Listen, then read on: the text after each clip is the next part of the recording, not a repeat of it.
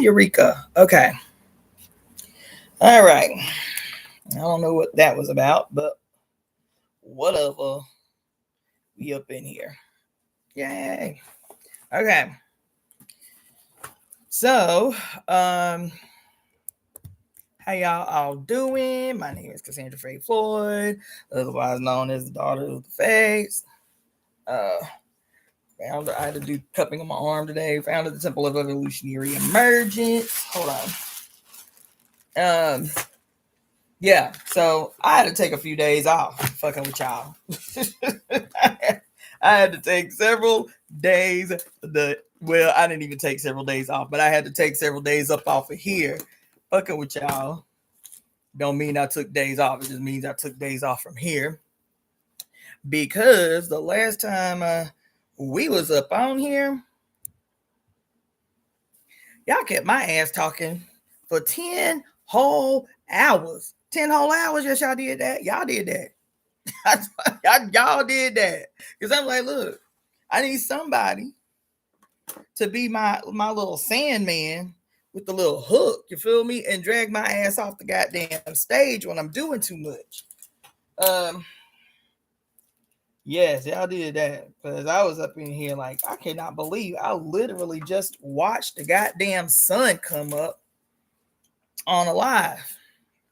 Anyway, I mean, I've gone back and finally gotten through it, listening to it, but that shit was a lot. That shit was a lot.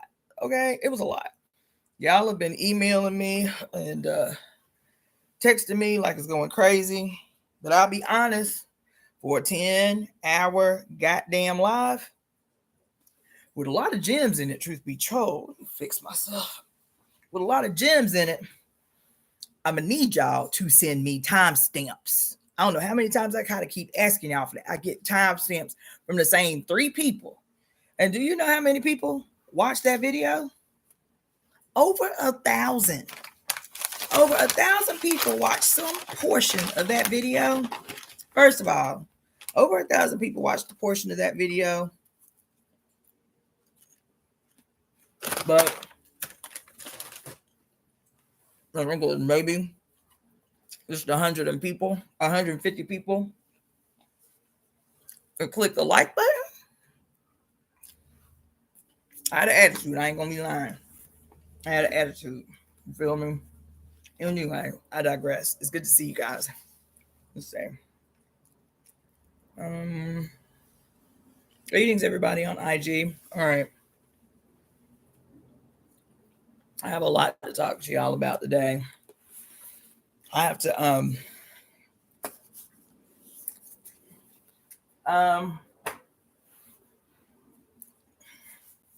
had a lot going on this weekend. And I'll be honest, that same, like, you know, I've been telling y'all, because I've been doing the same. I told y'all I don't ever tell y'all to do some shit that I am not actively doing myself. Never. I mean, now, I don't ever make suggestions. I don't ever tell y'all shit to do that I'm not actively doing myself, right? And I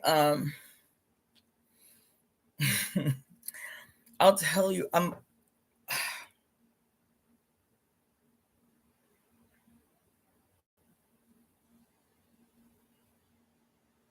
I need timestamps. You understand what I'm telling you? It was a 10-hour goddamn live.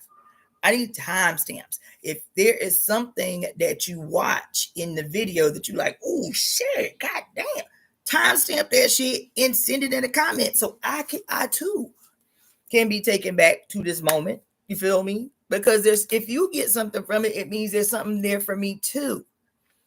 I don't know if y'all think I'm I don't know, because sometimes I get it. You hear a lot of people, you know, talk the spiritual jargon. And sometimes you don't know if it's like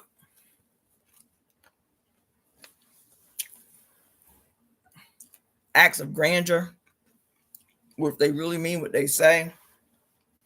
But when I tell you, a great majority of time, I'm channeling. Like, I'm not joking. I am straight up channeling. And every now and again, I will stop myself and I'm like, okay, don't say anything, don't do anything. I just have to take a note, or I will forget what just came out of my mouth. That really is the reason for the timestamps. I'm not spending any time whatsoever. None. I'm not spending any, not like I had been. I'm not spending any time whatsoever creating clips, doing any editing, even attempting to like, which is on my list of things to do, but my list is a mile long. And so even I had been a little bit more disciplined about making shorts, doing edits, but I haven't done that in a long time. So what happens is when I get enough freed up time to start doing edits and shorts and clips again, I'm not having to sit and watch a 10-hour freaking video. I can go to the timestamps. You feel me? I can go to the timestamps in the comments and say, "Ooh, okay, let me check this out, see what this is about." And then I can start from these areas that were already impactful enough for you to take the time to do a timestamp. You feel what I'm saying? So it's not the primary reason that I am really, really, really always saying I need timestamps. I need y'all to don't just go into the comments and say this was awesome, this was the bomb. Tell me what it was that stopped you long enough to have you put that comment down and timestamp that shit in the comments, so I can. It will make my work and whoever I elicit to help me in the near future to start doing some of these edits on these videos. Okay, so please take the 2 minutes that it takes to put timestamps in the comments.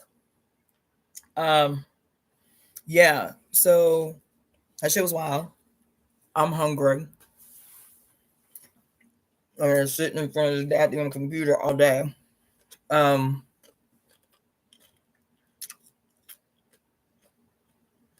I need you to do that. Don't say I could have. Say I'm going to. I'm on it. And you're like telling me, you telling me there's so many jewels in the video. Timestamp 2, 3, 10, 20 of those, because that was a 10-hour live. I mean, listen, most of y'all, I would assume, have been in some college classroom at some time in your life. I don't know. I wouldn't do it. You feel me? So I know nobody else would do it. And what I'm talking about, the it is, even if I was paying money to go to a college to hear a lecture, I wouldn't sit no motherfucking lecture for 10 hours.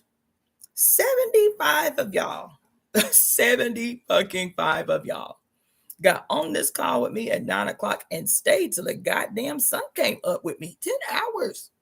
That shit is lunacy. First of all, I would just tell you that is the absolute sheer definition of madness. Okay. I'm here for it. That shit won't happen again. But that shit was crazy. That there was never less than 75 people like highlighted on this shit while I was doing that shit for 10 hours.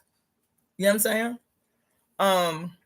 I got a voicemail from a woman via email, and she left me damn near a 10-minute long audio message about how impactful the video was, and how because it was so long, she was putting her headphones in her ear and listening to it as she's taking her baby to basketball practice. And this, I appreciate it. I need timestamps. I need timestamps because there's a lot that I need to do soon, and in every possible way that I can avoid unnecessary work, I need y'all to help me with that. Truth be told, okay. So that's the last thing I'm gonna say about it. I know that Sunday I had committed to do the last little video of my extraordinarily extraordinarily insane deep dive into the movie Sinners. Um, but no, I didn't do that. That's not what I'm doing today either. I needed like a whole kind of deviation from that. Yeah, but you were saying what you were saying was liberating. Bobby Hemmett used to talk about how Jesus was the devil, and you broke it down. I appreciate you. I appreciate you. Um, you know, so I in the deviation that I had done over the weekend, because I didn't go back and see the movie again either, like I had planned to, but I just needed to like purify my brain space from that shit for a while. It took a minute. You feel me? But it's not like my brain went to doing something else completely. Nope. I went to two more motherfucking 10-hour goddamn wormholes on some other shit. I don't know what's going on. I haven't I haven't checked out the astrology for the entire month. I know that maybe an aspect of what I'm experiencing is just like stereotypical like Aryan fire. I'm a Gemini rising, so that fire with that air just like it there is a tendency in that mixture to want to know more, to want to deep dive. And the warning is always like, yes, you want to know more, but like regulate that shit. And I haven't regulated that shit at all. The wormholes I've gone into this weekend, and every now and then I'll pull back because I know that there has to be a balance, right? But then the other thing, and it was interesting because the woman that sent me the audio, the audio clip this morning said the same thing, and it kind of brought me back to that. Like, I remember how I felt when I was 24, 25 years old, joining the first political organization of my life. And I just remember, like, one, aside from excitement, oh,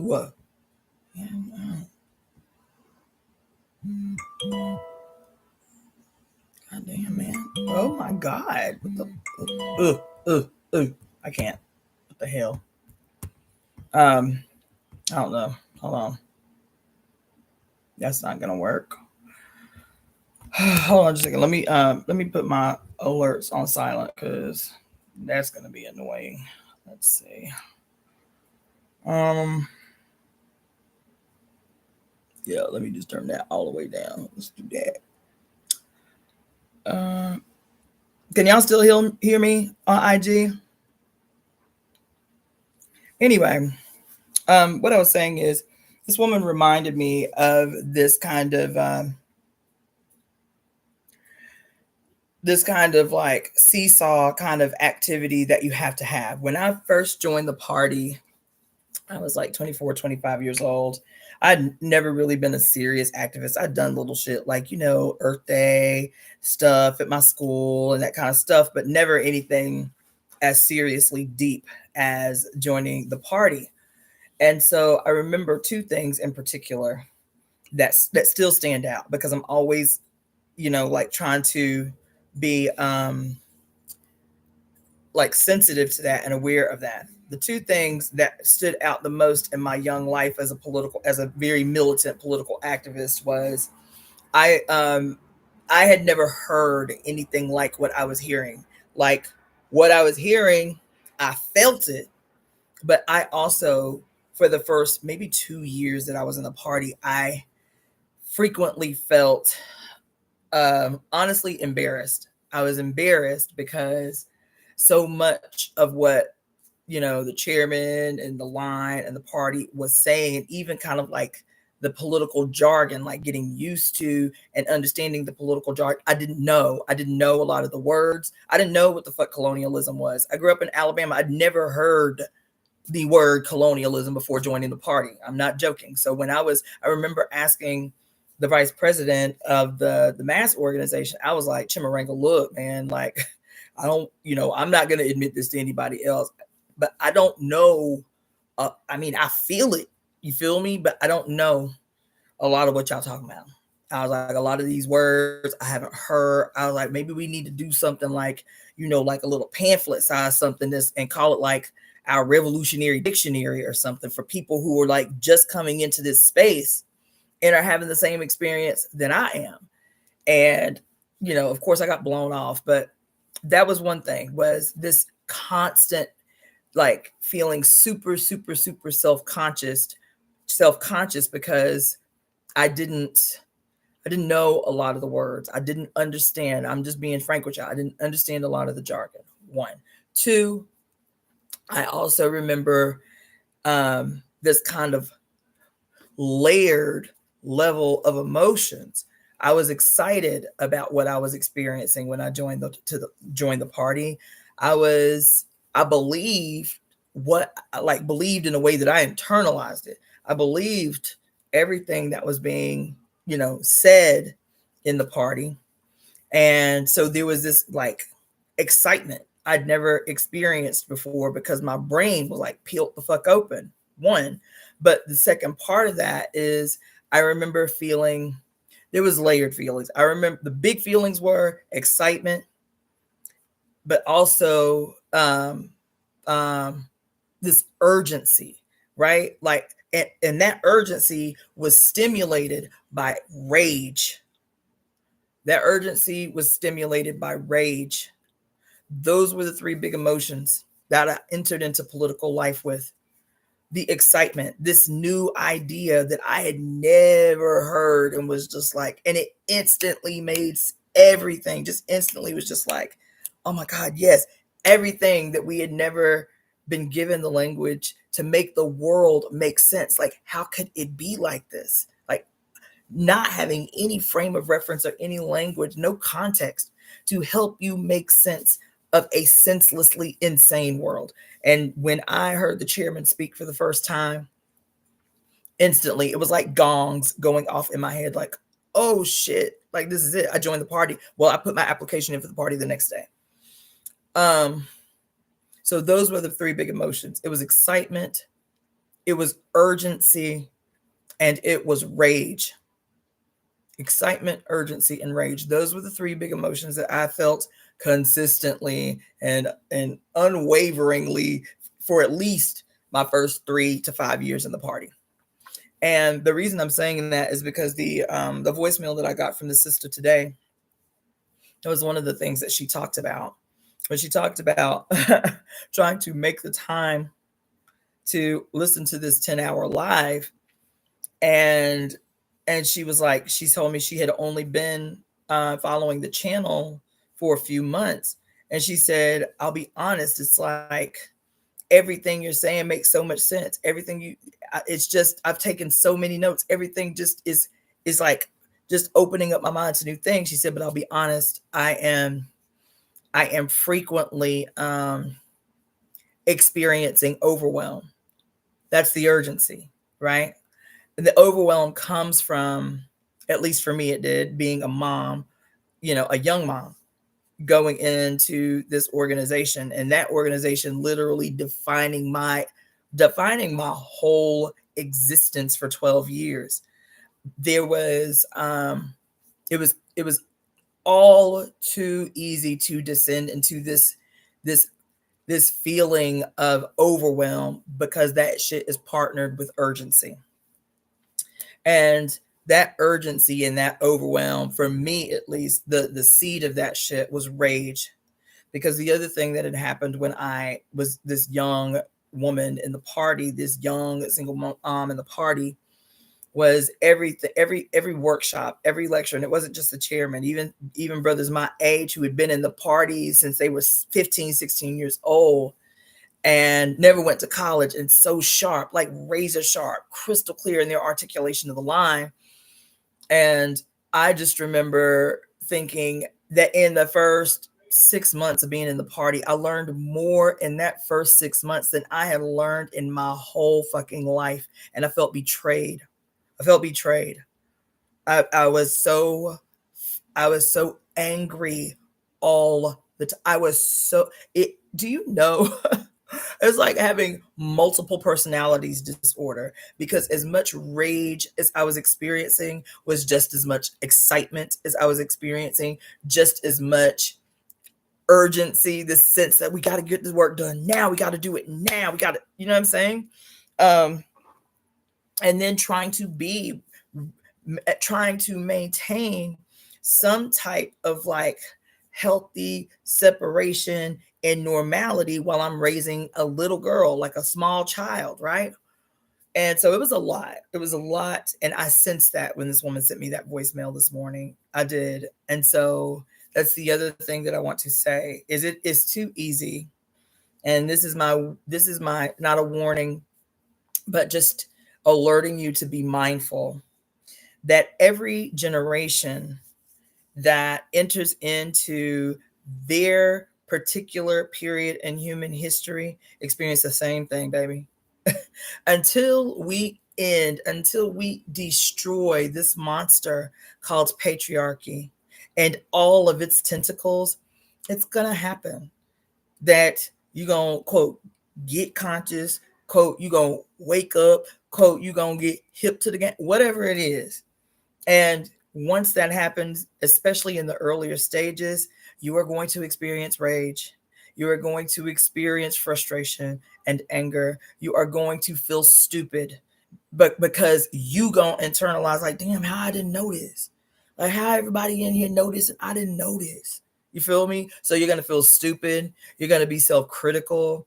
You're gonna experience a whole whirlwind of emotions, because as soon as you cross the path that destiny intended for you to cross, right? There's a whole cascade of events that led you to the moment, whether that is the book, whether that is the content creator, whether that is a professor, it doesn't matter. There are a whole innumerable, incalculable series of events that led you to the moment that spirit was like, okay, bitch, now's the time. And you are perfectly positioned to be able to accept this information, whatever it is, this contact, this intervention, whatever it is. You understand what I'm saying? And so I didn't have this information. I'm telling y'all this all the time, man. I didn't have this information. I had plenty of mentors, but it was like this disconnect that existed in my mentors, in my myriad of mentors, where it was like the ideology was everything and the practical interpersonal relationships and transition through that shit just was not there. It just wasn't. And I think that was what contributed to the sense of overwhelm and the sense of urgency and the frustration and the fucking rage, was as long as these brothers and sisters, these elders in the party. I mean, my primary mentor was 65 years old when I joined the party. And even as she had been in the party since she had been in her early 20s, man, and she was 65, she still did not have the ability to bridge this chasm between the application of ideologies in the quote revolutionary work and how to allow people to have a fully human experience that they integrate that shit into. And so trying as a young mother, my daughter was 3 years old when I joined the party, trying to, as a young mother, and at the time and for a long time, the only woman in the local organization that had a child. Nobody else had children in the party. So there was no interest in assisting me that way. There was no interest, like the chairman had children, but all his children were grown. You know what I'm saying? But I'm talking about somebody actively involved in raising a human being while being both feet first. I was working 40 to 60-hour weeks for the party with no guidance as to how to have a healthy, functional relationship with my child while doing this work that I, quote, had completely believed and internalized was the only way the world would be transformed. And so I am saying that because listening to this woman's voicemail today, and it was long, it was like 10 minutes long, but feeling totally internalizing, totally remembering what it felt like to be completely convicted to something new that felt familiar in my spirit, but the real world application of that, to be able to actively engage in that and still be a functional human being in the world, even as I'm actively trying to change it. And nobody was giving me any practical guidance on how to make that happen. This is the reason that I have the kind of conversations with you guys that I have. I was instantly brought to that sense of urgency that this woman expressed for 10 minutes on this voicemail she left me today. To remember, to feel guilty as a mother, because, quote, my organization didn't have the setup or the apparatus to assist me and, healthfully being able to be a functionally beneficial mother and a functional revolutionary. There was no apparatus set up to support my ambition to do that. You feel me? Going into, my crone years as my daughter finishes high school and instantly defaulting into all the ways, being overwhelmed with guilt, essentially, with all the ways that I feel like I dropped the ball, that I let the, quote, revolutionary work take precedence over who I was to her and shaping her as a healthy fucking human being. So I'm telling y'all this now, that until the world is transformed, there is always going to be a sense of urgency. That's been for forever. That's been for forever. Every revolutionary organization, every movement, you know what I'm saying? Everything that happens, the age of enlightenment, there was a sense of urgency for everybody that was up in this shit. You feel me? The Industrial Revolution, there was a sense of urgency for everybody engaged in that shit. It didn't matter what it is. It doesn't matter what it is. That we are all, and I feel like a lot of that is orchestrated, but that's another discussion. There is always imposed upon us this sense of urgency because we all have consistently experienced that something is really, really, really wrong with the way the world looks.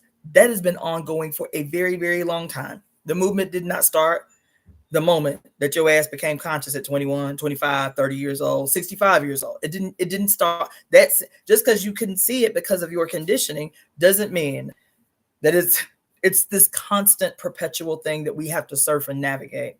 And I just listening to her, and like what I felt was like a frustration, because she's like, I've only been on your channel for 3 or 4 months and everything is just blowing my mind and it's so amazing. But I'll be honest, I feel overwhelmed. I feel overwhelmed by the information. Do not let that be the response that you have to me. What I am doing in this process is brain dumping. That's what I'm doing.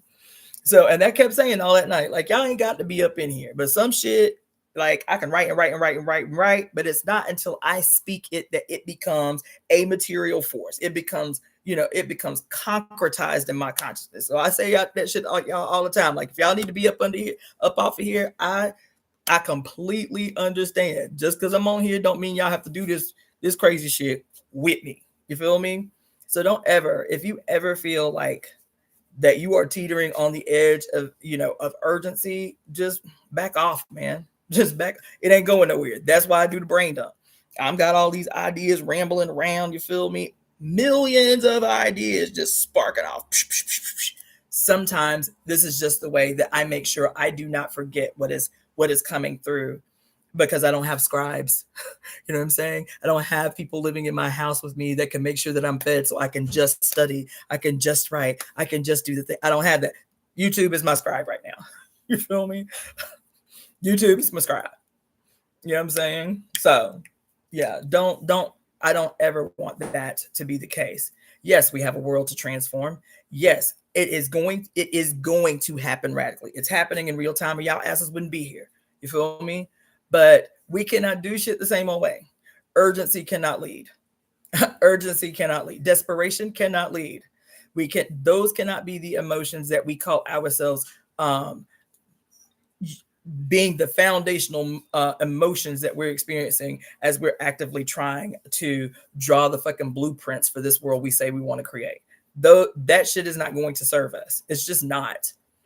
I remember how many years, man, we'll make ourselves sick that way is what we'll do. We'll make ourselves sick. We'll be involved in doing what we think, quote, here is the right thing, and be constantly frustrated in our bodies, feeling guilty because I know it's the right thing to do. Why I'm not happy. I know what I'm doing is the right thing to do. Why I feel miserable.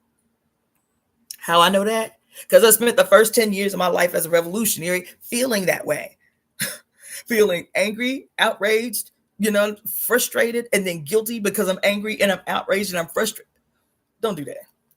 Do not do that. Do not do that. If you feel like you have been logged on too long, put your motherfucking phone down, leave it at the house. Do not take it with you. I actively, deliberately leave my house without my phone sometimes. Ain't nothing gonna happen in an hour. Let me go on out here and go lay on this grass. Let me go open my eyes big so I can get some sun instead of this goddamn artificial light I've been looking at for 10 hours. You know what I'm saying? So do not. I would never tell anybody. Let me tell y'all, one of the deep dives that I went on, I'll go ahead and segue to that because it was one of many things that I want to talk to you about today. Because I had to take a pivot from that movie. I am not going to forget. I am going to finish the breakdown. I'm gonna finish the last little, live for that breakdown. But I had to take a pivot. Okay, and so last night is crazy because I was actually intending not to do any kind of like spiritual, conspiratorial, fucking, political research. I was going to pivot to my music. You know what I'm saying? I've been gone for a week and then my arm was trashed for a week. So I had not even picked up my instrument in 2 weeks. I was like, you know what? Let me take my notes from class, like organize my notes from class, practice a little bit. And so I was writing down some things. Oh my God, I remember what it was. So let me tell you how I got on it. And then it ended up being 6 hours. And I was sitting on that damn couch taking notes that had nothing to do with the original subject that I sat down for, which was music. Okay. So I'm sitting here taking my notes for music. And I was sitting here taking my notes for some music. And I remember there was like, I think I talked to you guys about it the last live that I did, that I had not researched it. I had not looked up the article, but I wanted to keep it in my mind, this study that I'd seen about the healing in, let me go get this book right now, because what I'm about to tell y'all is going to fuck you up. And so I need to make sure that I am telling you, because let me just do that. Let me grab this book.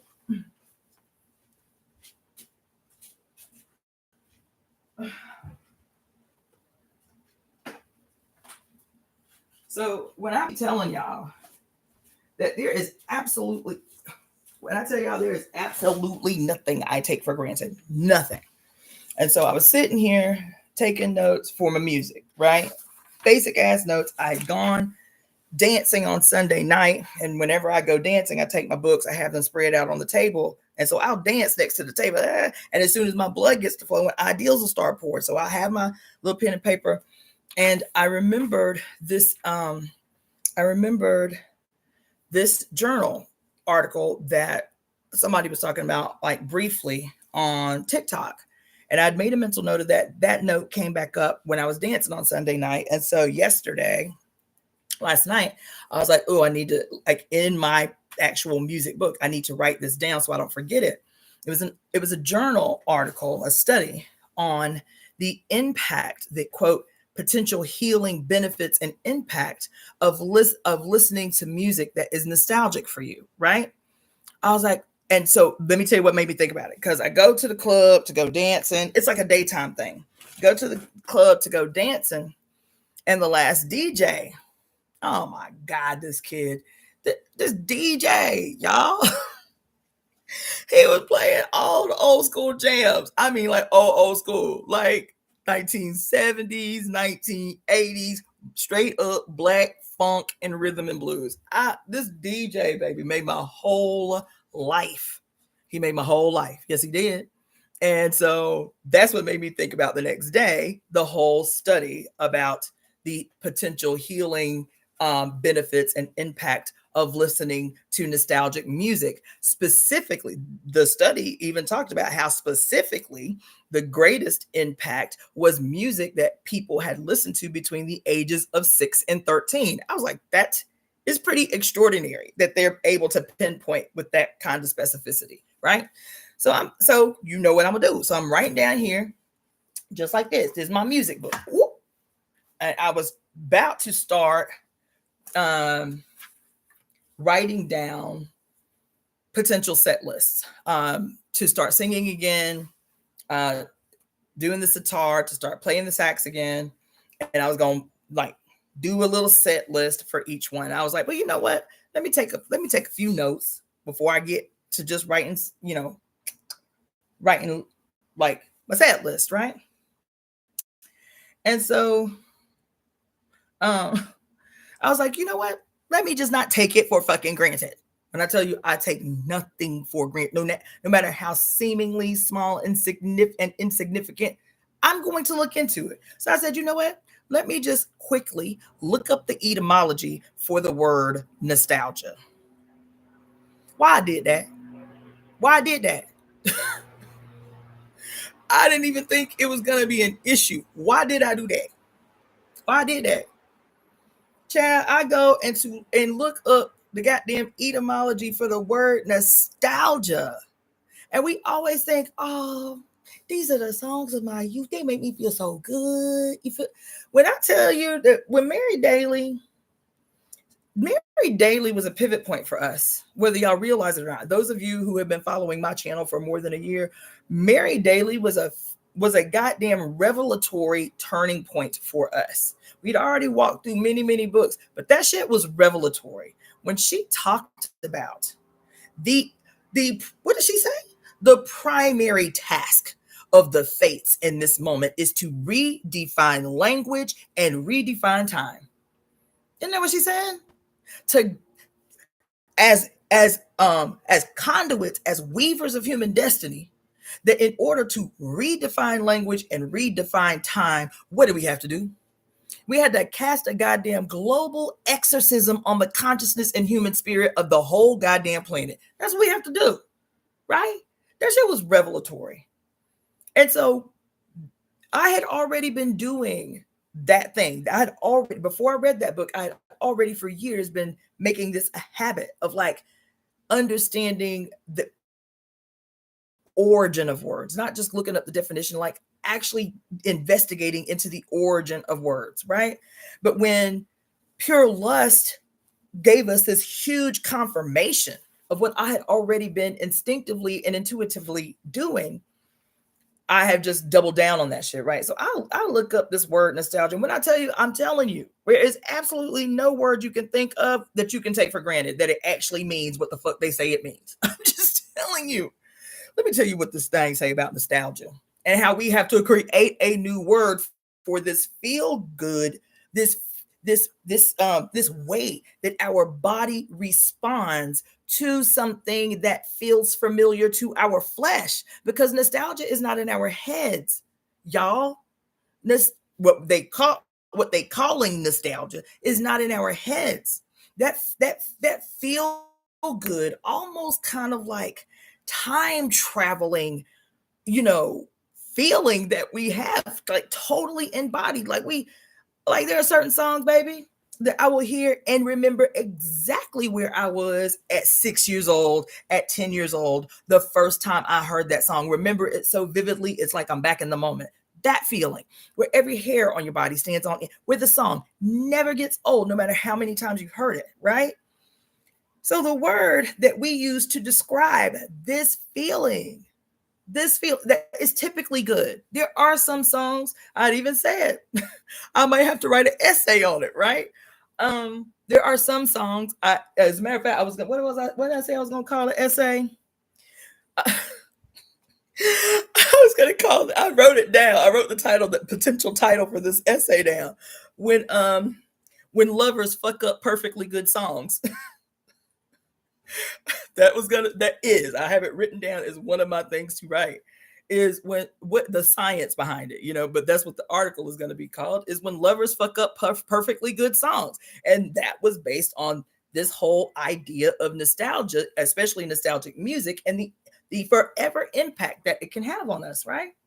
So I'm sitting here reading the goddamn the etymological origin of this word, child. And y'all know my favorite phrase. What's my favorite phrase? I was up in here dismayed and bewildered. Dismayed and bewildered, child. God damn it. So let me tell you what it says. It says, that the origin of the word nostalgia is based on the Greek. Uh, Nostos means returning home, and algos means pain and suffering. Returning home and pain and suffering. This is the origin of the word, the etymological origin of the word. The word was coined Swiss physician Johann Hafer, and it was around his observation. It was the word that he coined and developed to describe what he was observing in terms of distress and their physical distress, y'all, and its physical effect on mercenaries. Child, he was observing post-traumatic stress disorder is what he was observing. He was observing post-traumatic stress disorder in the 17th century, but instead of having the language that we didn't even develop until like the 1980s, post-traumatic stress disorder, the negative impacts of acute distress on mercenaries who was going out killing motherfuckers, you feel me? And they came home fucked up because of what they had done. Is their mercenaries returning home. That's where the return home came from. Mercenaries returning home. The distress and the impact of distress on the physical body by mercenaries who were returning home. The pain and distress in the body and the mind met with the returning home of goddamn mercenaries that was out killing bitches. He didn't say soldiers. He didn't say military or nothing like that. He said mercenaries. He said mercenaries. I'm sitting here like, wait a minute, what? That was the first line, y'all. Nostalgia was this dude's witnessing and trying to give language to, trying to develop a word to help communicate what he was experiencing as a fucking physician in the 17th century about the impact of acute traumatic distress by, quote, mercenaries returning home. This is the word he came up with. So how they changed that shit? How it came to be what we believe that it is now? What is the impact of changing the meaning of a word to its exact opposite? Because so many of the words that we use, and I've told y'all this before, so many of the words that we use and we use today with a certain belief and understanding that their origins, so many, why they do that? So many of them are the exact opposite meaning of their origin. When the word was coined in the 13th century or the 12th century or the 15th to 16th century, the word, the way we understand it now, is the exact opposite of its origin. Why they do that? What was the purpose of transforming language to mean its direct opposite? So I'll be real.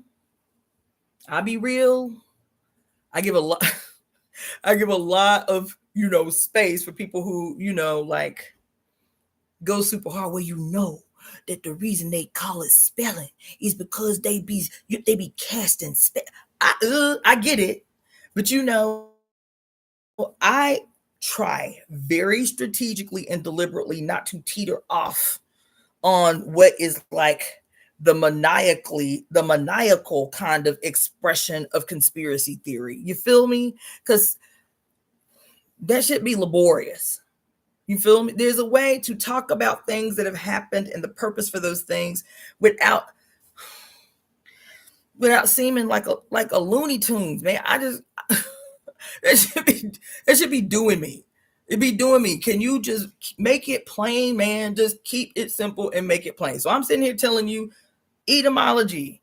And I don't just say the etymology when I'm looking at the etymology. I'll just say, what's the etymology of the word boom? I do that.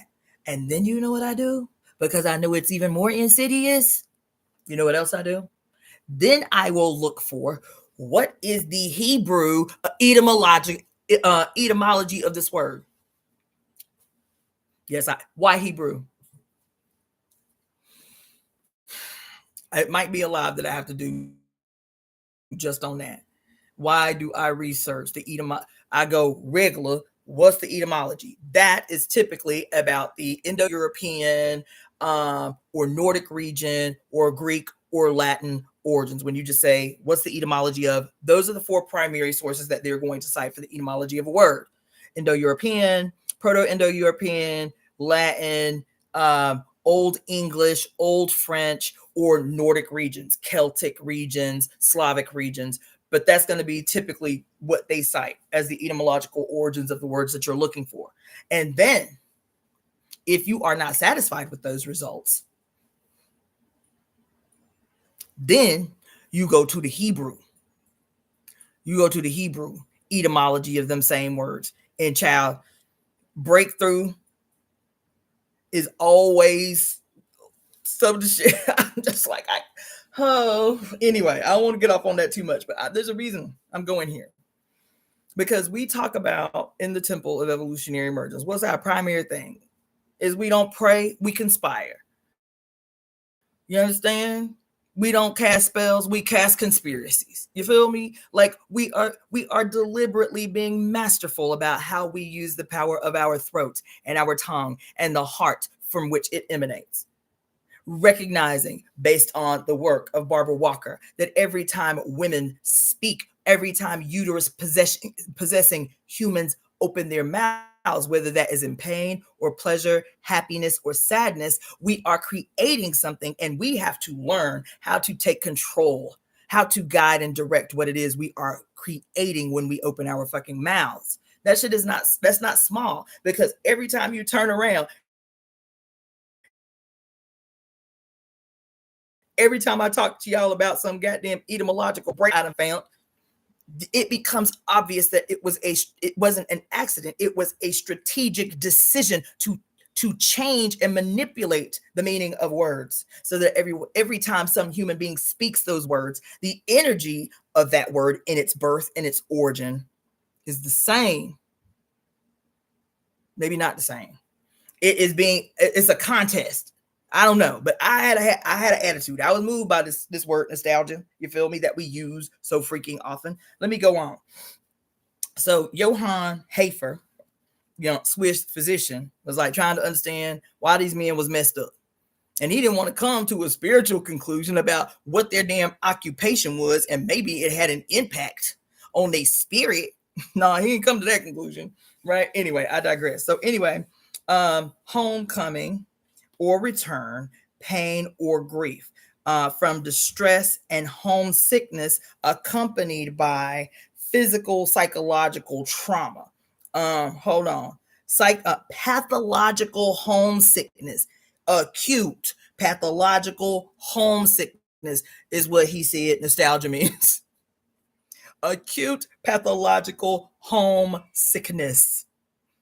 He equated that shit with homesickness, not with the fact that these men were goddamn mercenaries doing no probably unimaginable dirt in the name of the owners, rulers, and bosses.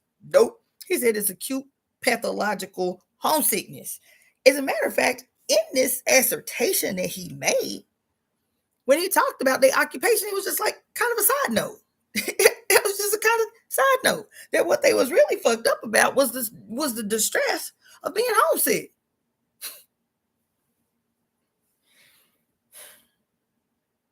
That in the several articles that I read about this man, he didn't really pay as much attention to their occupation and the potential spiritual and emotional, psychological impact that it probably had that contributed to these symptoms that he was witnessing. He didn't say as much about the mercenary work as he did about the, quote, acute pathological homesick. They just wanted to go home.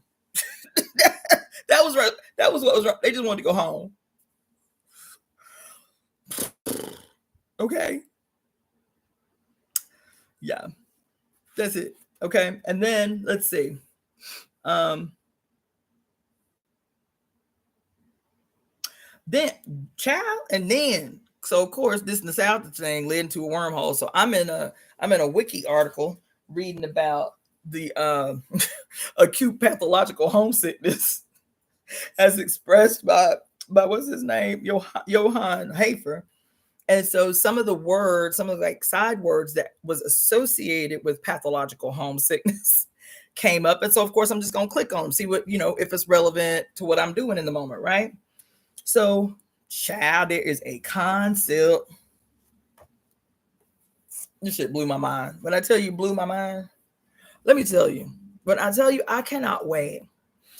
As a matter of fact, I'm not gonna say I cannot wait. I am so excited forward to being able, as we change the world, being able to take old studies, to take and reproduce all these studies, but and execute them verbatim, you know what I'm saying? But execute them at the hands of and through the lens of women in general and women of color in particular and Black women in particular. I cannot wait to see the difference in the outcomes of these studies that have been incessantly and exclusively conducted by men for 150, 200 years, just the last 200 years. I cannot wait until we begin to change the face of science, change the definition of science, change the face of research. I'm a nerd for that shit, y'all. Statistical analyses through the hands of women, through the hands of the formerly colonized. I cannot wait to see what that shit looks like. Like, that's the kind of shit I nerd out about, is being able to do that kind of shit. So anyway, the reason I'm saying that is because in this deep dive now, that was just supposed to be me making the bullet point about needing to remember the quote study that talked about the potential health benefits of listening to music of your youth, particularly those ages between 6 and whatever it was, right? And so I look up another word that they use as part of the that is quote related to. I know I take notes like a person who's mad, right? So just give me a second to see where I wrote it down.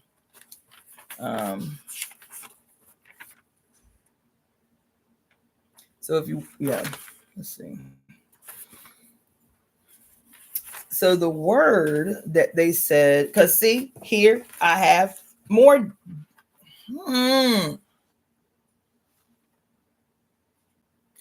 I have more notes about other things that I want to, whether it ends up being books or whether it ends up being essays, the history. So this is the title. And so I started taking notes under this after I did this thing on nostalgia.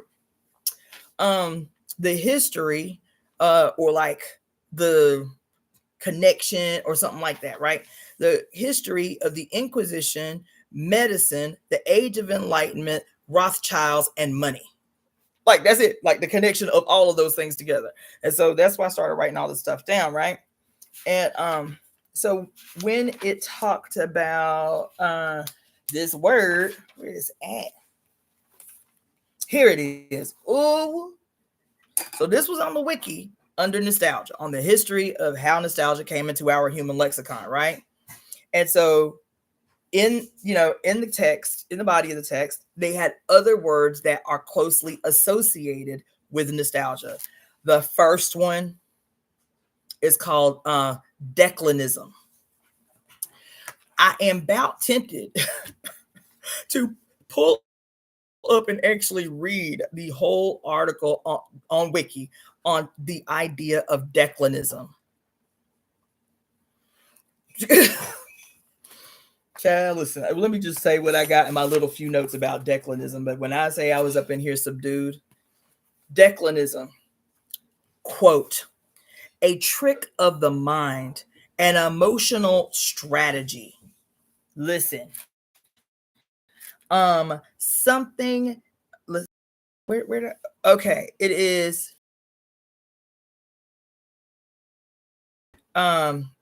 relative to nostalgia.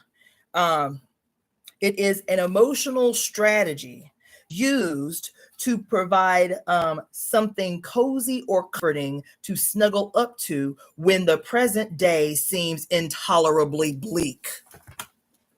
Oh my God.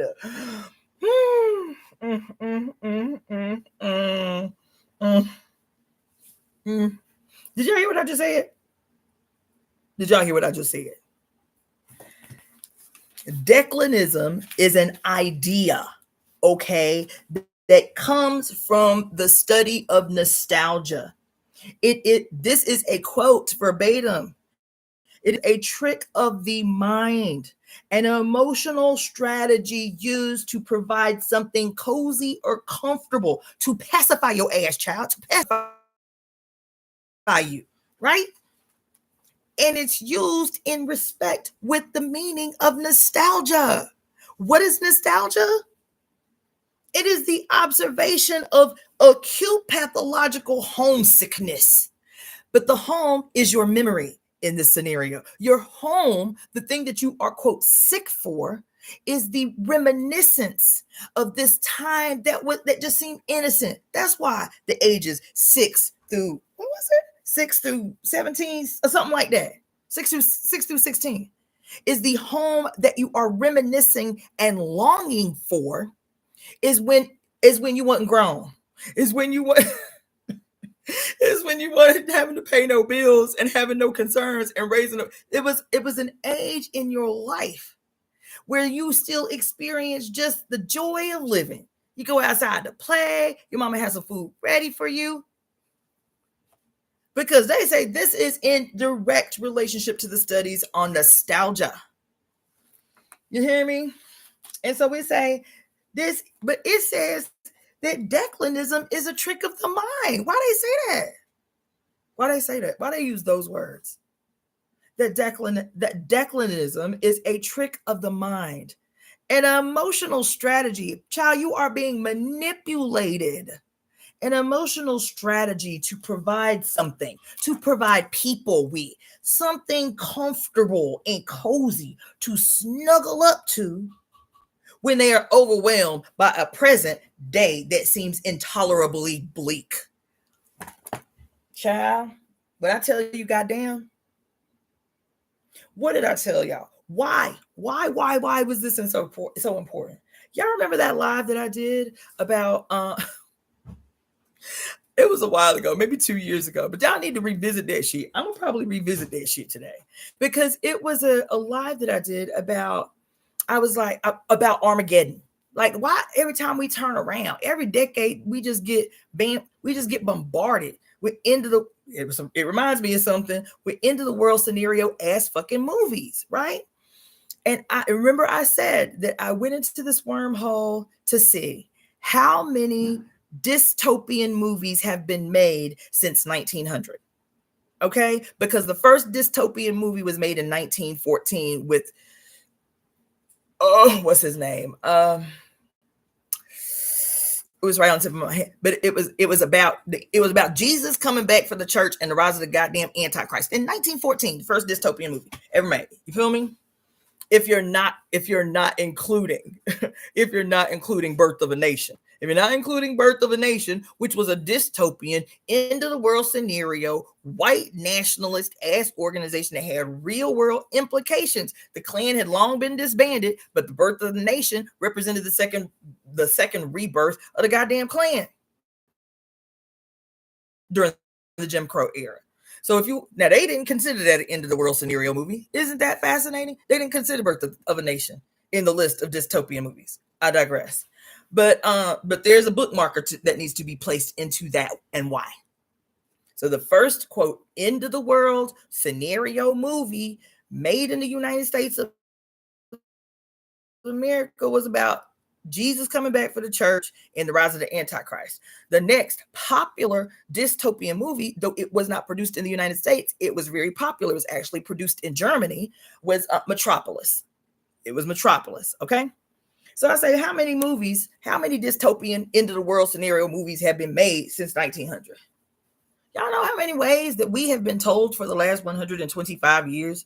How many times and how many ways we have been primed to imagine the inevitable gruesome end of us?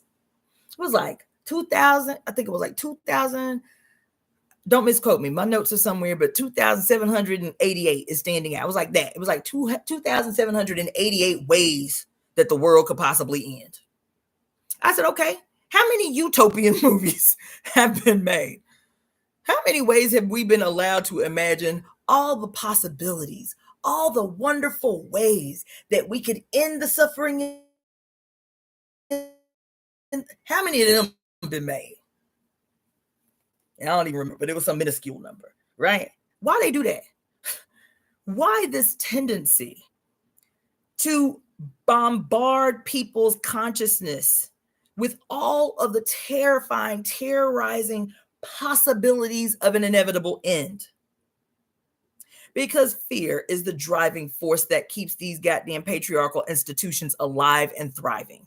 They need that. They can't be alive and thrive if everybody walking around this bitch happy.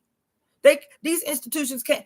Patriarchy cannot succeed, child, if everybody walking around here happy, blissful, looking forward to the future, like, yo, this shit gonna be nice. Man, it's gonna be nice when we win. It's gonna be, the future gonna be awesome.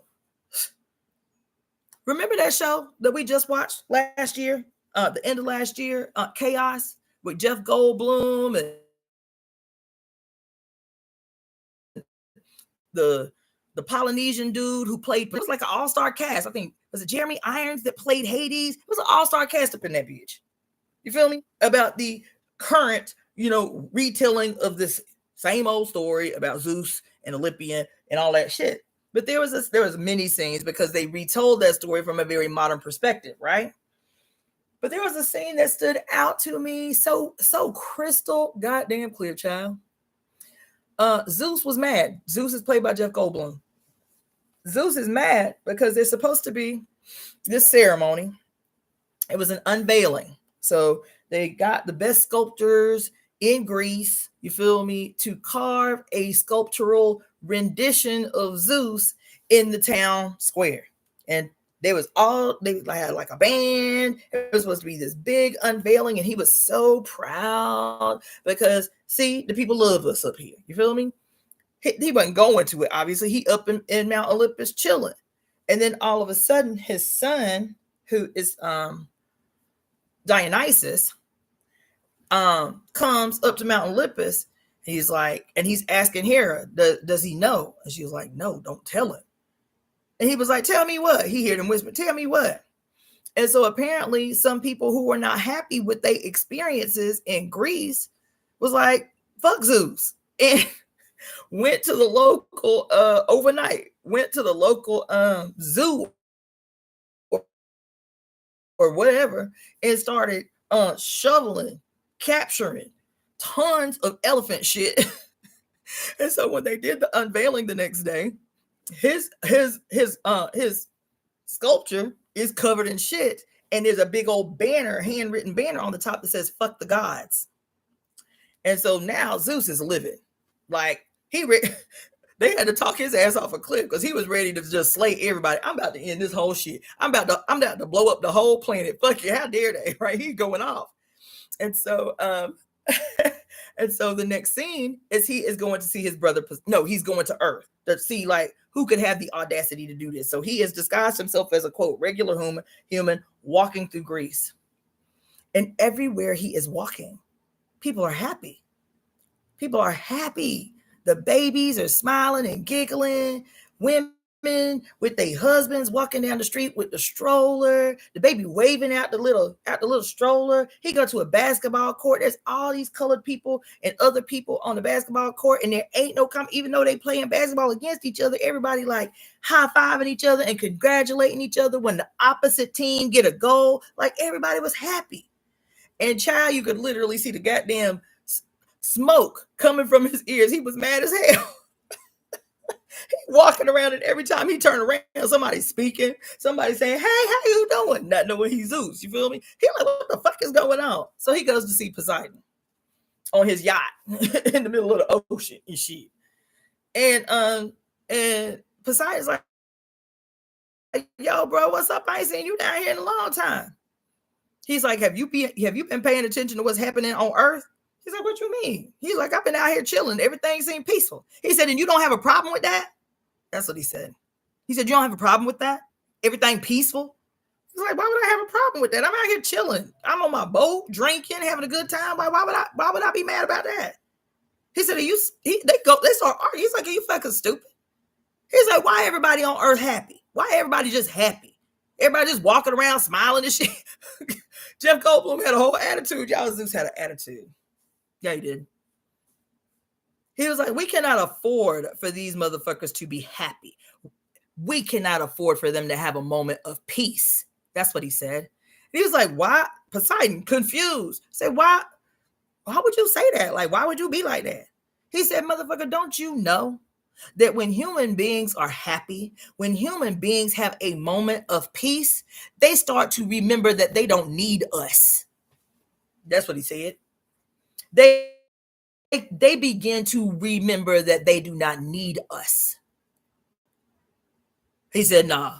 He said, I'm calling an emergency family meeting. Poseidon, Hades, Persephone, Dionysus, everybody in the clique, everybody in the fold. He said, this is an emergency meeting. Everybody on deck right the fuck now. As a matter of fact, his ass went to the goddamn mountain and unchained Prometheus from his eternal torture with the bird coming and eating in his liver every day. He's like, motherfucker, I need you in the meeting too. So he rescues Prometheus from the goddamn rock, unbounds him from the rock that he done been on for 3,000 years, getting his goddamn liver eaten for 3,000 years. Anyway, I got a word for y'all. So they all looking confused. They all look scared because they say he been acting.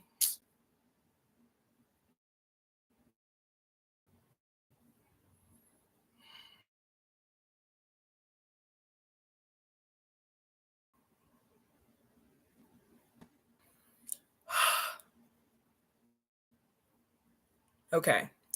So sorry about that. So yeah. Anyway, I told you I got a word because they come up to Olympus, everybody, Hera, everybody. You feel me? And they all sitting around the table waiting for Zeus to arrive. But they all been sensing this kind of weird ass energy he got for the last few days. And then he says, the reason we here is because y'all act like this shit ain't urgent. Y'all act like this shit ain't pressing that we experiencing right now with these people. Like, this is they had the nerve. He said, can you imagine the kind of nerve that it took for somebody to spend all night shoveling elephant shit to pile on top of a sculpture for me that was going to be seen across the country? That don't concern y'all at all? Well, you know, I mean, some of the people have had some complaints. He's like, that's not what we're talking about. He said, that ain't what we're talking about. He said, if they can grow enough courage to do this, and they got the nerve to be walking around the earth happy and shit. He said, do y'all not remember? Listen to what I'm telling y'all. He said, do y'all not remember our origins? And they all looking around, especially Dionysus, because he's, quote, the sun. He was like, do y'all not remember our origins? The long and the short of it was he was communicating to them, y'all been up here so long, y'all forgotten that y'all are not actually immortal. That's what he said. Y'all have forgotten that you're not actually immortal. That our long lives have been provided by feeding off the essence of these humans. That's what he said. Not verbatim, but that's what it was. Y'all been up here so long, feeding off of, thriving off of, benefiting off of what seems to be an infinite resource. He said, but the resource ain't infinite. We cannot afford for these motherfuckers. We cannot afford for them to have a moment of happiness. We cannot afford for them to have a moment of peace. Because as soon as they are too happy or experience too much peace or had a kind of nerve to dump tons of shit on a goddamn edifice dedicated to the gods, they cut off our supply. They cut off our supply when they happy. They cut off our supply when they have a moment of peace or rest. They cut off our supply by galvanizing the courage of others when they see that somebody done did something that's gangster as pile elephant shit on an edifice erected to the gods. So what I'm gonna need y'all to do is get ready. We have to come up with a plan. We have to come up with a strategy. We have to come up with a catastrophe. That's what he said. Not only that, according to mythology, according to the myth, the only institution that Zeus was afraid of, the only institution that Zeus was afraid of was the Moirae, aka the Fates, that not even Zeus himself could overturn or override a decision made by the Fates, that even the gods had to answer to the Fates. And in this TV show, Zeus murders the Fates. Now, when I asked y'all, when I did that 10-hour goddamn live, why they keep telling the same motherfucking stories over and over again? How many ways can you make the story of Zeus and Hercules and all these motherfuckers? How many? I said there's 3 movies playing in the theater right now in California. All 3 of the movies are in some way about Jesus, about Mary and shit. How many times? How many ways? How often do you have to make a movie about Jesus? It's the same shit. Whether you're talking about Jesus, whether you're talking about Zeus. This story is told to reiterate an idea that has permeated the planet. And here's Zeus say it in real time. You need to self-police through your conviction to this ideology, or you gonna burn in hell or go to Hades or whatever the threat is. Meanwhile, they up in Mount Olympus plotting and scheming, because if these motherfuckers we can't even give them a day off. Because if they ever have a moment's rest, if they ever have a moment's peace, if they ever experience true happiness, our supply is cut off. Here I am reading to you about declinism. Declinism is a trick of the mind that while they are simultaneously feeding your brain with 2,788 dystopian movies, 2,788 potential ways that you can imagine an inevitable terroristic end, and at the same time, they elicit at the same time. They're giving you the object of fear. They're creating the object of fear. They're creating the object of your goddamn anxiety and shit. What do they call it? The intolerable, bleak present day outlook that you have about the future. They fueling that. They giving that to you. While at the same time doing what? Creating a dual and opposite trick of the mind, an emotional strategy, an emotional strategy used to provide something cozy to snuggle up to when the present day seems intolerably bleak. They give you the culture that terrorizes you, then gives you the culture that keeps you forever living in the past. What did I say when we did that 10-hour live the other day about why we live, why we're drowning in a culture of mediocrity, a culture defined by mediocrity? Because I talked about all of these, quote, examples of, quote, historical greatness that have not changed, and nobody on earth has been smart enough to add to or come up with something new, or nobody has been able to mirror the, quote, genius of Socrates, or the genius of Hippocrates, or the genius of Freud, or the genius of Shakespeare. Nobody else in the whole history of the world, since these white men who set the standard for what excellence is and that everybody must meet. That's why you stay hooked to the past. That's why you read that Bible.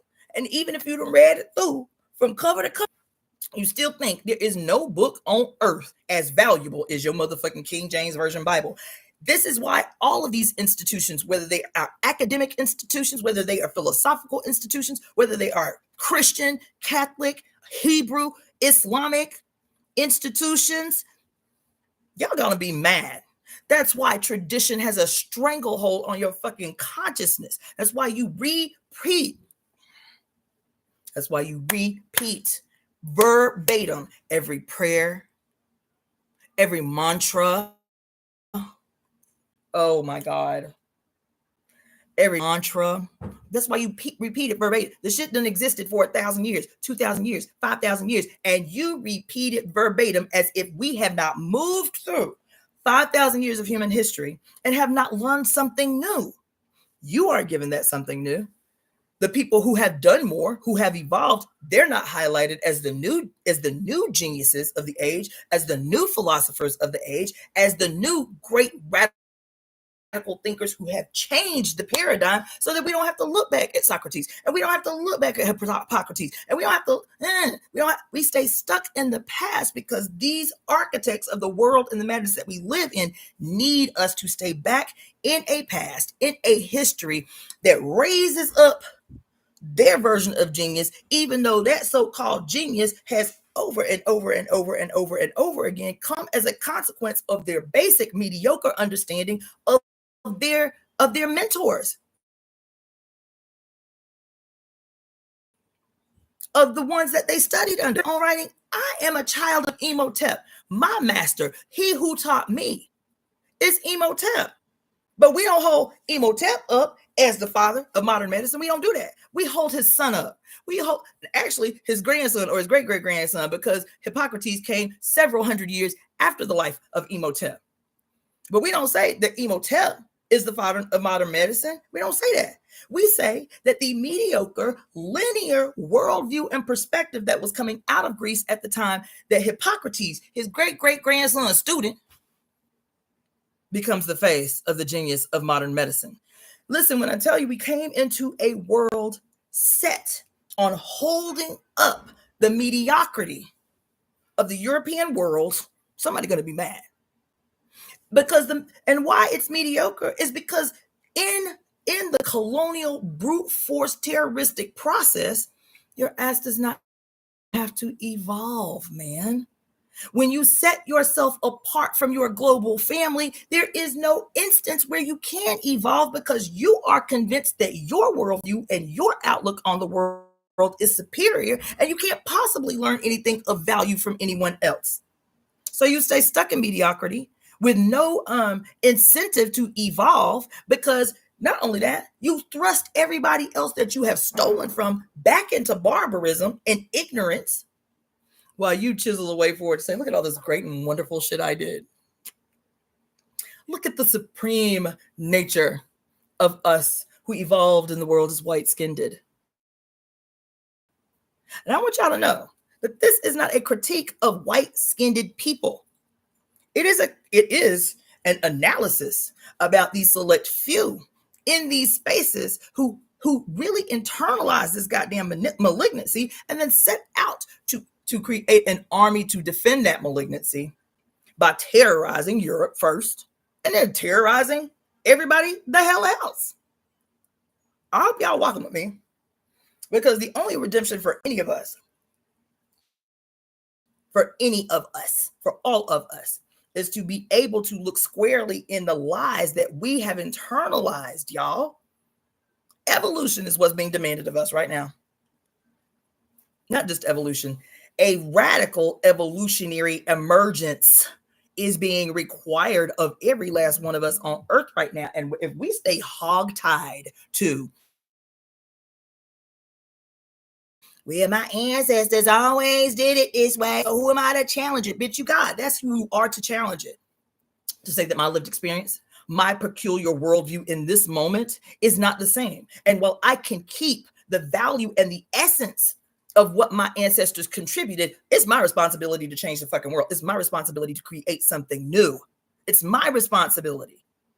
Else we be hogtied. I just saw this goddamn documentary yesterday about an island off the coast of Tanzania that is coined as being the only place safe for people who were born with albinism. That in the real world, right now, today in 2025, there is an island off the coast. It's an island actually that's right in the center of Lake Victoria that has been categorized as the only place safe for people born with albinism. Why? because of goddamn malignant ass traditions that nobody wants to evolve from because they have been stuck through brute force and oppression and goddamn ignorance that has them going out and hunting human beings who do not look like them and selling their goddamn body parts for magical juju bags. Oh, but we won't say that it is our conviction to ignorance. It is our opposition to evolution that is the cause of that. We won't say that. You feel what I'm saying? And so I'm sitting here reading this shit about declinism. And the article was long. So if you want to go into that wormhole, because I'm not gonna beat the dead horse.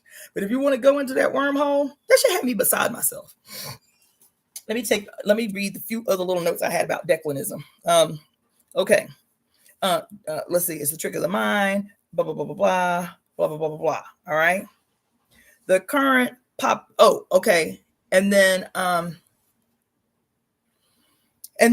it was talking about the current usage, like what is the origin of the current usage of nostalgia? Okay, so the usage changed in the 1800s. All right, and in the 1800s, when the meaning changed, just a couple hundred years later, it typically, this is a quote, it typically refers to a sentimental longing affection for the past, right? Involving an emotional response. Why the longing for past? Because again, one of the articles was saying that what typically happens, especially where like art is concerned, is when we think back on the past because we've already experienced the past. That's why we're fearful of the future. So we stay kind of hogtied to the past. And the reason that we lament for the past is because typically, except when somebody is using goddamn trauma language as strategic, right? Because we wear our trauma on our motherfucking sleeves and on our breastbone like badges of honor. I'm a survivor. I'm a victim of trauma. There's a whole no live I watched yesterday about how the state has taken trauma language that was specifically identified as strategies of cult leaders. And in the last 30 years, the state has taken those same psychological strategies specifically used by the most popular cult leaders and now have made them common language, a part of our lexicon. And we think it's just because we're so smart, because we know so much shit about psychology. No, the state has been deliberately using fucking long researched cult strategies and weaponizing the language under the auspice of understanding psychological disorder to create a proliferation of trauma language in the goddamn popular society. You think your ass is insane because the world is just so bleak. Yes, the world is bleak, but what trauma language does is it fucking pacifies you. It subdues you. It terrorizes you into inactivity. You understand what I'm saying? So listen, they say popular language is typically refers to a sentimental longing affection for the past involving emotional responses. But the meaning of the word is still recognizing, identifying the impact of acute pathological homesickness as witnessed in the distress felt by mercenaries return. Okay. Then another today's meaning is used to describe a longing or wistful, what did I say? A longing or wistful feeling for the past. That's today's meaning, right? Then in response to that, they say, quote unquote, oh, this is tied to declinism, okay? An emotional strategy to provide something cozy and comforting to snuggle up to when the present day seems intolerably bleak, right? And they say the thing that makes the past so comforting is this is a quote, we all believe in yesterday. We all believe in yesterday. Then it goes on to say, quote, to The long look back is a part of the long ride home. There's a gloom in the long ride home. So you look back to get the warm feeling of the past. That you're more inclined where music is associated with it, or art is associated with it, or your favorite family show that y'all used to watch together when you were 6 years old. When you look back on the past, you do have a tendency to, quote, reminisce about those things that felt good, especially when the world is scary. You're going to default to a time, the good old days. Oh, he even says that in the shit. He said that's why the whole concept of the good old days, though they've never been good, we hyper romanticize this past in the United States of America. He said that's why people be using that language like the good old days. What did he say? The good old days, right? Then he said when you start talking about like rosy remembrance, right? Like, oh, that time when shit was nice, shit was good. You feel me? Because we have a tendency to want to, especially when we're feeling traumatized or uncertain, we want to remember the good aspects of those things we actually remember, because we, in our mind, have no power over the future. Because 2,788 goddamn dystopian movies over the last 125 years done told us that we can't have no impact on the future. We can't change the future. This is what it is. Isn't this the most insidious mind fuck you have ever heard? I will continue. So a part of this whole kind of rosy reminiscence of the past is called rosy retrospection, which too is retrospection,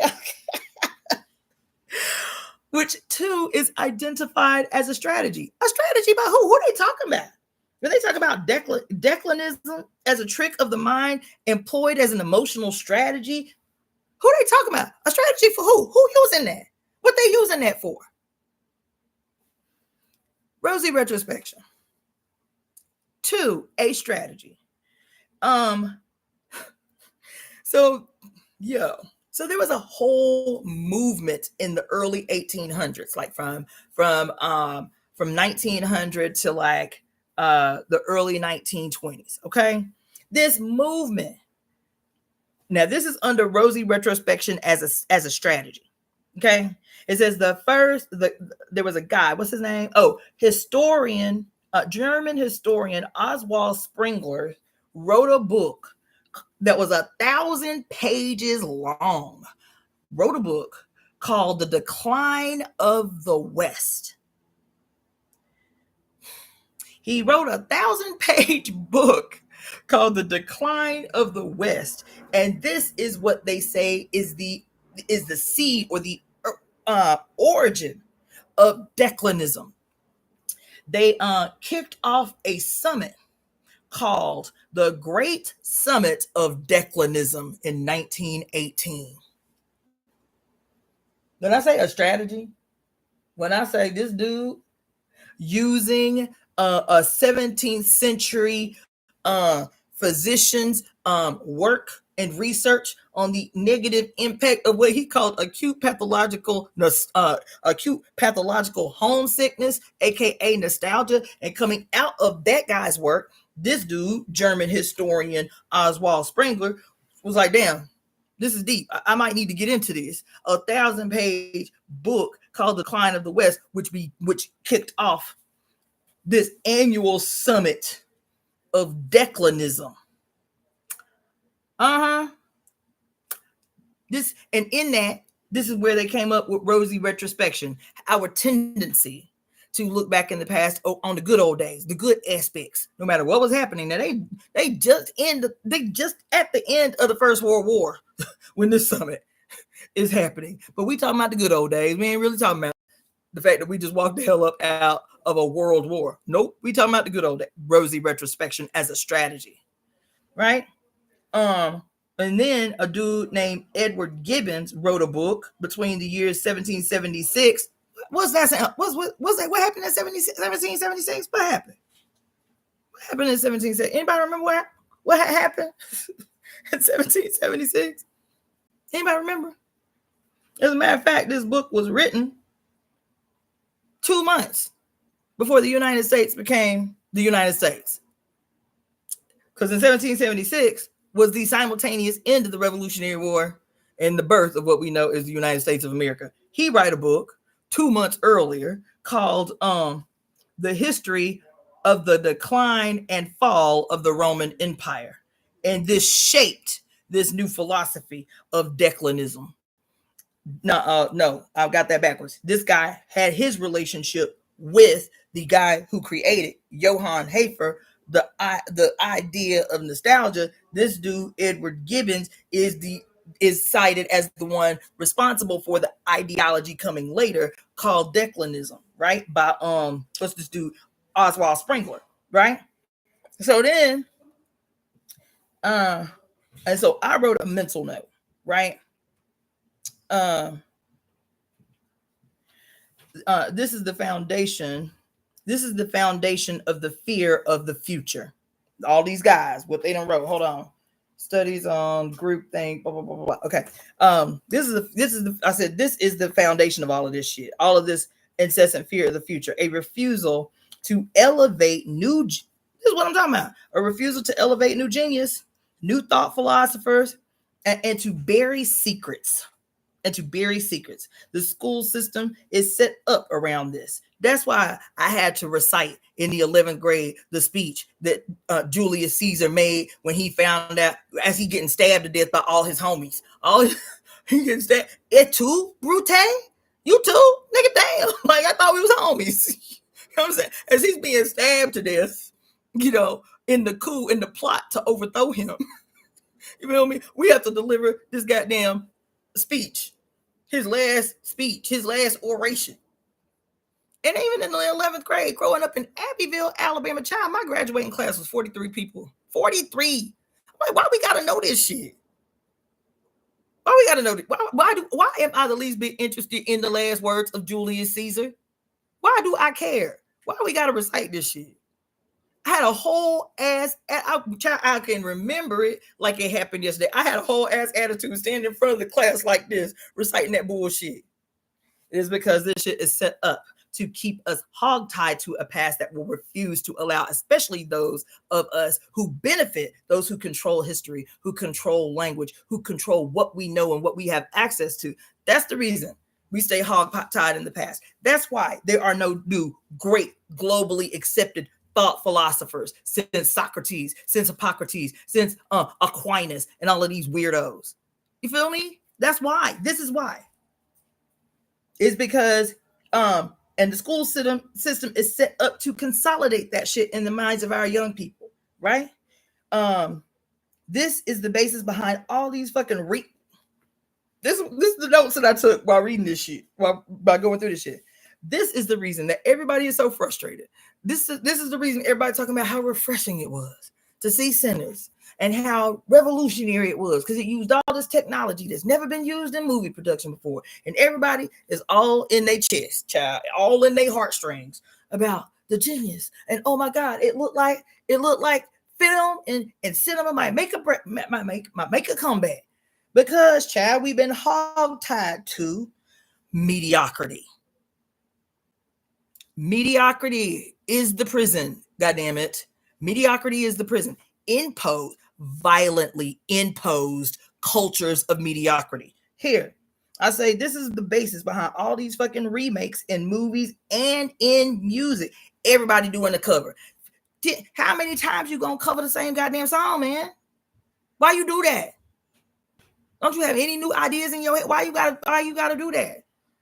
Why are you gonna remake these movies that have been remade 30 times in the last 100 years? It is because mediocrity is the standard. Why does mediocrity need to remain the standard? Get down. Oh, needy self. Why does mediocrity need to remain the standard? Because our evolutionary thought processes, our creativity, our brains burst wide open with possibilities is a guarantee of the destruction of the old and an emergence of the new. It is a guarantee. It ain't even no shit we got to think about. You feel me? What do you say? This is the basis behind all these fucking movie remakes. Poor remakes at all the technology at the tip of our hands. And I'll still go back and watch the 1974 version of the Clash of the Titans because the two simultaneous remakes is trash. It's trash. I didn't have language to understand why I was so frustrated with these new remakes of an old classic until I started reading this. Mediocrity is a must. There is evidence of it every freaking where. Mediocrity is a must. Now, somebody is going to have an attitude. Somebody going to get their feelings all manner of hurt with this next statement. Think about what happened. Oh, somebody about to be mad. Somebody about to call me ugly names. Think about what happened in China under the Chinese Communist Revolution. Think about what happened. I was a socialist for almost 20 years. Read, when I tell you every speech Mao Zedong I read multiple times. Herald him as a great revolutionary archetype for the future. Did all that. Went to Chinese medicine school. Did all that. Here I am. Face to face with this thing that lays just below the surface and is impacting every human being. And yeah, we know war does that and oppression does that. But what is it that maintains it in our consciousness as something that we must accept as an inevitability? Suffering, as an inevitability, martyrdom, as an inevitability that it's just the way things are. War, poverty, starvation, exploitation of women and children. There is something that has to sustain that in our consciousness. Your media does that. Your movies do that. Your music does that. The literature that you read does that. Your philosophers do that. Your preachers do that. Everybody plays a role in the maintenance of this idea in your mind that the world just is the way it is. That's just how it is. You feel me? What the Bible say? Shit. Something about it is not our place to understand the mind of God. It ain't our place to, that ain't what we supposed to be doing. We ain't supposed to know the mind of God. If he wanted violent on the earth, we just have to accept that's just the way it is. And everything in the world that professes to be art is an expression of art that still has as its foundation exploitation, oppression, gray, gloom, doom. It becomes the source material for everything. For the last 24 hours, I've been going hard on my love for Dead Prez. I love this group. I do. You feel me? But the thing that stood out is their most popular music wasn't their evolutionary music. It wasn't the music after Stickman, became a martial artist and started to really be mindful of how he was using his words. That wasn't the music that made them most popular. That people was just like, oh, this new shit by Stickman about how he need to get his body correct and how he gave up smoking weed and alcohol. It ain't that. That ain't his popular shit. That ain't their popular shit. Their popular shit is, I've been working all my life and ain't got nothing to show. I ain't telling you nothing you don't already know. I've been working all my life and ain't got nothing to show. Like this world just don't want us to grow. I've been working all my life and ain't got nothing to show. Wanna run up in the White House and kick in the door. What a nigga gonna eat when the refrigerator empty? Work all week, let the boss man pimp me. Can't pay no rent to the 15th. Landlord call the police to evict me. Looking for a job in the wrong ad. Have you ever been to jail? No, they gonna ask. Ever took a piss test that you didn't pass? In between jobs in the past, how you get cash? I done worked on my ass those. I done picked up trash off roads. Wintertime in the streets in the cold. Many times had to sleep on the floor. Sleep in the cold on the floor. What you know about being po? Seeing most of your kinfolk be on dope. Ain't nobody in the hood got no hope in this fucked up system, and that's why we don't vote. Still paying niggas $4.25. How the fuck we supposed to survive? I'm close to the edge. Make a nigga want to wild out, run up in the White House with the gauge out, click clack.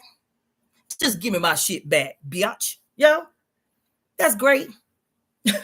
That's great if you actually that's war music. That's rebel music. If you actually about to go out there and stage a motherfucking contest. But if you do not have the energetic output that matches the rage, then that rage becomes a goddamn simmering pot that has no outlet. You feel me? You singing war music, another band I love so much, right? The Northern Cree, who are well known everywhere for their war music. Like that shit make you want to go tear up some shit. It make every time I hear a Northern Cree war song, I'm like, oh yeah, it's on. We about to go out. We about to go out here and do some things. It's so great.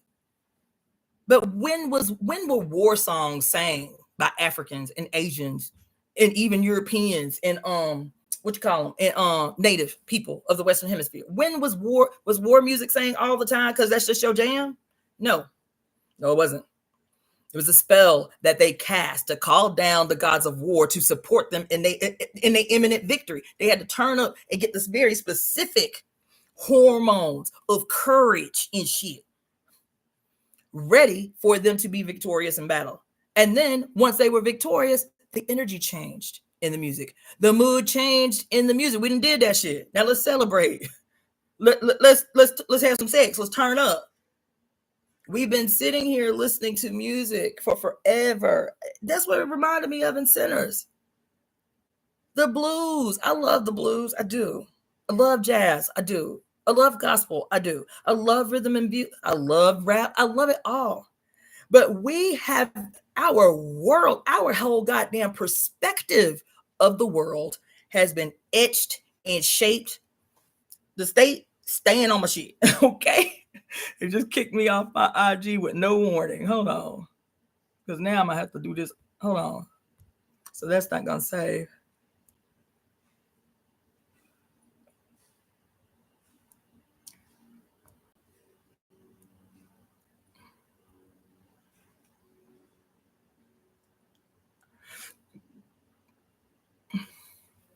So somebody was talking about earlier when I was talking about how they done changed all the meanings and etymologies of every word.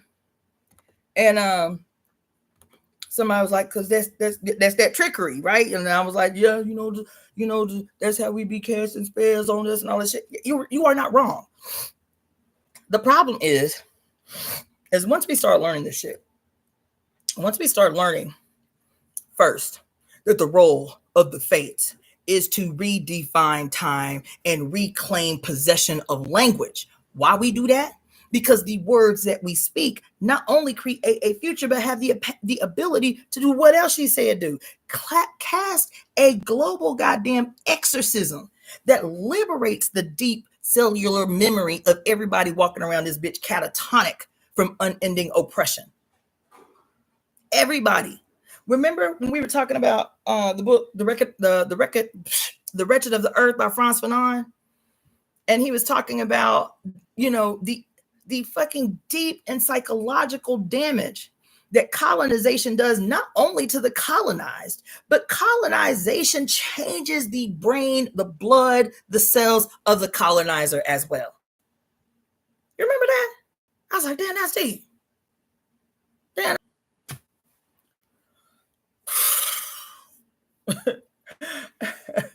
Oh, okay, I'm back. He said that in a single instance, because I think I haven't read this book in so long, 20 years maybe, but he talked about, I don't know if it was in this book or if it was in Black Skin, White Mask, but he talked about because he was a psychologist. He was a European trained psychologist. And so he talked about two children who will quote friends, a scenario, right? Two children who will quote friends. We see this all the time in these slave movies in the United States. The benevolent white child who is the child of the slave master, and the one black child that becomes their best friend. Isn't that a scenario in almost every single solitary slave movie you've been seen produced in this country? The attempt to humanize the institution of slavery by hyper focusing on this one little, quote, innocent relationship between the colonizer and the colonized. So Frantz Fanon talked about this scenario in the book. And he said how even as the colonized will develop loving, deeply profound and loving affections for the object of their oppression, that this love that they develop. And he also talked about how there are certain scenarios where the colonizer may develop affections for the colonized. Yeah, he did. But he said the sickness remains in them both. While the institution remains, the sickness remains in both. Yeah, he said that. That while the institution of colonization exists, the sickness in both of them exists. And love cannot be true in this scenario. Love cannot be true in this scenario where one does not understand what freedom is because of the scenario, and the other does not have a concept of what it means to live in a world where others like themselves are free. Can't even conceive of it. That everyone who is not like them is like a pet. And he talked about that in this scenario, that the only hope for the colonized is to slay the colonizer. And he said that in that swift moment where the colonized kills the colonizer, he is instantly transformed. His consciousness is transformed. His spirit is liberated. Well, for me, and I felt that. I felt that when I was revolutionary. I was like, damn, I'm going to tell you, I came up in a hardcore organization. And there were white people, plenty of white people in our organization. Matter of fact, I've been tempted to tell y'all that one of y'all, let me pick up this book. Tempted to tell one of y'all that this is going to be a reading assignment for y'all. Good job, boo.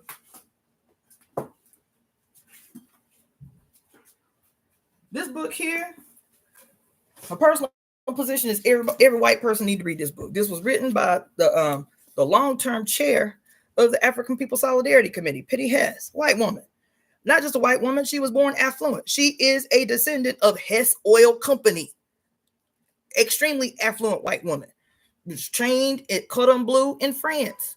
Extremely well-positioned white woman who has spent the majority of her adult life as a member of the Solidarity Committee, right? And so we had a hard line. Yeah, we had white people in the organization.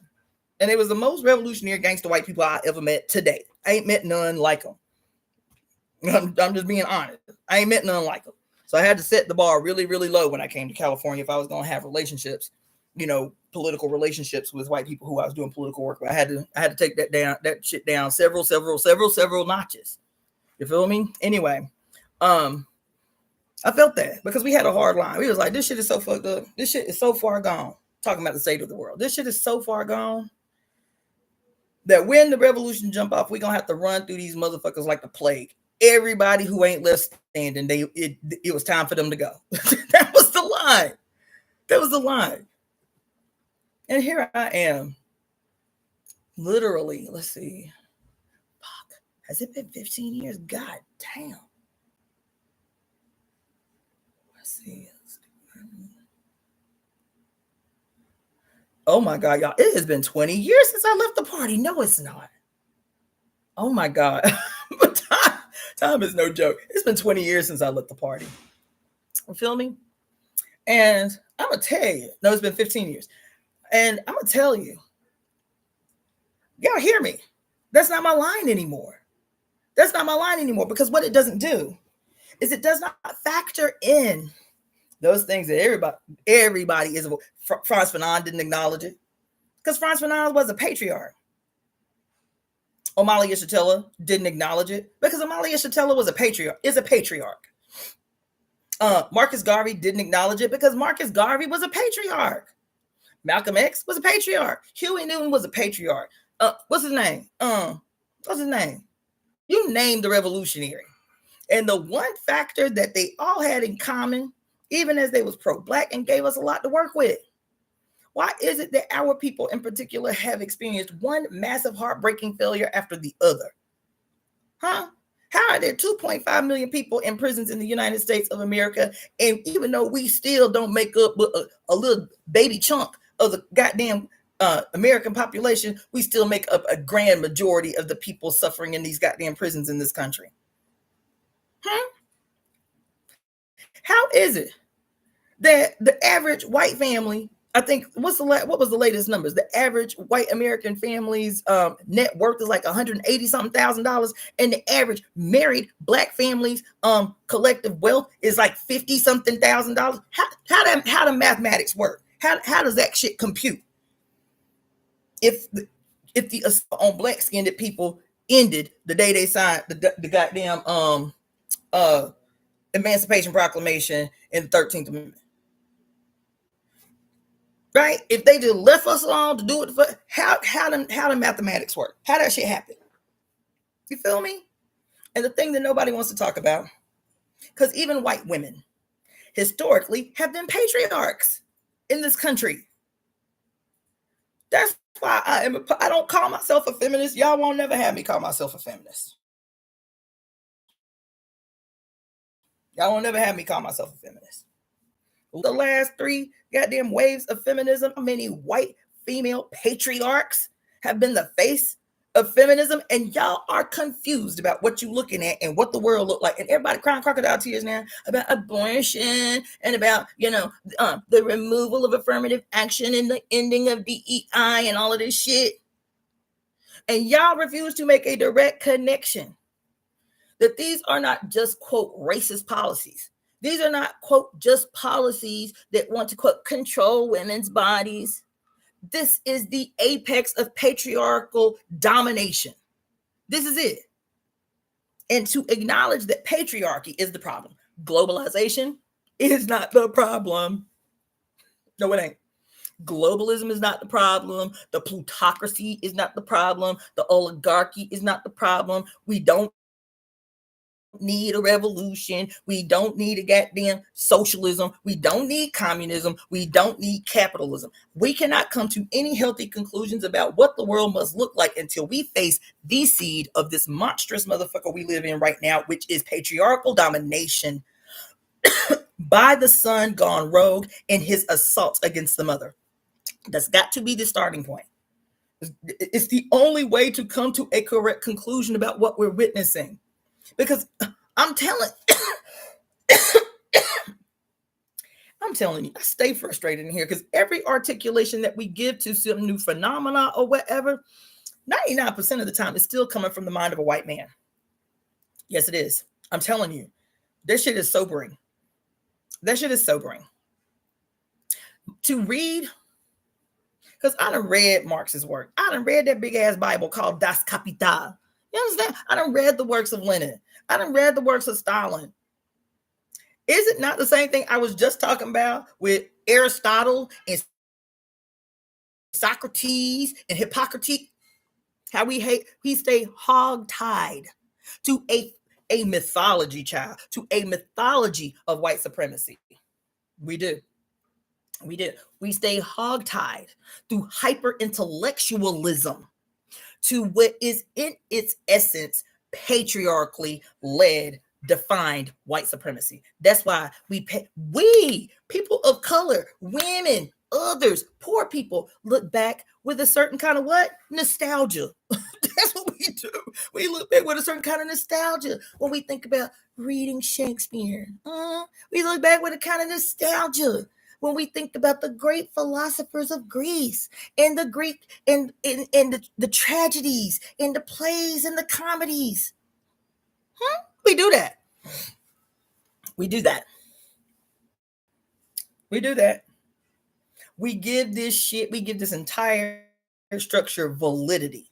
We look back at the great up and coming philosophers and thought thinkers of the age of enlightenment and the Renaissance, and completely ignore the fact that the same torture devices and instruments and processes that the church was using during the Inquisition, these same new physicians and doctors and thought thinkers and philosophers were using the exact same torture mechanisms to, quote, explore the brains of wayward women.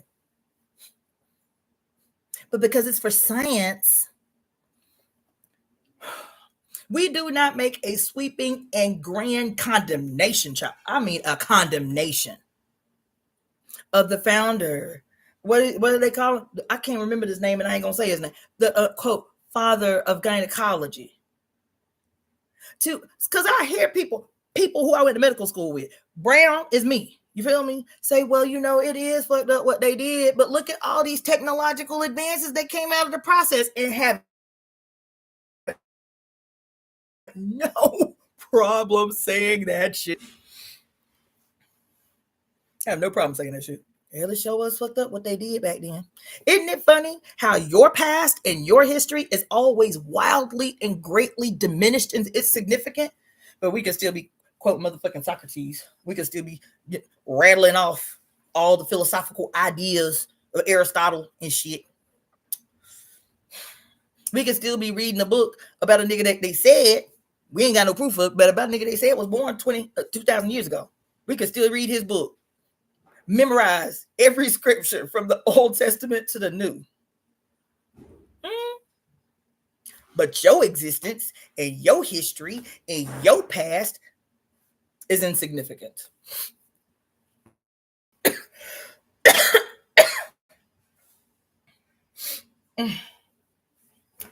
Okay, so anyway, I'm telling you this, and I know y'all know. Some of y'all might be new. Some of y'all, might be like, damn, why is she so angry? I am not angry. I'm not angry. I'm passionate. You feel me? And I'm passionate for a reason. So much has happened this week, man. I'm passionate for a reason. Not even passionate. I am certain. I'm so audaciously certain. You feel me? But I have to win y'all to a position that I don't feel like I've won you to yet. And the reason I'm saying all of this, what's the name of this shit? Was the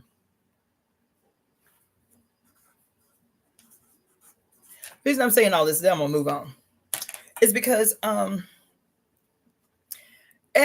baby, you know how I'm always telling you, like, for me, it is so important.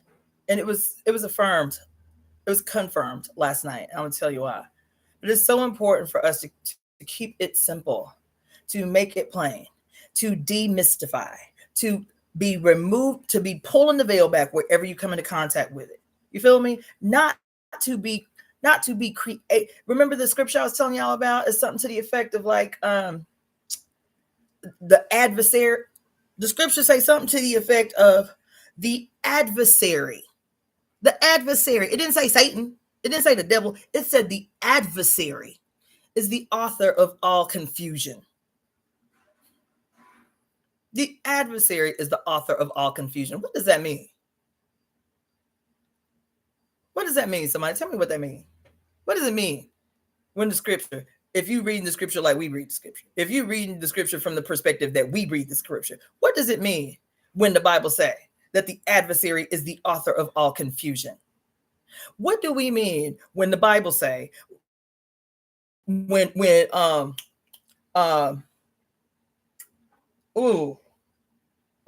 Zogbe in the theft of African prophecy by the Roman Catholic Church says that the seed, that the actual origin of the Bible that most y'all read, of the Torah and so on, is actually divine prophecy coming from black-skinned women in the Mediterranean. That when you read the Bible, you still reading her, even though it has been flipped upside down, even though it has been mystified and confused. What does scripture say? That scripture say the adversary is the author of all confusion. She said, baby, I'm trying to make it plain. I'm trying to keep it simple, make it plain, demystify. That's why that last book is called the Revelations. What does it mean? What does Revelation mean?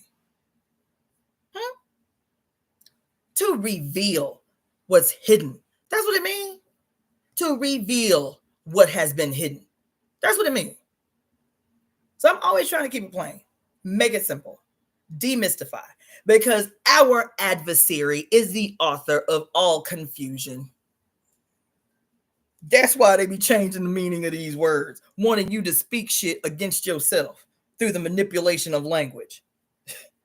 That's why this word nostalgia means the exact ass opposite of the way that we've been using it. We've been speaking spells. They've been manipulating the power and the ashe out. What did that statistic that I told y'all last week was? There's 89 million goddamn people on the planet who identify as Christian. 85 million. 89 million people that identify as Christian. That's both Catholic Catholic and Protestants on this planet, and 85% of them are women of color, the poorest people on the planet, make up the goddamn economic foundation of the success of the church. How they do that? Because all these melanated women with Jesus as the object of how they speak their power, the power that they come here with. Because that's what Ifa say. Everybody with a uterus comes here with the supreme ashe of creation. That's what they do. When they born, they got the strongest ashe on earth. And of them, the blackest skinned people on the planet have the most powerful ashe. The ability to open their mouth and a material force actually come out to be able to change matter every time you open your fucking mouth. And here these motherfuckers know that shit. They know Ifa better than we do. You don't believe me? They know Ifa better than we do. They know Kemetic spiritual traditions better than we do. That's what they got locked up in the catacombs of the Vatican. It's all our secrets. Everybody on the planet. All our secrets. All our history. All our contributions. All our past. All our genius. That's what they got locked up in the goddamn catacombs. What is it? 52 miles of catacombs. Can't nobody get no access to. And knowing the power that emanates from our mouth, this is why what they said, 85% of 89 million people on earth who identify as Christian are women of color. Here we got these women of color using powerful ashe every day, calling the name of the object of their very oppression and using the magic inherent in a body to work magic for the sustenance of the goddamn war god they have spoken into creation.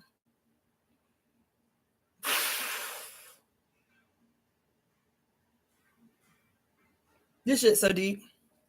And what happens? What happens? Because I told you in 2018, 7 days before my first grandchild was born, after child walking through a ceremony with Oya for 16 motherfucking hours after taking acid for the first time in 20 plus years, she said, this shit you doing cute. This little revolutionary word, this little Ifa you feeding your ancestors, that's cute. It's nice. She's like, but if you want to set this shit off, I'm telling you verbatim what happened to me in ceremony. The first ceremony I had done in 20 something years. She said, if you serious about this shit you talking about doing, you want to set this shit off, you want to change the world radically and rapidly, rescue these witches out these goddamn churches. That's what she said. Rescue these witches out these goddamn churches.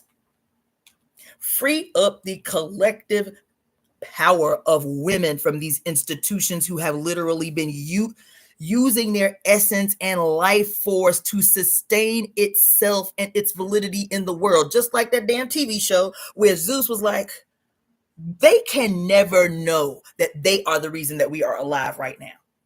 That we too are mortal. We ain't invisible. That's what he said. Y'all forgot that we ain't immortal. We done been alive so long. We done been thriving so long off the essence of despair and fear. He said, that's what we need. Why these motherfuckers out here happy? Y'all don't even see why this is problematic that they out here in the streets happy, high-fiving each other and shit. We don't need these niggas just alive. We need them in a constant state of fear and distress, hurt and pain. Isn't that shit what it just said here with nostalgia? What does nostalgia mean? Returning home to what? Pain and suffering. That's what nostalgia say right here. Right here.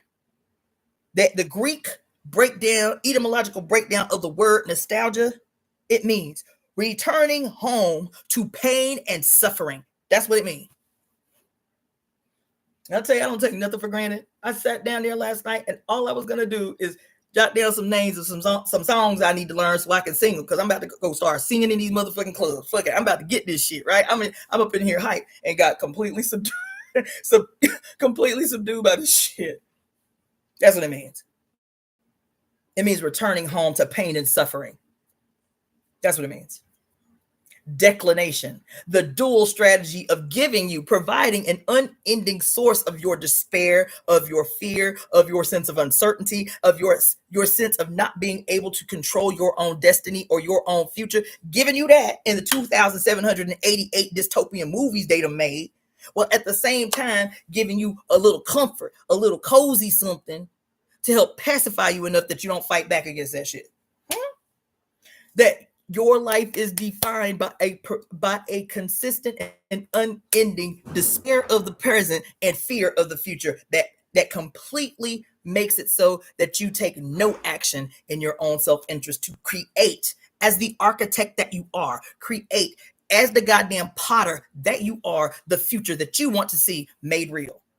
This dual strategy guarantees that. Give them just enough, just like that little white boy Sunday, the little DJ I was telling you about. I was instantly like, oh, he playing all my jams. He playing all the old school joints. Hey, oh, I was turned up in there for like 3 hours. This kid went all the way off.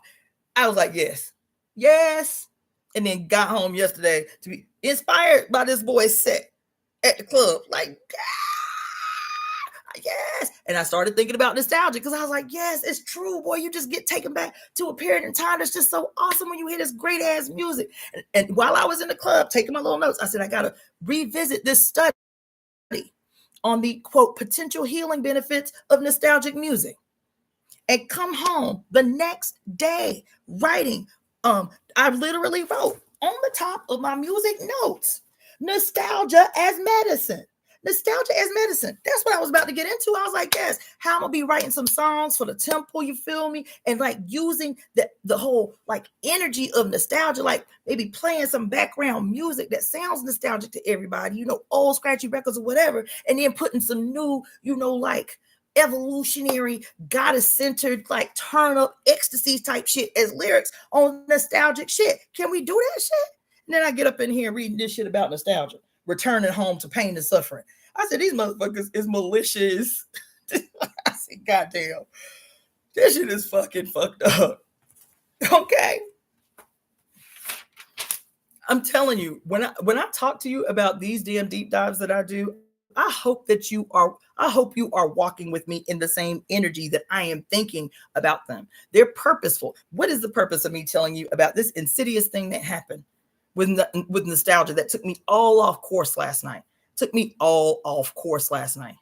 Because now with the information, we have the ability to kind of like plot and scheme about what it means to undo. What did Mary Daly say? To redefine time and regain control over language. This to understand how we in this mess in the first, because this is an understanding of how we in this mess in the first place. This gives you a very real world in time understanding of how we are in this mess in the first place.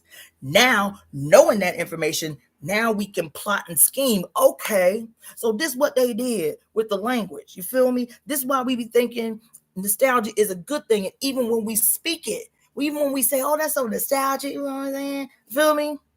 Not knowing that they are taking advantage of our ashe to create a continuation of the old, which is defined by staying stuck in the past. What? Returning home.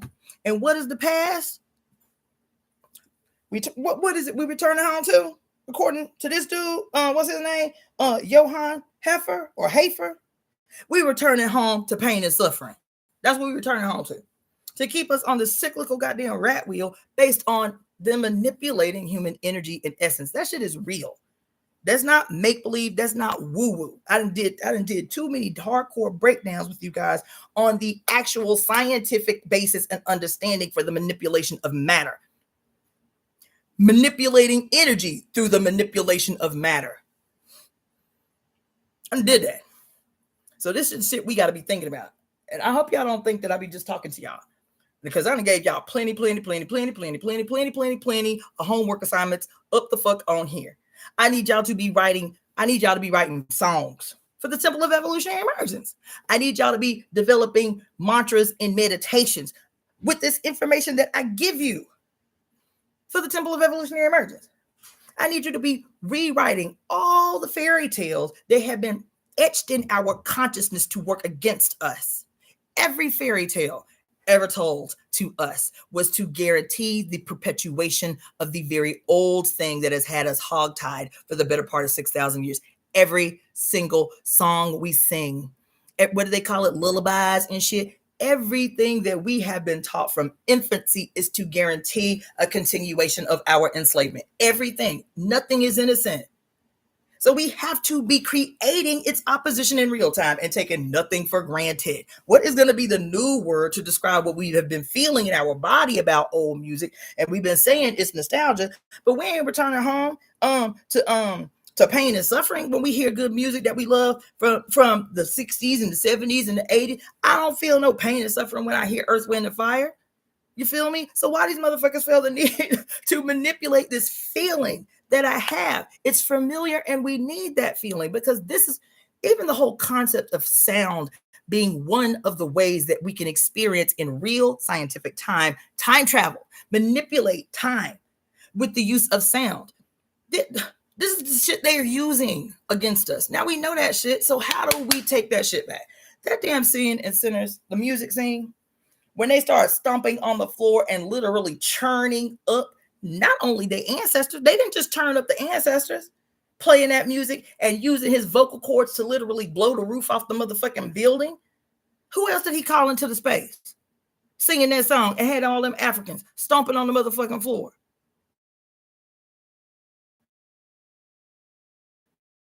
Who else did he call into space? Every single one of they potential offspring, bridging a connection between their past and their future in the present. What did this shit say about nostalgia? We're going to give you something else to cozy up to and to get comfort in, because we have created the process that guarantees that your present will always be what? Intolerably bleak. We've guaranteed through 2,788 dystopian movies that your present will always be bleak. And the only thing that will give you some relief for it, right, is the little trick of the mind, aka emotional strategy, where we hand you something. That's why they needed to take over the music industry. That's why y'all all be out here talking about what is the Illuminati takeover of hip hop and R&B. And if it wasn't the Illuminati, then the jazz and blues and God. That's why they need to keep a stranglehold on your gifts and your creativity. Why? Because they use it, they produce it how they see fit. You can only sing what you sing based on what they say they will pay you for. You know what I'm saying? And the reason they need to control that shit is because while they freaking constantly bombarding your brain and your eyes and your flesh and your spirit with these terror campaigns, that's why you've been seeing 2,788 dystopian movies for the last 100 years. Is because they're going to give you the campaign that's going to terrorize. That's why they allowed you to see every single aspect of the Vietnam War on TV. They were saying it wasn't just soldiers coming back from Vietnam experiencing PTSD, that there was a huge chunk of the American society experiencing PTSD because they was literally watching the war live on TV. Everything is a campaign to sustain power and domination. And so while we doing that, we still got to make sure that your ass don't fight back. We got to make sure that you just terrorized enough to retreat, just bombarded enough to stay in a perpetual state of retreat. How do we do that? We pacify you with this shit that's called declinism, which is a, quote, trick of the mind, an emotional strategy employed, used when we give you something, your shit that's familiar and nostalgic. Because what do we say? Declination came right out of the school of nostalgia. We give you your shit, fed back to you from our perspective and with our interest at heart. And then we give you a little something. It's cozy, you feel me? And it's comfortable. You feel like a little teddy bear, you feel me? That we done manipulated, you feel me? We give you this little music to snuggle up to on the weekend. You feel me? You get your turn up like the juke joint, right? On the weekend, playing old school music. Oh, that's down. Remember that jam? Just like it was on Sunday, listening to this kid play all this good ass music, right? And so you feel good. You got your drink, you got your swerve, you feel me? And that pacifies you for your feel good feeling. You know, you need that. You need to break from the monotony of your life. And then if you a good old Christian, you turn up on Saturday night, then you put on your Sunday best and go get your spirit fed. You feel me? From the preacher and that ritual that takes place every Sunday. Everybody got on the same color clothes. That's like the ceremonial robes of even that big ass church in Rome is familiar. It's familiar to our spirit. And then you got the choir and they all swaying back and forth at the same pace. And then you got the drums going. And there's a reason that every single solitary preacher for the last 200 years talks the same way. They talk in a rhythmic kind of way. And God gonna tell you something that's gonna move your spirit. They're casting motherfucking spells on your ass using all of the things that make you feel what? Nostalgic, that are familiar to your spirit, familiar to your flesh, familiar to your cellular DNA that is always screaming from within. Like, bitch, can we end this shit already? Yo. And so to pacify that giant that is begging for freedom, to pacify that giant that is breaking, that is literally rebelling. Every time you turn around, that giant trying to make a break. That giant trying to win you to make a break. Like, bitch, can we set this shit off already? Can we? And instead of making a break, what you will do is you will turn on somebody that look like you. You will brawl a bitch in the street over some no-name nigga that ain't got nothing to offer you no way. If you a dude, a motherfucker step on your shoe at the club, you ready to brawl to the death like you got them ancient gladiators and shit. You will betray your inner giant. You will betray your inner giant to destroy each other instead of ending your motherfucking suffering. This is this dual strategy of declinism. And what else did he call it? Declinism and goddamn rosy retrospection. Every cartoon. And look, I just talked to y'all about how I sat here on YouTube. Oh, thank you so much, DMC, for the generous donation. That's really generous. I appreciate you. I just sat here talking to y'all the other day about what's that damn the show that I loved so much as a kid, never missed an episode.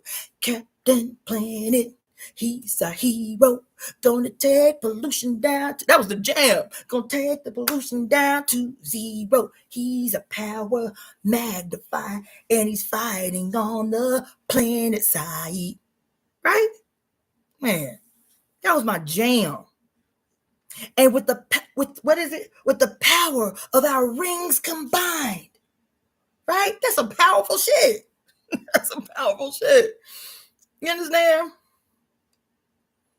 Man, they play us.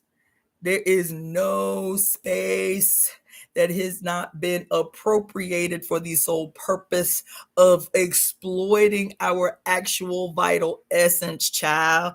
All of us. All of us. The greatest weapon that the peak personification of patriarchy, when I say the peak personification of patriarchy, that is white supremacy. All white supremacy is the peak personification, is the face of global patriarchy in this moment. Because patriarchy and the face of patriarchy ain't always been white. So I don't keep saying that. It is not to, quote, let the white world off the hook. It is to offer an explanation that this is a cyclical journey that we have been in. And if we allow ourselves to fall victim to who men say is the starting point and the cause for all that is wrong in the world, I'm telling you, if we do not go all the way back to the mother, we will stay behind. We'll stay behind. We'll stay behind. We'll stay coming to the wrong goddamn conclusions. We'll stay coming to the wrong conclusions about what it is we're experiencing and what the solution is for that. White supremacy is the most recent personification of global patriarchal domination. China was at one juncture. The Middle East, Persia was at one juncture. Do you understand what I'm saying? Africa was at one juncture. So we gotta stop being kindergartenish about what it is we're witnessing, about our understanding of the world. And if we say, just like in that movie, that scene, which was so profound, people haven't even understood the depth of how profound it is. People get stuck at, oh, that was a bembe, that was an Ifa ritual. It was longer, it was older, it was deeper than that. And I'm talking about y'all black people too. Y'all want to get stuck at, what do they call it? The Great Dynastic Period. Child, the great dynastic period of ancient Egypt was erected on the betrayed bones of black ass women. And so we can keep making the same dumbass mistakes. He keeps coming to the same dumbass conclusions about what it is we dealing with. And we will prolong the suffering of the whole planet. That's what we will do.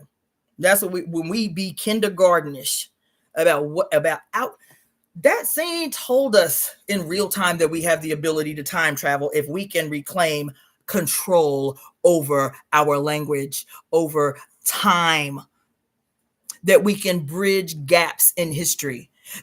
Listen, that scene told us that the present, the past, and the future can exist in the same space and at the same time. That's what it taught us. To not fear the future, to not fear time. Because I got a whole nother word for y'all on a later date about the tendency, the long history of movies and TV shows about time travel, and how there's always this narrative about fear and uncertainty of time travel. The time travel paradox or the loop paradox. And you cannot see your own self in the future or in the past, or you will irrevocably damage the time. What is the time continuum in the fabric of time? All these terror tactics to keep you away from your power source, bitch. We've always time traveled. There's evidence of it everywhere. The Mayans have little in the Mayan pyramids and shit have images of motherfuckers who are obviously scuba diving. You can't even say it's something else. Motherfuckers who obviously have on the gear necessary to travel in space. We've always time traveled, and we will never get a glimpse. We will never get a clear and deep introspective proliferative understanding of who exactly we are and where exactly we come from until we do the very bare minimum work, which is to regain control over our throat chakra, which is to regain control over our motherfucking portal in our body, our goddamn uteruses. And then those in proximity to us, who exist in proximity to us, support this re-emergence of the divine portal in our goddamn bodies so that they too can time travel. They too can rectify a past and experience it in real time in the present. There's so much more I wanted to say, but I guess I'm gonna have to say it before another day. Oh my God, there was so much more I wanted to say. When I tell y'all, you see this book right here that I have entitled The Unholy Trinity? As of Saturday, today is Tuesday, as of Saturday,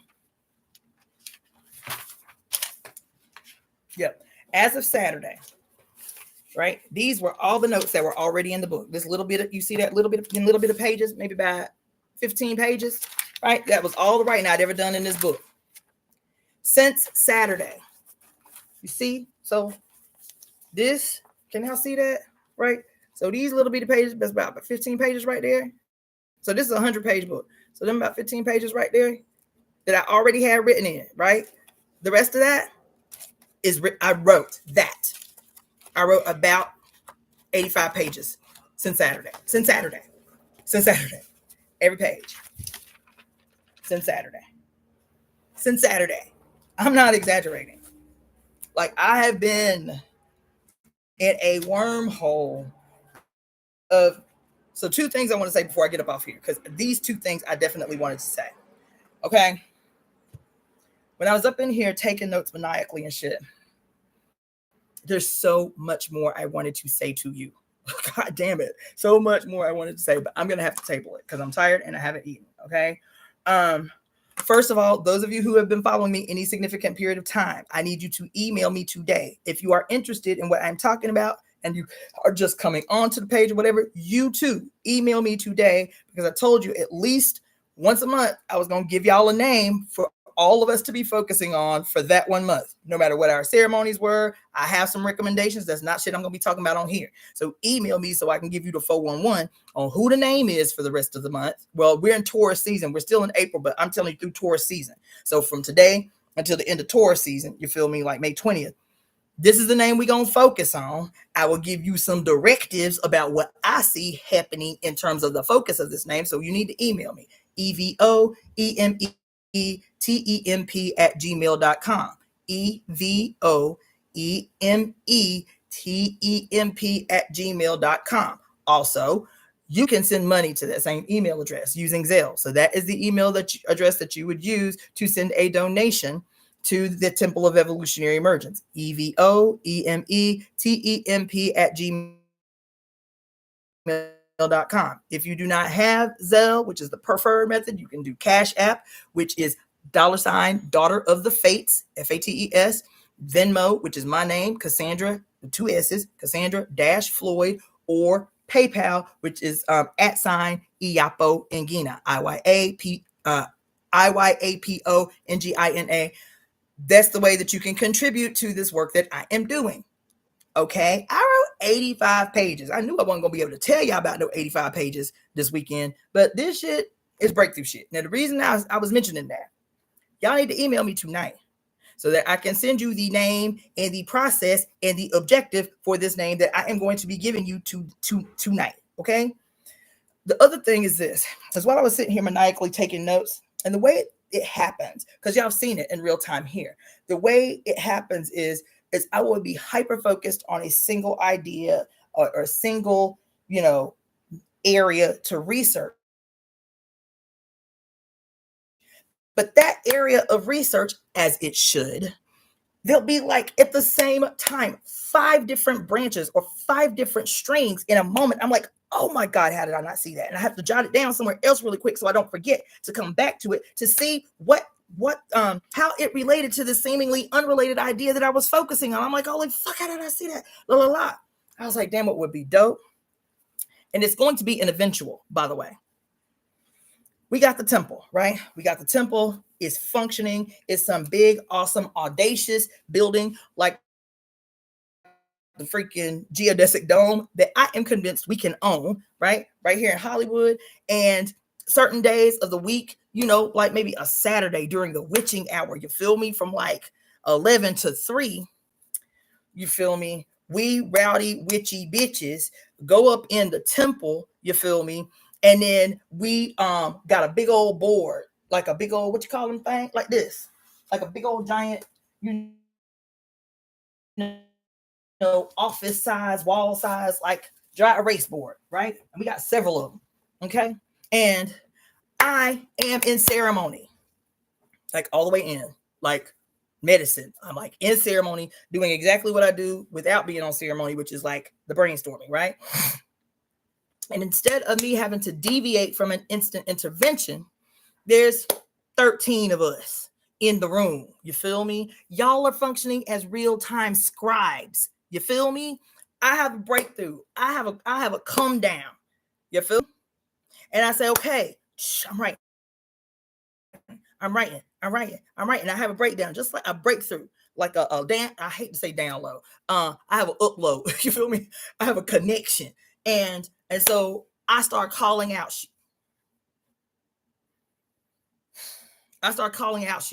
You feel me? So I'm writing. I don't lose my train of thought. I say, Jesus and his relationship to vampire and zombie culture. Go. And somebody else go from there and start going in. And somebody else. Whatever. What else we be talking about up in here? Child, I'm working on a process right now that's gonna sit me into a whole nother wormhole that I'm almost scared to go into. I have entitled it Mothers with No Names. Mothers with No Names. This came to me Sunday at the club, juking. Mothers with No Names. The reason why, y'all want to know the reason why? Is because I did not know until this came out of nowhere. I wasn't even nothing I was on, not even closely on. But out of nowhere, I heard this Mothers with No Names. Mothers with No Names. I was like, okay, cool. This gonna be something I write or whatever, right? And so I was like, you know what? Let me just sit down for a minute and figure out where this is coming from. What's this about, right, baby?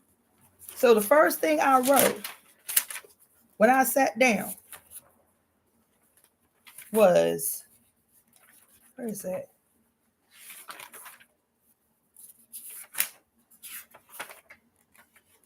I got a bookmark my notebook because I wrote so much shit. Here it is. So I was like, why I got on that? Mothers with no names. And so the first thing I wrote down was Abraham from the Bible. Abraham. And so I just Googled, who was Abraham's mama? Because I don't remember learning that in the scripture. Who was Abraham's mama? Because it was always the men as the begetters. Abraham begot Jacob, and Jacob begot who in the, when they was talking about this shit, I was like, damn, who they mamas was? All they did was deposit some shit. They mamas was the begetters. Who they mamas is? Child, listen to what just tiny little Google search. After I hear mothers with names, I say, let me sit down and look into this really quick before I get back up and commit to juking. You feel me? And so Abraham's mama, her name was Amathelia, right? And do you know that this biblical website that I went to find out who Abraham's mama was, say that according to the Talmud, her name was Amathila, right? Or Amathlai, right? And that is located in the book of Esther, okay? And that the etymology, which I Googled, I was like, well, I ain't never heard that name. Let me Google the etymology of her name. The etymology of her name means star woman myrtle. Star woman myrtle. Who's the star woman? Y'all know that? Y'all know who the star woman is?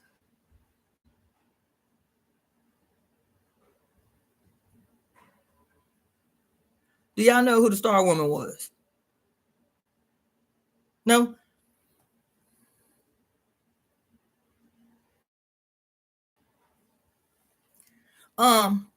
Star woman. Thank you, Power Kismet. Oh, yes. It is Venus. More specifically, in that time, the time of Abraham, Venus as Ishtar. This biblical website said that according to the Talmud, she was associated with the goddess Ishtar. That's what that biblical website said. That's what the biblical website. According to the Talmud, Abraham's mama was Ishtar. Written, guess where? In the book of Esther, Easter, Ishtar. Not only that it said that this is also this name, Amathelia or Theli. Listen to this, the same website. It also says that this is also the name of David, Samson, and Haman's mothers. All their mama's names is Amathelia. So the Bible say that even though the mothers are not named, because her name is not in the Bible as the mother of Abraham. Not only that, guess what else the Bible say? I was like, well, damn, let me go all the way back to all the patriarchs. Because we know Adam apparently didn't have no mama. That's what the scriptures say. Adam didn't have no mama. He wouldn't know mama. His father was his mother. Ain't that about a bitch? Because what does the Bible say? That God was the potter who crafted Adam out of clay. Ain't that what the Bible say? But all the pre-Abrahamic, all the pre-patriarchal religions say what? That the great potter was the mother. So here, the Bible, the first man on earth, he ain't had no mama. His father was his mother. What is this a tale of? His father as his mother. What is this a tale of? God damn it. Hold on.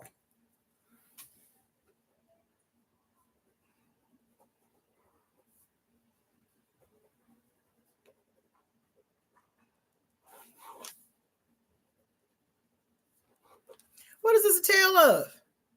A complete reversal of the story of a woman being on this planet first and spontaneously procreating by what? Turning in on herself. That's what most of these philosophies say, is that she turned in on herself and allowed a snake into her belly. and begot the first son. This is why all of the stories, thank you, the retelling of parthenogenesis. That's why all the stories tell these stories about the she who had a son, and her son became her lover.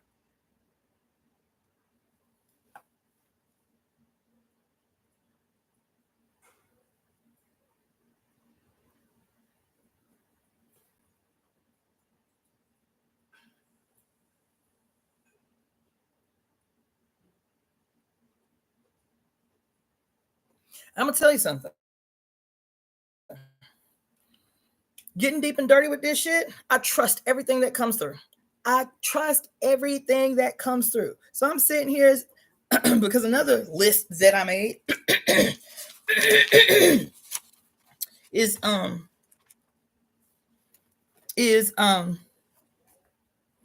I called it "The Sun Rises Against and Consumes the Mother," a comparison. So this was another list I started the other night. The sun rises against and consumes the mother, a comparison. Because I'm telling y'all, I'm noticing all the things in real time that were assumed by, quote, the father, right? The son turned father, right? That were direct thefts of archetypes specific to the goddess in different cultures, right? So that's the comparison, right?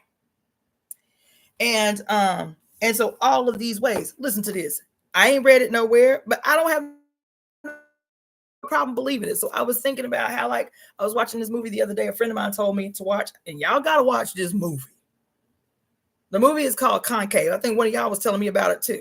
The movie is called Concave. It came out last year, about the death of a pope and what happens when a pope dies. Chad, when I tell you, it take a lot. It take a lot to surprise me. When I tell you, it take a whole lot to surprise me. I was like,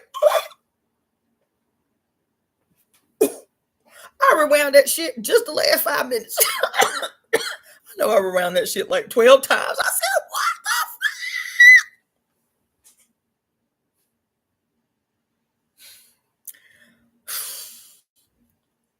fuck? I was not expecting that end. But when that end ended, I was like, well, we was right. We was right. That's all I got to say about that. The name of the movie is called Concave. It just came out. I mean, it's an all-star cast too. It just came out the end of 2024. I don't know if anybody else has seen it, but baby, you are not ready for it. Because all movies to me are so freaking overtly predictable that it's hard for me to not be bored. Baby, when I say that ending caught me all the way off guard. And it was so sudden how it happened. It was like, psh, God damn it, man. Hold on. This damn YouTube shit is bullshit. Because the movie takes place and the Pope has died. The movie opens up with all these cardinals around him because he's in his bed dead. Okay. I got to watch that movie. I digress.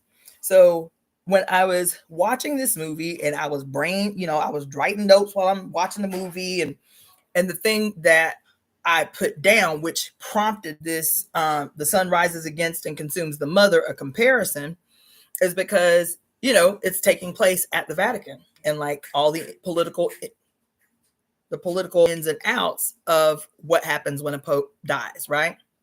And the conclave is where all of the cardinals come together to vote on who's going to be the next pope. Okay. And so when he dies and they're doing like his ceremonies, they have to like call his name. And so they call him the Holy Father or something. They just kept saying the Holy Father. And then every time they would play, it'd be like the Holy Father. And I was like, the Holy Father? You know what I'm saying? But isn't it? It just never occurred to me until then because I had so much in my head. But didn't we read in the Women's Encyclopedia of Myths and Secrets about where the term holy came from? What the term holy was about? Does anybody remember that? It was a long time ago, maybe 2 years ago when we read that. Anybody remember that? Anybody? Also look into the ancient Ethiopian books, the original canons, letters from the ancient Roman, others. Anybody remember that little deep dive we did into the term holy and what the origins of it was? Anybody remember that? Anyway, I'm gonna start giving y'all pop quizzes. I ain't lying. But before we even get into a subject, I'm gonna give pop quizzes. I'm gonna come up on here. I'm gonna start coming up on here with 10 questions that we must answer before I say another word. That's what I'm gonna start doing. Somebody keep me committed to that. Because y'all know as soon as I get off here, I forget what the hell I said. Somebody keep me committed to that. I'm gonna start giving y'all pop quizzes. I'm gonna start giving y'all pop quizzes. Okay. In the Women's Encyclopedia of Myths and Secrets. Why are you saying nope, Tony Pettis? Your ass always answers the questions anyway. Why are you scared? Don't be scared of my test. I'm gonna give y'all pop quizzes. Anyway, in the Women's Encyclopedia of Myths and Secrets, I don't know if I don't think she has it as a separate listing, but I know she talked extensively about the origin of the word holy in the section called prostitution. I know she talked extensively about that because she didn't just talk about the origin of the word holy. She also talked about the origin of the word hour, Hour, and how this system of quote counting time, the hour. Anybody remember what the origin of the word hour is? Anybody want to venture a guess? Hour, like the hour of the day. Anybody want to venture a guess if you don't remember of the origin of this word? What women, Lisa? Horus is a good guess, but my guess is that Horus is a knockoff from where the original word came from, because it too is spelled Hour. I mean Horu is Horus. But what did we learn? We learned that Horus was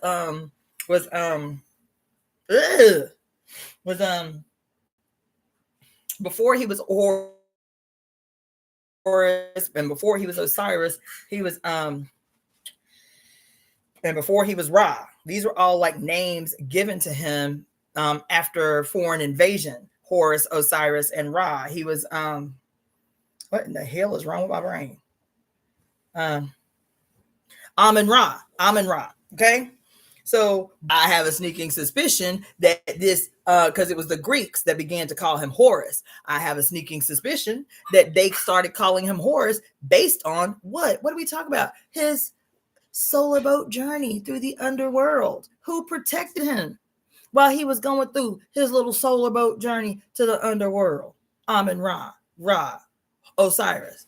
Who was protecting him while who was quote keeping the quote hours of the night as he made his solar journey through the underworld? Who was it?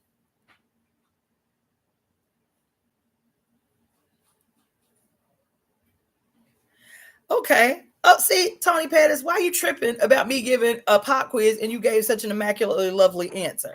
Tony Pettis says a divine office prescribed for each of the 7 Canaanical, I can't pronounce it, hours. What did I say? Make it simple, keep it plain. That's a lovely articulation. Make it simple, keep it plain. Or make it plain, keep it simple.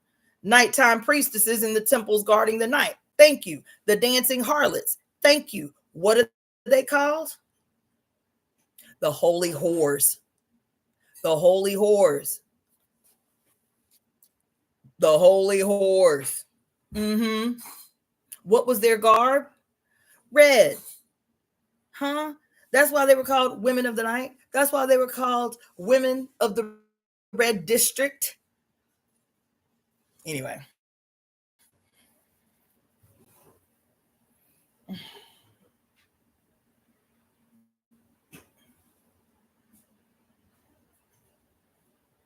Child, this is like the fourth time I've had to refresh my page just for it to go unfrozen. Anyway, this is stuff that we have to know. I'm not just giving y'all information, because every time we turn around, something is being revealed as an obvious hijacking of the mother's imagery. So this occurred to me while I was sitting here watching this movie, and they kept saying the Holy Father, the Holy Father, the Holy Father. And we're saying that everything about the death of Christ was a hijacking of the mother's ability to give birth. I mean, all the way down to the point that they called the injury in his ribs a vulva. Like there's nothing. There's nothing. The pain on his forehead, the thorn of crown. What is the pain on his forehead? If it's not his mother's pubic symphysis fucking squishing the fuck out of his goddamn skull as his skull breaks light. You understand what I'm saying? The story that we read just the other night, where I'm talking about how so many of his disciples hauled ass when he started about y'all want to live forever. Y'all gonna have to eat my flesh and drink my blood. Y'all gonna have to drink my blood and eat my flesh for y'all can live forever. And they was like, what? You going a little bit too far. You going too far with that shit. He was like, look, you say you want to go to heaven. You say you want to live forever. That's the only way you can live forever. You got to eat my flesh and drink my blood. Is this not a direct knockoff? I haven't read this, but I'm telling you, this is how shit is happening. Is that not a direct knockoff from his envy of his mother being able to give him food and give him drink from her body? He can't do that. So he turns cannibal. He forces his disciples to become cannibal, to try to hijack what? And consume the mother's image. He cannot feed and sustain life from his body the way that his mother. What did he say? I am the true food. My flesh is the true food. My blood is the true drink. And his disciple was like, what the fuck is you talking about? That shit is crazy. He's like, you say you believe me? You don't believe me all this time. You don't follow me around the countryside. Why you got a problem with this? You eat from your mama body, don't you? You drink from your mama body, didn't you? And you was dead then. That's what he said. He said you was born dead. That's what he said. That's what he said. That your mother is so filthy that you are born dead. That's what the Bible says. That your mother, Eve, the criminal that she was, whose only purpose in life is to lead men astray, and her punishment for doing so, for leading Adam astray, is to suffer pain in childbirth and give birth to the walking dead. And you don't achieve true life until you eat my flesh and drink my blood. That's what he said. That's what the hell he said. That's what he said. And so when I started thinking about this thing about holy, because they were just saying it so much. I mean, the whole thing is in the goddamn Vatican. You know, Holy Father, the Holy Father. And even the nuns that were in the Vatican, they were like, Holy Father, blah, blah, blah, blah, blah. Holy Father, blah, blah, blah, blah, blah, right? I said, oh my God, yes, yes, yes, yes. This is another outright theft of the mother, an attempt to replicate the majesty of what occurs naturally in the mother.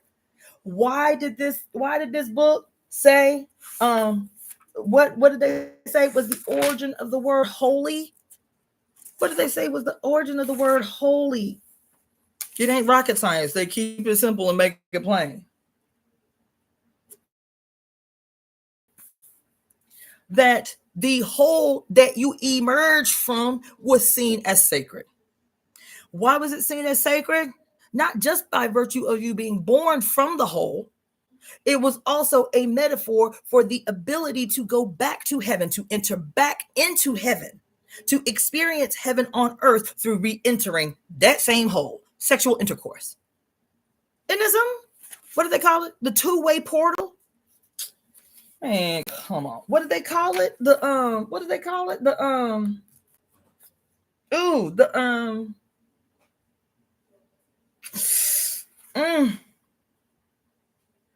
I can't remember.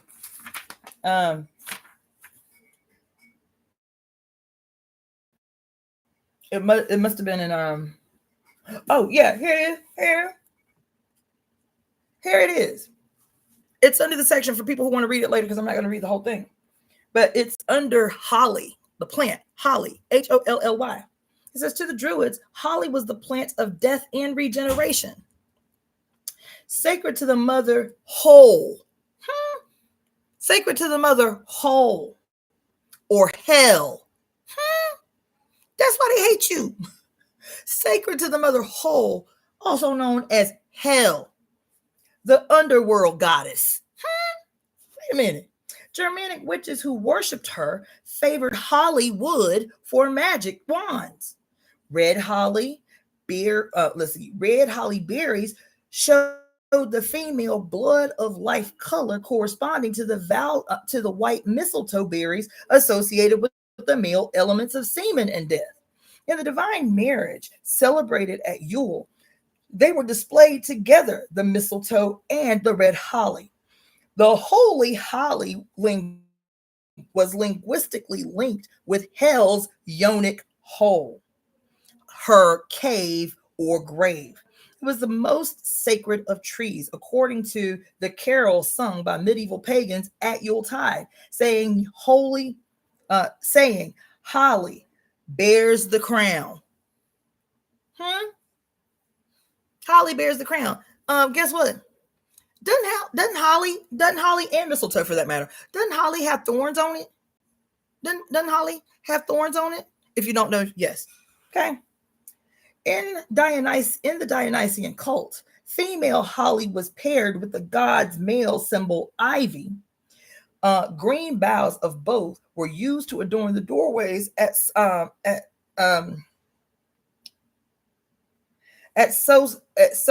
societal festivals.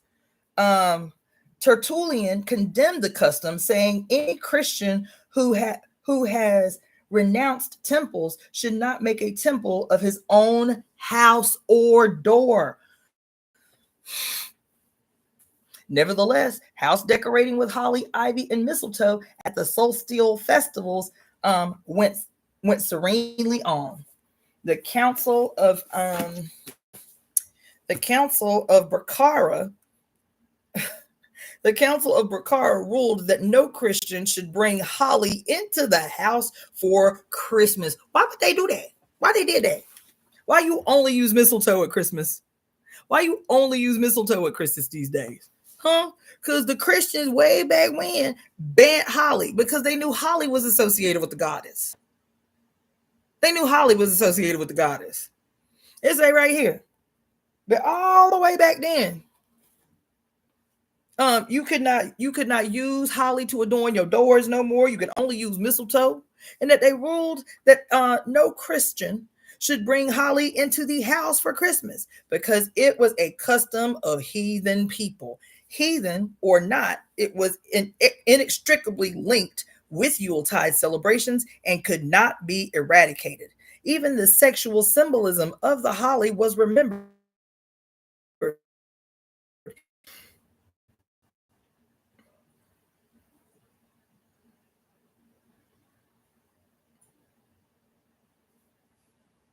You should always interrupt me at the apex of something awesome. Okay. It says even the sexual symbolism of the holly was remembered in a way up until the 17th century.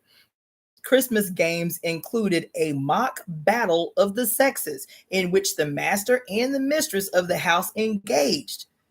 The man and the wife of the house would throw down in a mock battle. And the purpose of this mock battle was great in the contention of holly and ivy. Okay.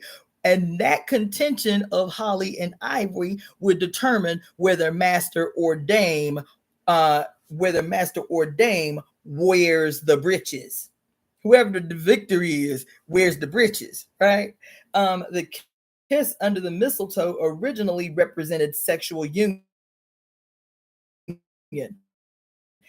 a peaceful resolution of the battle. Okay. Anyway, yeah. So we have to resurrect all of these secrets that are hidden in plain sight. You have to do that. You have to do that. The two-sided portal. He tried to reproduce that too, but his two-sided portal was what? He had to have a virgin birth. So he had to have a virgin birth. But through Jesus as the two-sided portal, through Jesus as the two-sided portal. You have to have your filthy mama mortal birth. And the only way that you can return to heaven is through self-sacrifice. Is through a ritual of martyrdom, where you must purge yourself once and for all from your mama's filthy ass flesh, so that you can rejoin your Father in heaven. Isn't that the story we're told over and over again? Remember the last movie made about Hercules, the little cartoon on Disney that I love so much, and it's so fucked up? What did he say? He was like, I have to become a real hero so I can return to Mount Olympus. I don't want to live here on earth. I want to go to where the God's at. How is the only way in these fucking cults that you can go back to heaven? Is to rid yourself of the last attachment that you have to your filthy mama's flesh. And every cult, I sat up in here in a wormhole till 4:00 this morning on some cult shit because I was starting out. This whole thing that I started out about is about the hardcore maintained establishment of a culture of mediocrity that prevents evolution. And I started going into all these cults that had all of these followers. And I was like, this is a real world manifestation of the upraisement of mediocrity. Because so many of them, it was so amazing. So many of them started off poor. Several of them were homeless. Many of them were failed at the professions that they were attempting to enter into. Like we had a conversation on the Zoom the other night. I was like, damn, how many of these dudes was failed actors? Was one comment, one of the people in one of the documentaries was like, Charles Manson tried his hand at everything. He tried to be a musician and he was a failure. He tried, what did they say? He tried to be an actor. They said he even got a job teaching Latin ballroom dancing here in Hollywood.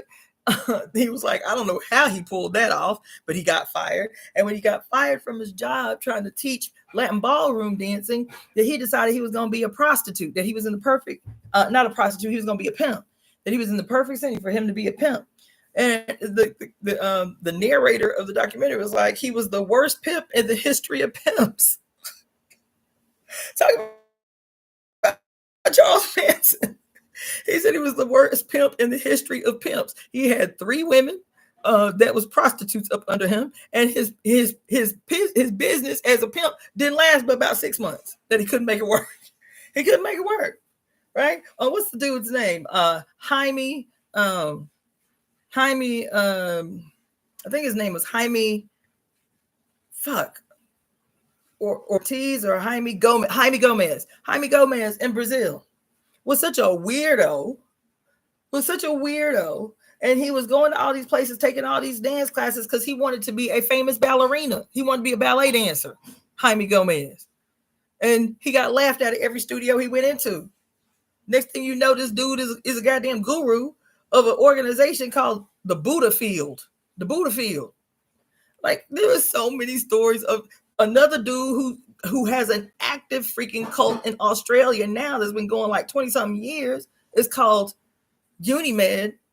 And he's been under investigations, but they just conveniently can't charge him with nothing, right? And this dude was a recently fired tennis coach living in a goddamn VW bus off the side of the road. When he came up with this idea, like, if all these other basic motherfuckers can create cults and become millionaires, maybe I can too. I couldn't believe. Listen, the notes just for my deep dive into the goddamn cult shit last night. How many pages? 1, 2. Just page is not back and front because everything is back and front. 1 page, 2 page, 3 page, 4 page, 5 page, 6 page, 7 pages. 8 pages.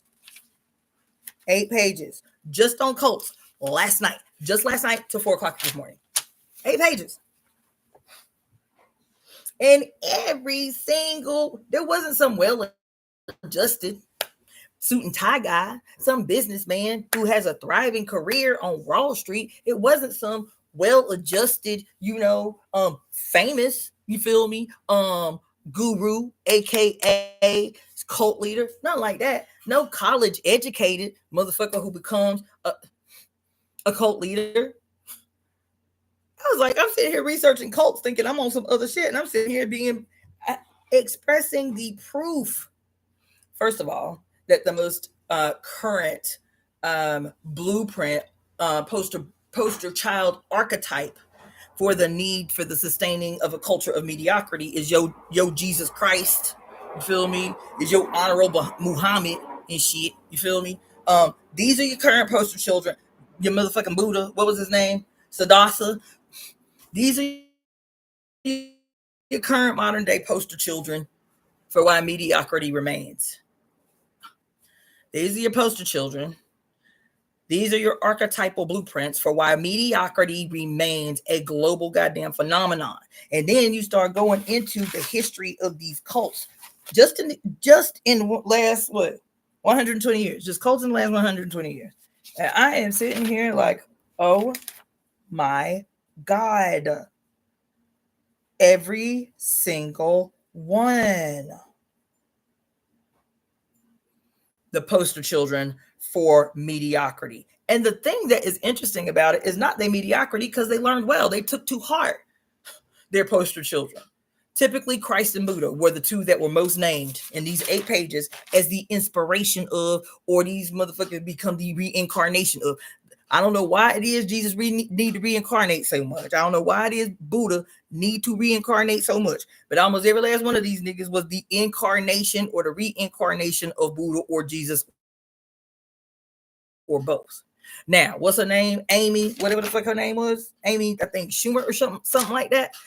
She was the most, at least she was the most inventive in her reincarnations, because this bitch say she had lived for 19 billion years, and that she has come back, what she say, 1.6 million times. She done reincarnated 1.6 million 6 times, you feel me? And then she has been Jesus, she was Hitler, she was Buddha, she was a whole gang of motherfuckers, you feel me? At least she was more creative. Everybody else was like, yeah, I used to be Jesus in the past life. Yeah, I used to be Buddha in the past life. Yo, that's right. That's about right. You understand what I'm saying? Couldn't nobody said, even as they were using Eastern philosophies, a lot of them were using Eastern philosophies. Not one of them say, I used to be Krishna. I used to be Shiva. I used to be Ganesh. Nope, none of them. 8 pages. Those self-proclaimed gurus, healers, whatever the hell. Not one of them. Not one of them. Not one of them said I was, who? I was Josephine Baker. Nobody said that. No, nobody said that. The 2 main ones was Buddha and Jesus. They all done been Buddha and Jesus. And at least, what's his name? Sun Myung Moon. His story was a little outside the norm. His story was, and his cult is highly profitable, highly successful, even though I think he was 89. That's what he said. He said God came to him and said, look, I had to have another son because Jesus, I sent him down here and he dropped the ball. He ain't complete the mission. And so you going to be the one that's going to complete the mission, Sun Myung Moon. So get out here and get this work done. His story was a little bit more interesting. Nutty as squirrel shit nonetheless, but it was interesting. You feel me? Who else was good? There was another one that I thought was quite interesting. Hold on, let me find it because I never heard of him until last night. Where he at?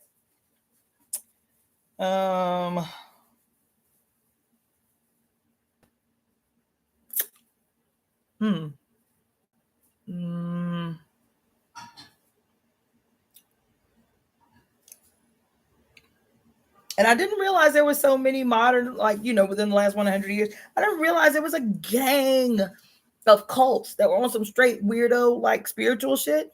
But the foundation of their philosophies, even as they're citing like the Buddha and like Hinduism and shit, there were so many cults at the turn of the century that even though they were using as their foundation Eastern philosophies, were hardcore white nationalists, like Aryan Nation, fucking white nationalists. I was like, they don't see the contradiction in that at all.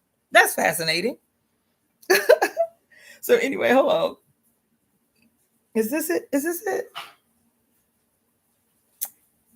Where he at? Because there's one I had not heard of, and I was like, oh, hold on. Not him. Not him.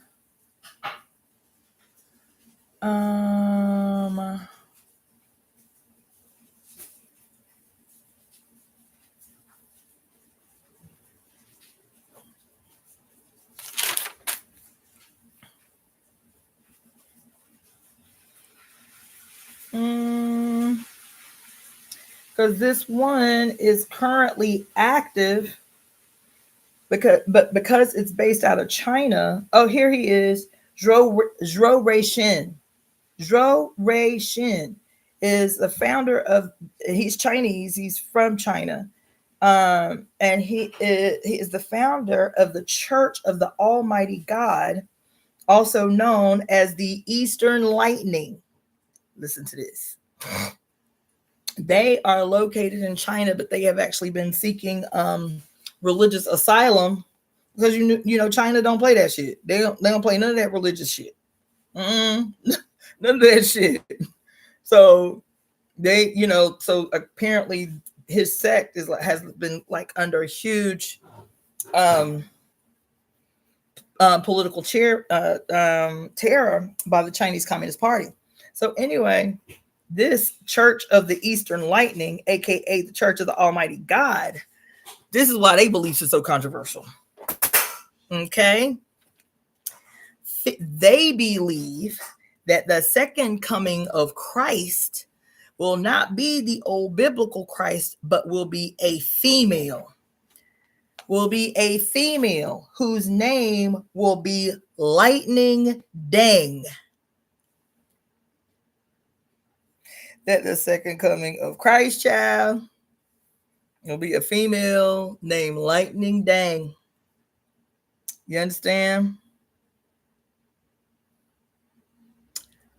That's what they believe. And then, yeah, but that was what struck me. I was like, all of these, not even like, kind of counterculture or socially awkward, like every last one of them were failures. And the only way that they acquired success was through their exploitation and oppression of others. Doesn't that sound just like your Jesus? Doesn't that sound just like your Yahweh? Doesn't that sound just like your Jehovah? Doesn't that sound just like your Allah? Doesn't that sound just like whatever the Hebrews call, what is it, Yahweh? Don't that sound familiar?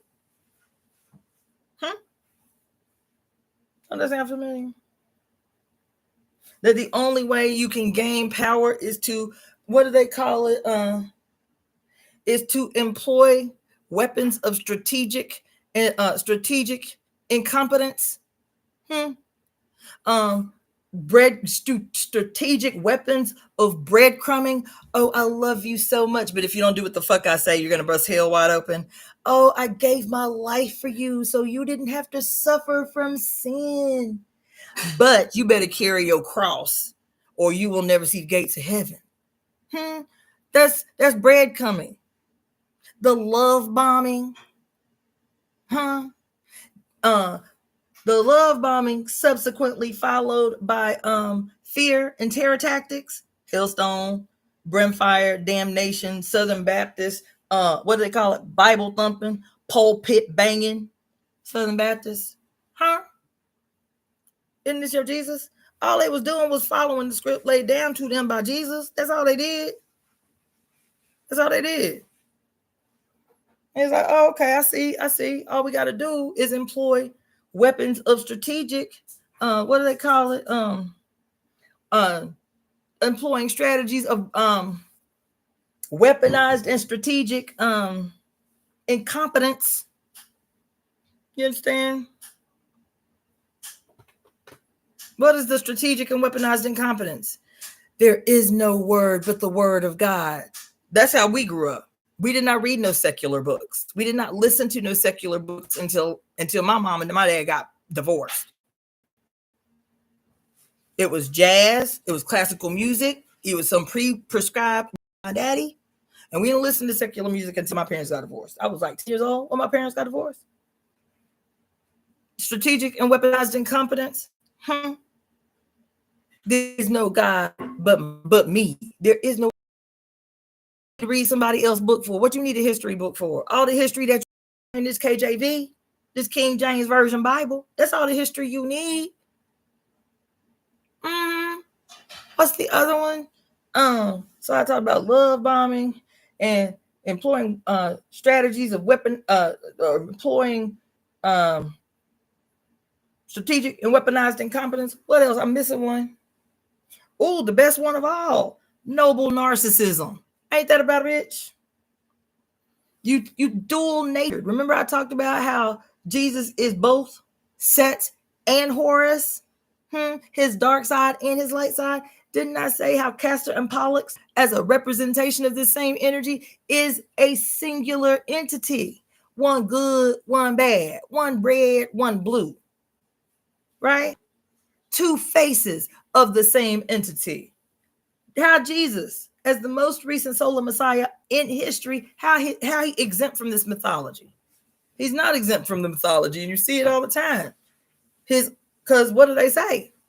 Jesus is God. So if Jesus is God and always has been God as a triune being in the Garden of Eden, what do they say? Jesus has always been. Because God is a triune being. God the Father, God the Son, and God the Holy Spirit.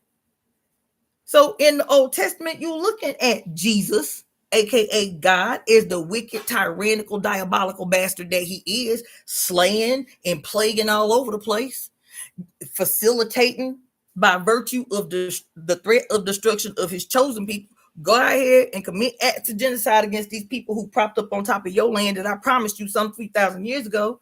You feel me? If you don't, I'ma smite y'all instead. That's Jesus. Didn't y'all say Jesus existed all the way in the beginning? Well, that's Jesus. That's his devil side. That's his demon side. That's his dark side. The Old Testament. Then he can be the malevolent, noble healer and feeder of the people. He can be the socialist that he is, the long-haired hippie that he is in the New Testament. See, he got the benevolent in the New Testament. That's that old sleight of hand shit that you experience when you living with a motherfucker who tell everybody in the world how wonderful you are and how in love he is. And then when y'all get behind closed doors, he fucking your ass up. Because he knows that if you ever tell anybody what you want, nobody will believe you because he has so much noble social equity in the world. Not him. Girl, I don't believe you. Look at all this good ass work he be doing in the world. He be feeding the people, and he like what y'all call it? He's like a big brother mentor to all these kids. He do such wonderful shit. You don't know that every single solitary good appearing thing that he does in the world is to strengthen his facade so that he can maintain this abusive, dominating role that he has behind closed doors, knowing that just by virtue of you being born with a vagina, nobody will believe you over him. Noble narcissism. That's your Jesus. That's your, because you said Jesus is God. I'm just telling y'all what y'all said. Y'all said Jesus is God. Y'all said Jesus has always been. And so if Jesus has always been God and he always has been, then his ass was in the Old Testament too. Slaying motherfuckers' firstborns. Sending locusts and shit and plagues. Burning whole cities down because there was homosexuals in the city. Turning the wife into a pillar of salt because she's like, damn, I gotta leave my home and you burning up everything and I can't go back. This is my home. So in a moment of nostalgia, she looked back, get turned into a pillar of salt. Isn't that interesting? That's what we talk about today. When we opened up this conversation about nostalgia and how nostalgia mean what? Returning home to pain and suffering. God said, don't look back, bitch. She was like, but it's my home. I grew up there. And she turned to look back. I told you a fucking ass not to look back. Turned her into a pillar of salt. His most devoted servant, Job, his most devoted, he, God, and the devil, say what? The devil was like, man, Why you do so much for Job? Like, why he's so special? He's like, he my most devoted servant. He's like, yeah, it's easy to be loyal and devoted when your ass got everything. When you living nice. You feel me? You got a nice house. You got hundreds of heads of cattle. You got a nice wife, 2, 3 wives. You got a bountiful stable of children. You feel me? Like, it's nice to be good. It's easy to be loyal when life is nice. When you got every fucking thing, you ain't got to worry about nothing. It's nice. He said, "Let me throw a wrench in this motherfucking game and see how loyal he is." Then he's like, "What's the terms?" He's like, "Oh, you want to place a bet? What's the terms?" He's like, "I'm just trying to prove that he ain't as loyal as you say he is. To give me 3 days with this motherfucker, and he'll curse your name." Sure will. And so what does it say? The Bible did, that God did, as your benevolent fucking father? He removed his hands of protection from his loyal servant. Stop it. Go on. Cut it out. I said, stop it. He said, okay, you got it. And the devil, aka Jesus, the devil didn't take it easy on Job. Say it gave him leprosy, the clap. I'm exaggerating, but you know what I'm saying? He rained holy hell on Job, killed all his. Boy, listen, you better cut it out. You better stop. Stop. He said, He said, we about to show. I'm about to show you. Killed all his people in him, his wives, all his kids, killed all his cattle, made him blind or something. Like, think he like gave him leprosy in his eyes or some shit, like crazy shit. And what they say Job did? Fell on his face and say, "Thank you, Lord. Thank you, God. Faithful is your servant." What kind of stories are these? This story is not old. This story is not new. It's not peculiar to God. This dual nature of God the Father and God the Son. It's not new. Y'all love Marvel comic movies, right? I've watched them all with a very keen eye. I could literally spend the next 6 months doing a straight up hardcore deep dive on every last one of them. But one in particular is, I think it's the second Thor. That story I just told you, that story is absolutely an integral part of the second Thor. Everything that I literally just read to you in the last 20 minutes is an essential. I didn't even plan on it. Is essential in this second Thor. So, as a matter of fact, the first Thor,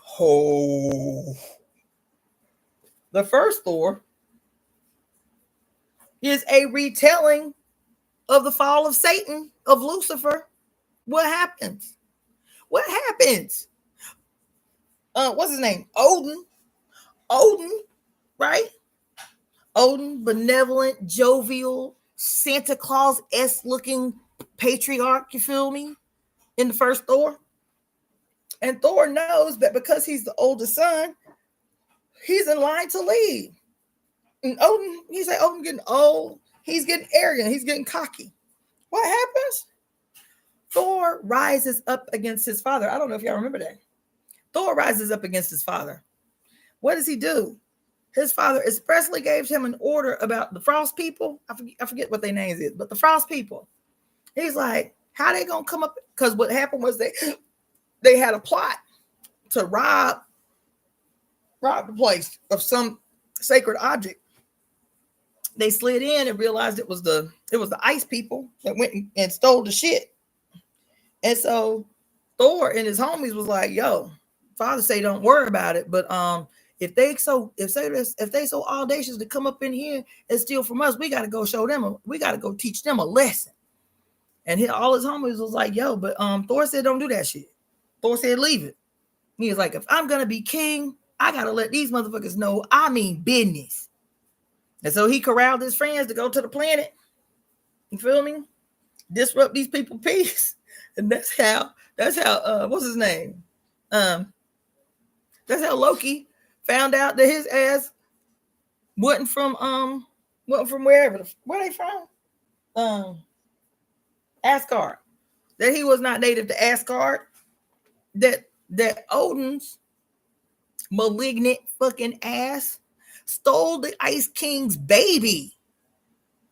Stole the Ice King's baby to hold him hostage as an enemy to keep them at bay all that time. And so Thor go, not knowing the history, not knowing that his brother is actually a goddamn captive, until they get there and Loki start turning blue like the other ice people. He's like, what the fuck? What the fuck? He looking at his arm like, what happened? What happened? That's how he find out that his ass has not been no family member. His ass has been a captive. And his life was holding back the threat of the ice people coming to rain down holy hell on them. You feel me? And so Thor go and disrupt this understanding of this piece or whatever, and he go back, and Odin's like, damn, I thought I told y'all to stay our ass here. He's like, you just gotten weak. Oh man, you weak. And that's why people feel like they can try Stilo up in this bitch. I had to go teach that nigga a lesson. That's what he said.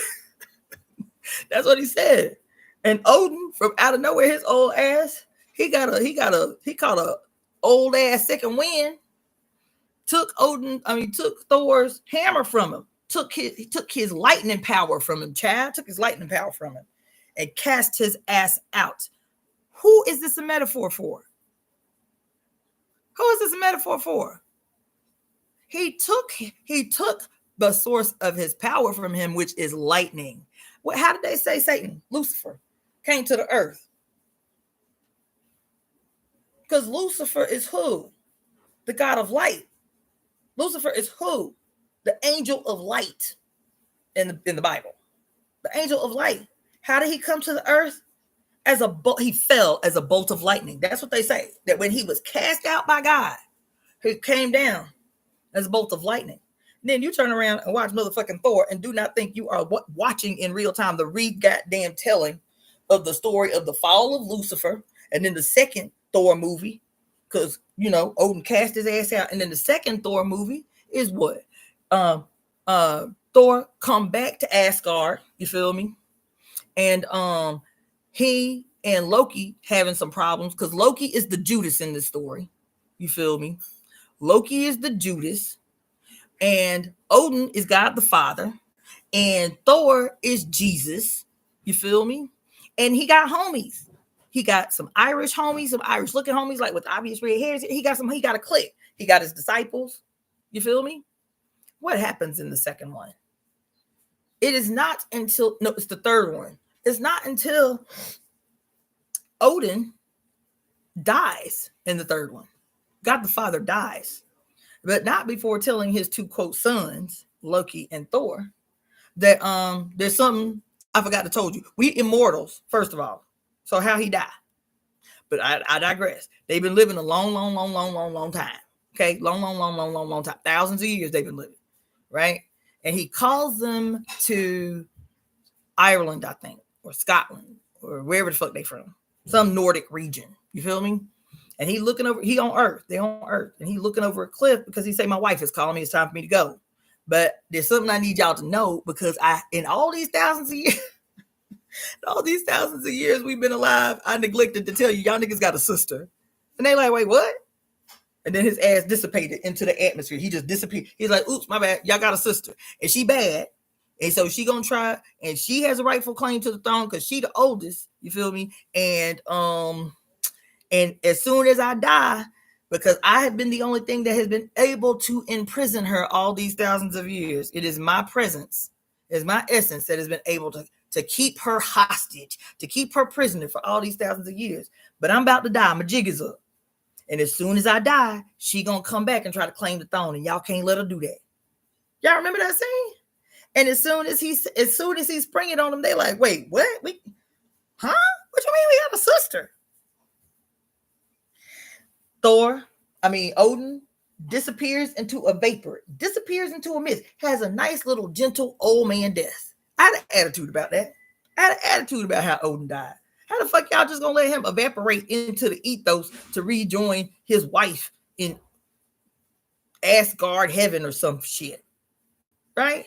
Because when we are introduced to their sister, who is who? We just read about her. Look at how that shit be working. We just read about her right here in this book when I was talking about the Holy Holly. Who was the god of the Holy Holly? Y'all cannot make this shit up. I get so tickled when I witness this shit. I just don't think. Thank you, Power Kesmet. Listen, we need to meet because you just be jolly on the spot. I like that shit, yo. I like that shit. Power Kesmet said, hell is their sister. Hell is their sister. You understand? And so Thor and Loki sitting there looking like they both just got simultaneously punched in the jaw because not only did they just witness their daddy die, but he was like, yeah, oops, my bad, before I lead up out of here, I guess I need to warn y'all got a sister and she got an attitude, and it was my presence was the only thing holding her hostage for thousands of years, and so as soon as I die, she coming back. Y'all gonna have to squad up. And it's like, wait, what? Looking at each other crazy, even as they don't like each other, right? She comes on the scene. That's the one Loki I love. That's a bad bitch. I love her. Okay. She come on the scene and she's like, who are you guys? And they're like, we're your brothers. She's like, oh, the old man died, huh? They were like, yeah. She's like, damn, I would have loved to have seen that. Such as it is, let me go claim my throne. They was like, sorry, we can't let you do that. She's like, who are you to deny me my throne? I'm the oldest. I'm thousands of years older than you are. And they was like, we ain't gonna let you do that. They try to go elbow to elbow. They try to squat up. And Thor tries to take his little hammer, you feel me, and bolt her with some lightning. And she was like, oh, this little trinket, shloop. Can't nobody else carry his hammer but him. She's like, shloop. And then crushed it into powder. And he looked instantly castrated. I ain't lying. He looked instantly castrated. He's like, oh no, this is about to be some bullshit. What was the threat of Hela being released from this fucking prison imposed on her by her father? Do y'all remember? What the threat was? The threat was Ragnarok.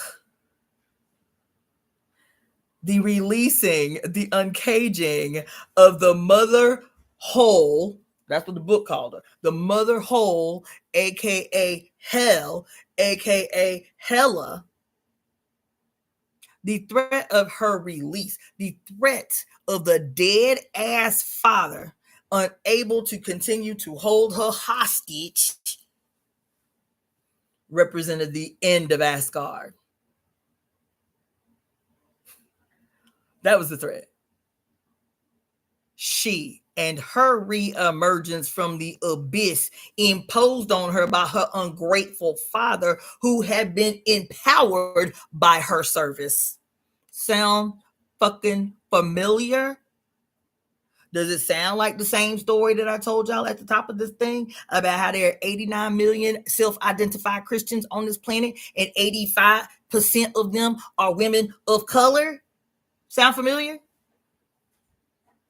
The church made damn near divinely supreme from the fucking theft of energy of those who have been subdued into the nameless, faceless many who feed the goddamn church. Well, Hela was like, bitch, I'm in here now.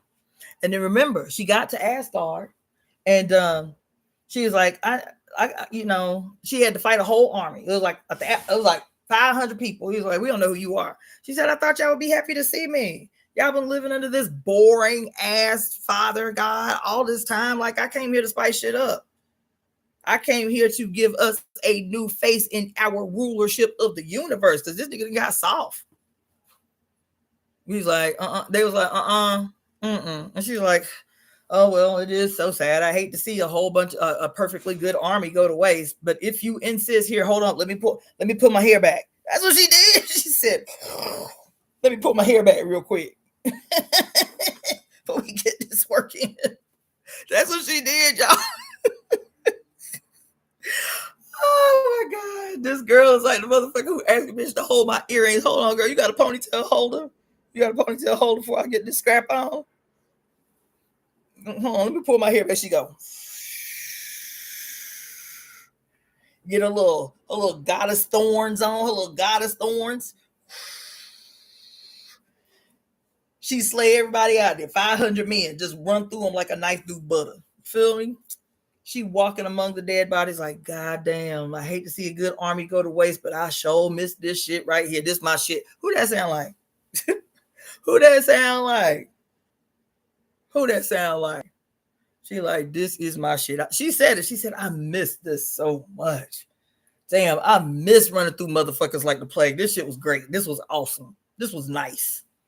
I miss this shit. Who that sound like?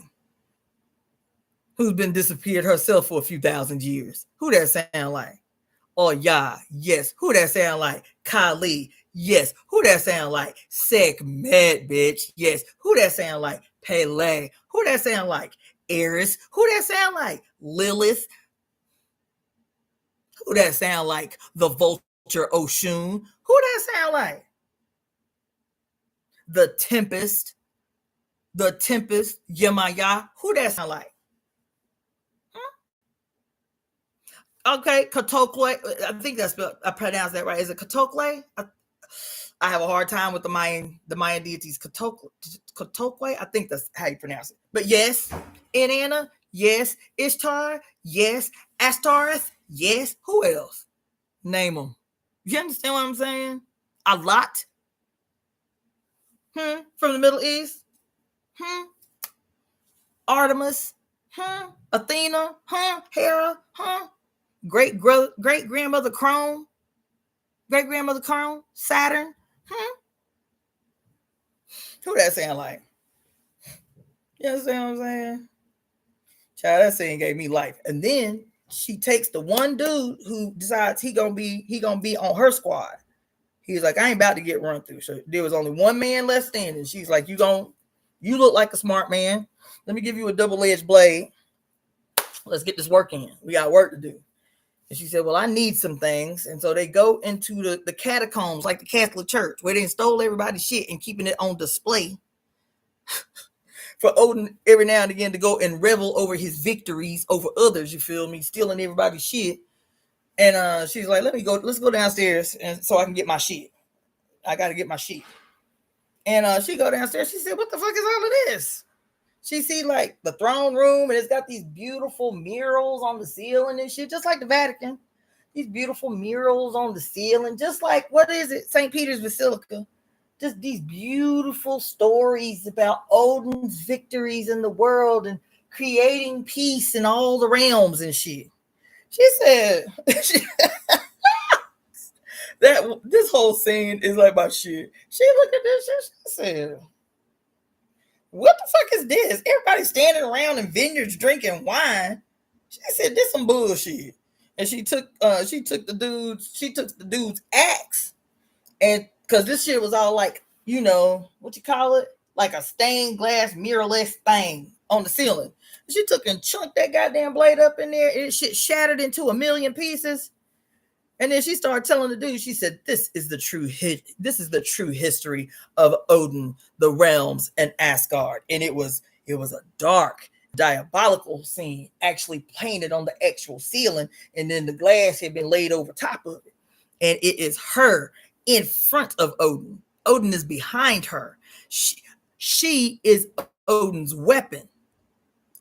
Does that or does that not sound like the story I just told you about the 85% of the 89 million women being held hostage through their brain, through their amnesia, to sustain the goddamn life of the church everywhere on earth? She said, I was his weapon, and he did not hesitate to use me to lay claim to all the realms. She said, we ran through the universe like the plague out this bitch, and I was his weapon. She was standing in front of Odin with her big old black dog. How many times the black dog then came up for us this week? Canis, what is his name? Canis Minor. All week he been coming up. This black dog. She said, I ran this bitch. And I did. I loved it. She said, I love the battle. I love the war. I love the chaos. And all the wealth that you are laying eyes on. She asked him, she said, where the fuck you think all this gold came from? She said it just like that. Where do you think all this gold came from? From peaceful alliances among the realms, from a jovial, jolly goddamn Odin? She said, oh no. Odin was a monster and I was his weapon. That's what she said. She said, while we was gaining territories and stealing everybody loot, he was cool. But my ambitions outgrew his. That's what she said. She said, and when my ambitions outgrew his, this is when he decided to put me in this prison for all these thousands of years, to the point that you did not even know I existed. Ain't that about a bitch? Doesn't that sound like the removal of people from their ancestors? So they don't even have a memory of them? I don't have a memory of their origin, where they came from. Here, he raising Loki like a lapdog. Loki think he a family member. Loki think he is a part of the family. He does not know that he has been the victim of a goddamn long-term kidnapping campaign to keep the ice people away from him after he done created all the chaos on their planet. I'm going to take me a little token. I take shit from everybody else's planet. Y'all ain't got nothing worth of shit, so I'm just going to take your son, king. So all this time, we think Loki is some kind of villain. And come to find out, no. He is a victim of goddamn kidnapping, an erasure of his fucking memory, an erasure of his homeland, to the point that they don't even allow him to be blue. He don't even know he can turn blue. Don't that sound like skin bleaching campaigns of the modern age?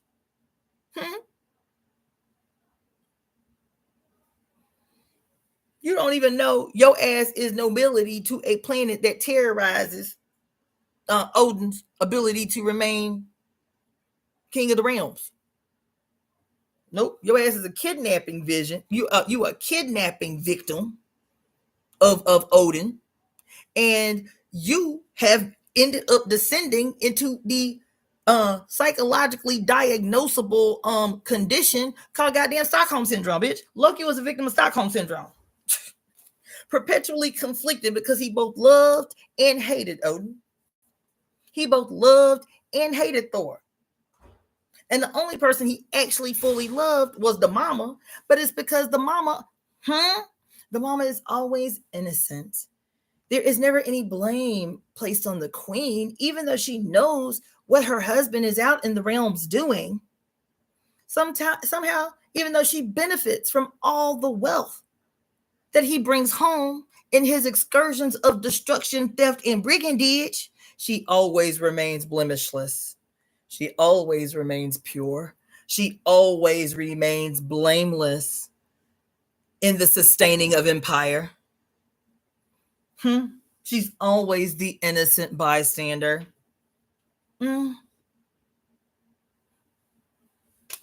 So easy for Loki to hate Odin and to hate Thor. He ain't hate that white woman, though. Even though she knew where he came from and what his origins were. Even though she knew that he was a victim of a permanent, unending, genocidal kidnapping of the king of another nation's firstborn son, to hold as a guarantee that they would not seek retribution against Asgard. You understand what I'm saying? Hell, say I came back to lay claim what. Hell, say I came back to get my shit.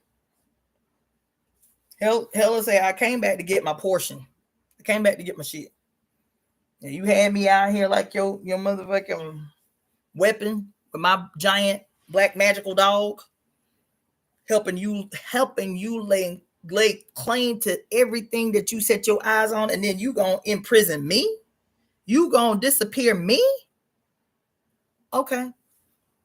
All right, I'm gonna sit still for a minute. She said you gonna disappear me? All right.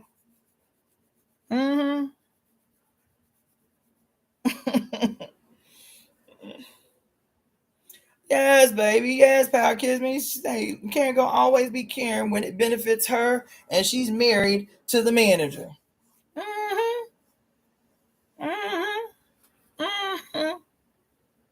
Yeah. That's why the church has been able, I'm talking about the Roman Catholic Church has been able to thrive the way that it does, is because we always concede that there is a dual nature to this institution. That's why they can do diabolical shit behind closed doors and then be the beneficent apologists on the other side. Because Jesus did it. Even they older guys, Thor and Odin did it. You understand? Zeus and Hercules did it. Who else? The list goes on and on and on and on and on. This shit and why we need to understand mythology and why I tell it to you in a hood ass real world, real time way that you can understand. This is a part of the demystification process. That's why they have to tell you these stories over and over and over and over and over and over again.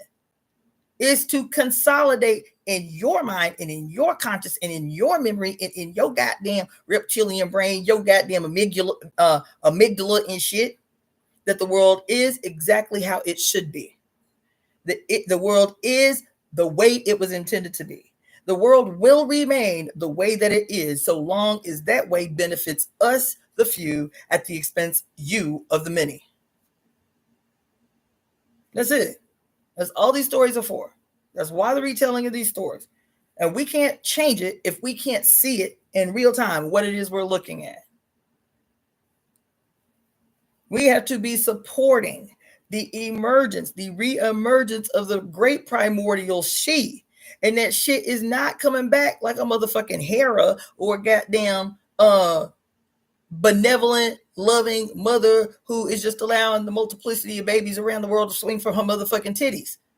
That day is done. The mother that we have to be just as willing and open to embrace in her re-emergence is Hella, bitch. Is Hella. Is that goddamn dragon on what's that movie name? The Seventh Son. It's the same story. Jeff Bridges and what's her name? Julianne Moore playing the Seventh Son. And Julianne Moore, apparently Jeff Bridges' character, bomb mediocre bastard that he is in this movie. He a drunkard. He's slovenly. He's sloppy. He don't bathe. Is basic and bottom of the barrel mediocre as a bitch can be, emerges to be the hero of the story. The only way he emerges to be the hero of the story is in his attempt to slay and subdue women. He falls in love with Julianne Moore because she's beautiful. He falls in love with Julianne Moore. And in this romantic relationship that they have, he finds out that she's a witch. Finds out that she's a witch. And that the source of her magic is the fact that she is a shapeshifter. You understand? So while she is in her woman form, in her beautiful woman form that he fell in love with, supposedly, he bounds her with shackles and goes to the highest mountain in the kingdom, opens a hole in the ground and throws her into this bottomless pit and closes the cage at the top of the mountain where it's obvious nobody would ever come to retrieve her.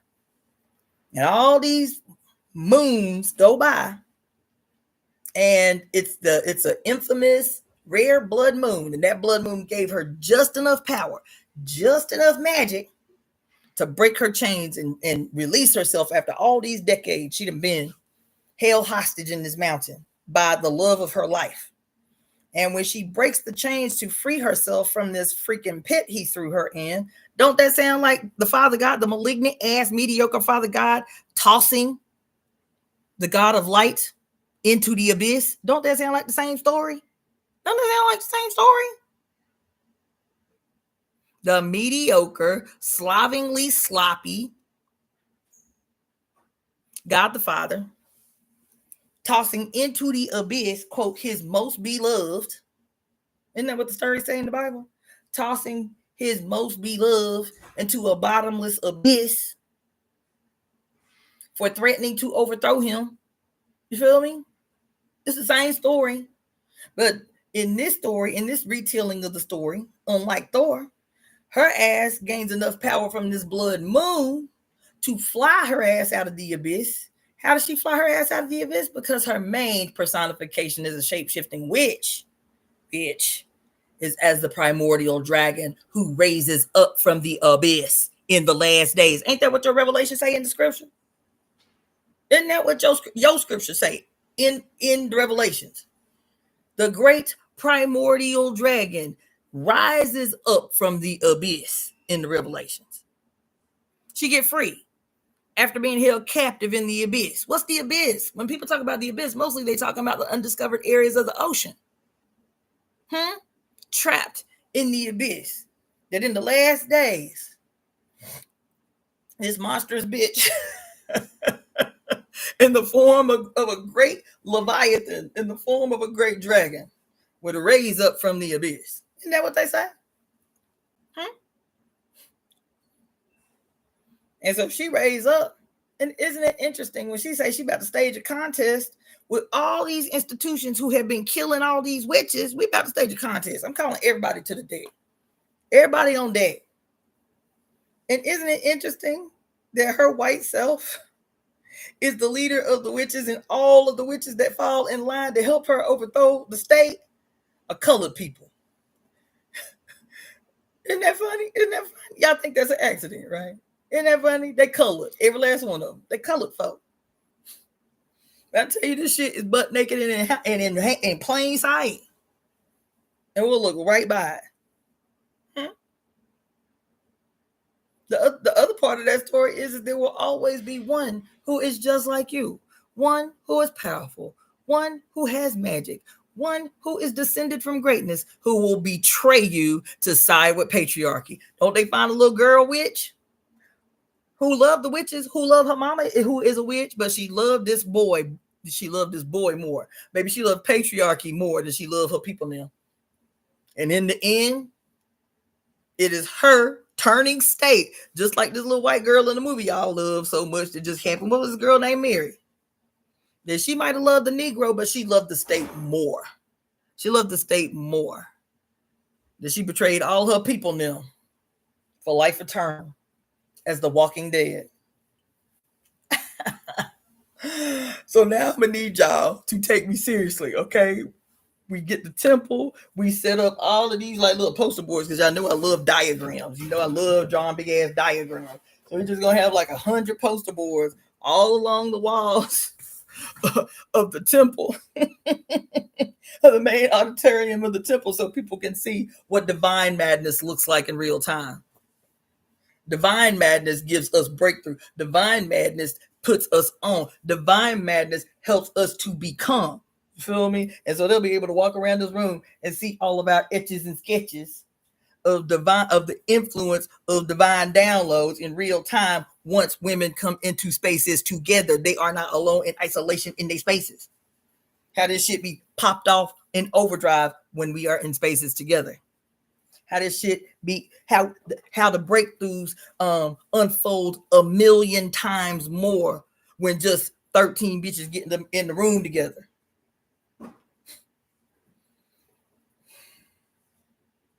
Them stories I just told y'all about Thor and about the seventh son and about your Jesus as the poster child for noble narcissism. I ain't even intend for that, but that was some good ass shit right there. This story is being told over and over and over and over and over and over again. That in order for the son to see himself powerful, he must do what?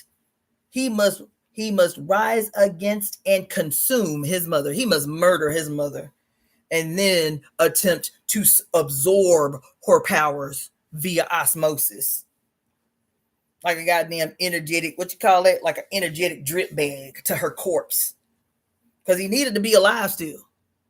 He needed to be alive still. That's them 89 million. That's the 85% of them 89 million self-identified Christians. They still just alive enough for the drip to continue to work. That's where that shit, that whole story I just told you about the drip working and the unending supply that we feed to these institutions, that take us right back to nostalgia as a returning home to pain and suffering, declination in its relationship to nostalgia. You feel me? To keep, because what did they say? It was a trick of the mind, like the Matrix. A trick of the mind to give you these warm and fuzzy. Oh my God. Damn. Damn. God damn. God damn. Oh. Oh. Oh. Mm. Mm-mm, mm-mm, mm-mm, mm-mm. Let me tell y'all, God damn.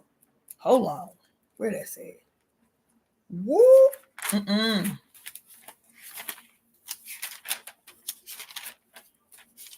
Where that say?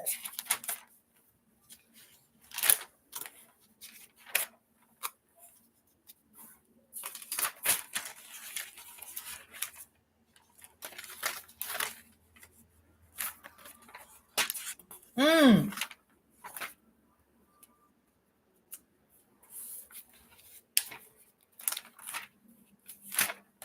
Damn. I don't want to forget it. Where's that?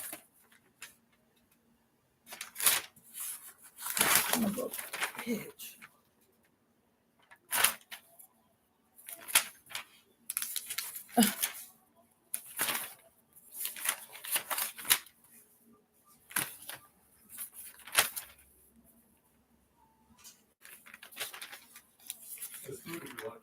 Oh, it smells so good. I'm starving too. Yeah, I'll get in a minute. I'll get off of here in a second. Ooh, here it is. Listen, y'all, goddamn. These stories that I just told you about the about the repetition, oh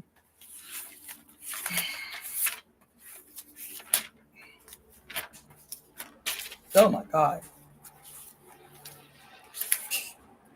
This shit's so fucking radical. So radical. So radical. God damn. So listen, the reason I'm having this whole ass motherfucking moment is I just told you these stories. There's a reason they got to tell you the story of Zeus over and over and over and over and over and over and over again. There's a reason they got to tell you the stories of Hippocrates and Aristotle and Socrates and over and over and over. There's a reason that you got to learn about Einstein 1,000,001 times. And there's a reason. They got to repeat these stories over and over and over again. Whether they are fiction stories, whether they are Jesus stories, whether they are Zeus stories, they got to tell this story over and over and over again, and they'll hide it in plain sight, just like with the seventh son. This shit was hidden in plain sight. They're telling the story of the fall, quote, the fall from grace. They're telling the same story about the resurrection, the birth and the resurrection of the son. Huh? They're telling these stories over and over and over and over and over again. Right? And then in the Matrix, you feel me? Let me write this down so I don't forget. Shit. And in Matrix, they tell you, okay, so they're telling you all these stories over and over and over and over and over again, right? Over and over and over again, they tell you these stories. The Matrix is this story too, by the way. The Matrix is the same story too. The Matrix is the same story too. The fall, the birth, the resurrection. The Matrix is the same story too. And the reason, and the thing that's interesting is because we started this conversation about motherfucking nostalgia. Being what? The returning home to pain and suffering. This is the story told over and over again. Nostalgia is the returning home to pain and suffering. This is the story over and over again, right? That is also deepened with the strategic use of declinism, which is a trick of the mind, an emotional strategy that provides something that gives you comfort, that is comfortable and cozy to snuggle up to, right? When present day seems intolerably bleak. How did the goddamn movie The Matrix start? The Neo looked depressed, right? And then he get a little tat tat tat. He looked disembodied, like he ain't had nothing to live for, sleeping on his computer. Just and then he get a little tap tap tap on the computer, and somebody computer came. Well, he had like how the hell they do that? You know what the question is, Neo? It's nagging at you. You know what the question is. Follow the white rabbit.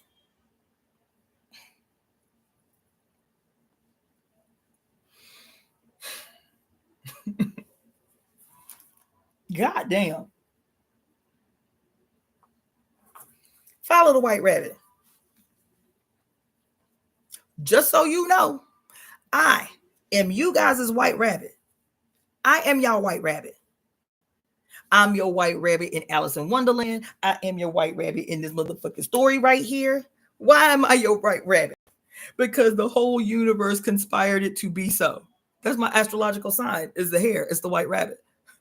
That's my astrological sign. Do you know that when I was in the African People's Socialist Party, what my nickname was? The white rabbit. They didn't know that my birth sign, my astrological, my Chinese zodiac was white rabbit. They didn't know that. They were saying, damn, comrade, you always got to be there. You always so urgent. You always running around like you're going to be late for something. Like you always busy. You always got something to do. That was my nickname in the fucking African People's Socialist Party. I am your white rabbit. The voice from the abyss, because he don't know who it is, right? The voice from the abyss say, follow the white rabbit. So he followed the white rabbit. He go through the whole process. Where does declination and nostalgia come from? It shows up so many places in the first Matrix, right? He goes down into the rabbit hole, right? Remember when the mercury is, and then he wakes up in a womb? He wakes up in a womb. You feel me? And his ties to his past are popped off. You feel me? That's the rabbit hole he went into. And then he wakes up in this terrible, depressing fucking place that he's supposed to be excited about being in. Because you're free. You're free when you enter into this terrible existence. You're free. You're free. Right? You're free. What happens to Alice when she goes down the rabbit hole? She has to drink a potion. Remember that? There's a little bottle as soon as she get down there. And it say, drink me. Y'all remember that? Because the only way she was going to be able to cross the threshold, the door, the only way she was going to be able to get into the door is to drink the potion. You feel me? She drink the potion and she gets smaller and smaller and smaller and smaller and smaller so she can cross the threshold. This is Neo. But who is Alice? Who is, what's her name? Who is Dorothy in The Wizard of Oz? All of these stories are the same fucking story. All of these stories are the same fucking story. The rabbit hole, the wormhole, is the ousting from heaven, is the ousting from on high, is the reduction of your God self. Because see, Lucifer was God, the chief of all the angels, God's most favorite, the God of light, illumination, enlightenment. What does my name mean? Anybody know what my name mean? Anybody remember what my name mean? Anybody remember what I told y'all Cassandra mean? She who illuminates mankind. No, it means she who illuminates mankind. She who sees. Cassandra was an oracle, but her name, the etymology of her name means she who illuminates mankind. With a Gemini rising. Given birth to by Venus. Virgo sun. Who is the daughter of Libra. Anyway. So in this movie, because these stories are all the same story. They're all the same story. They're all the same story. About the betrayal of the Father God, of the mother, who was thrust into the abyss to be forgotten by the many, and the fear of the God on high of her inevitable reemergence. That's that story. That's that story. The angel, the great angel for whom, quote, God ousted from up on high was his mother. It was his mother. It was great grandmother Crone. She who devours her children. That's why we all have that archetype in our head of the oh my God.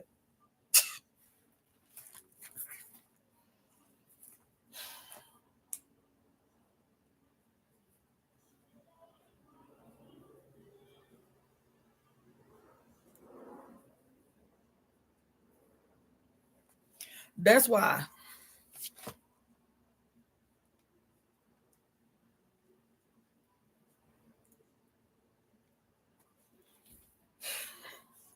That's why. Even if we ain't art freaks and buffs and shit, we all have this weird ass image. I told y'all I was obsessed with this painting and didn't have a frame of reference for why I was obsessed with this painting when I was a kid, when I was a teenager. My favorite painting, I had two favorite paintings when I was a kid living in Alabama. My two favorite paintings were The Kiss by Gustav Klimt and Saturn Devours His Children by Francisco Goya. My two favorite paintings. And I don't know if you've ever seen that painting, but it is gruesome. It is the image of a literal entity that has the head of a lion and the body of a man, and he's got hands of headless children.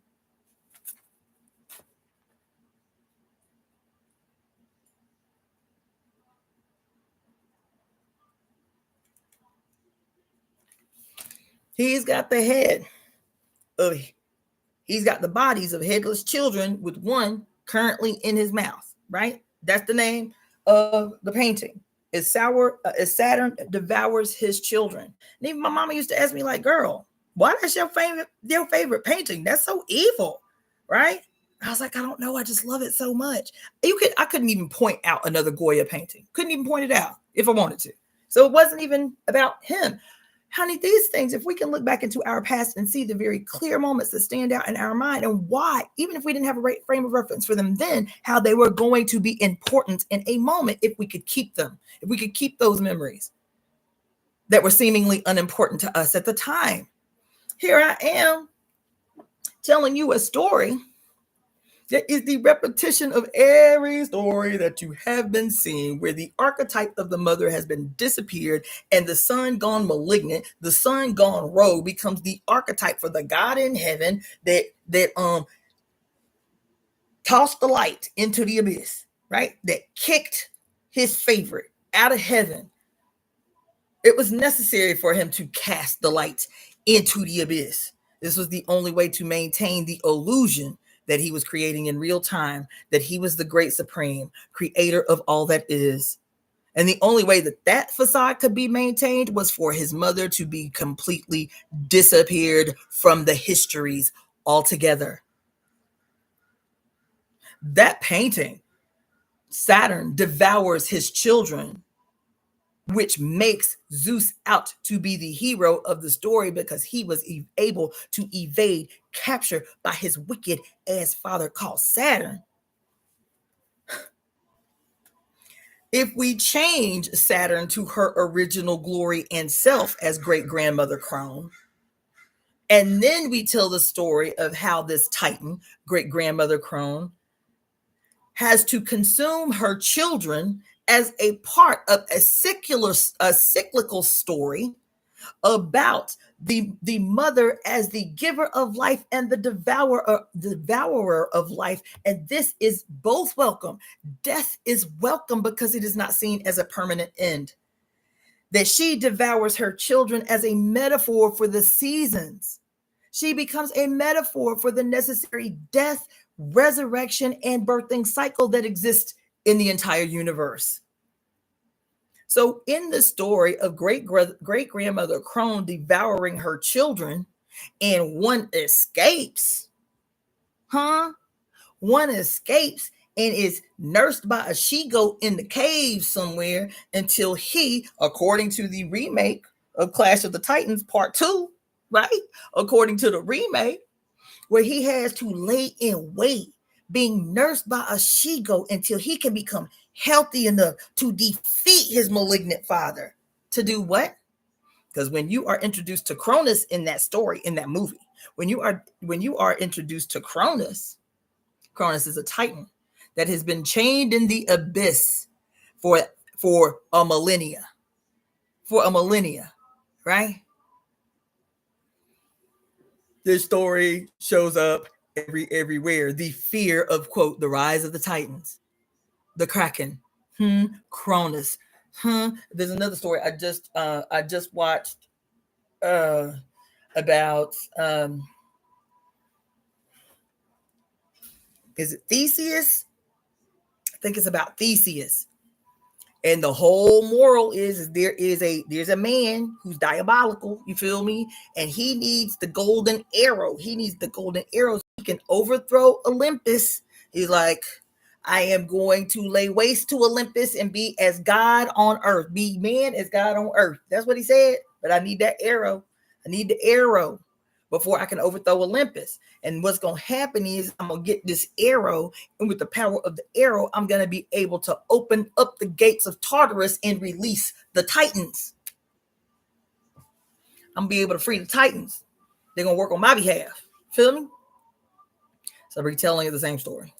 That the greatest fear of the Olympians is the freedom of the Titans. Who are the Titans?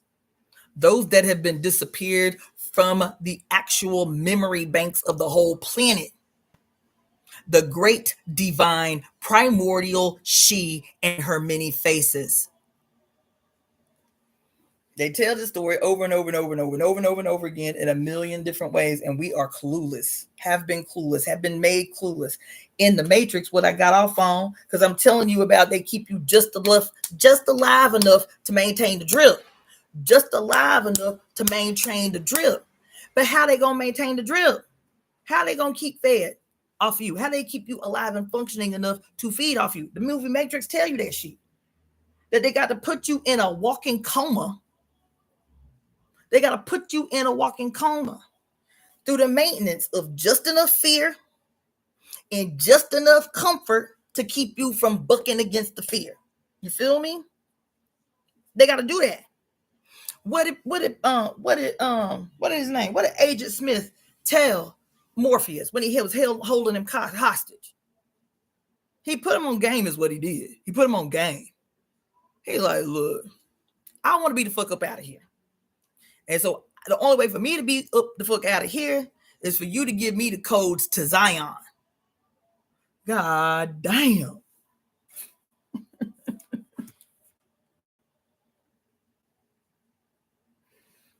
Yeah. He said the only way I can be the fuck up out of here is to get the codes to Zion. You're gonna give me the keys to that bitch. I'm gonna topple that bitch, Zion. I'm gonna topple that bitch, Zion. You understand? He's like, look, I don't want to be here no more than you do. I don't want to be here no more than you do. I'm tired of this shit. He said, what did he say? He said, we didn't want to make it hard on y'all. We was trying to make it so even though we had to feed off of y'all, it could be like a little nice. It could be like a little pleasant. Don't that sound like declinism? The trick of the mind, the emotional strategy necessary to keep you from bucking the fuck back, keep you just comfortable enough to keep you from bucking back, from sabotaging our goddamn plans. Don't that sound like declinism? He's like, we was trying to put y'all in a utopia. We was trying to make your dream state at least pretty, at least nice. But y'all rejected perfection. Y'all kept sabotaging the motherfucking machine because y'all are so flawed. Y'all couldn't even accept the dream of perfection. Ain't that about a bitch? Y'all could not even accept the dream of perfection. Your minds have grown so accustomed to discord and chaos and pain. What did it say here? And pain and suffering. That's what it say right here. Nostalgia.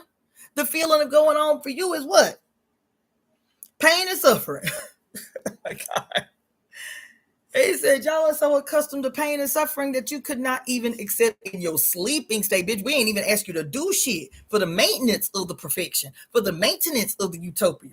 He's like, if we gonna be vampires off the essence of the humans, at least let us give them a mythological utopia to look forward to. At least let us give them a mythological place of happiness.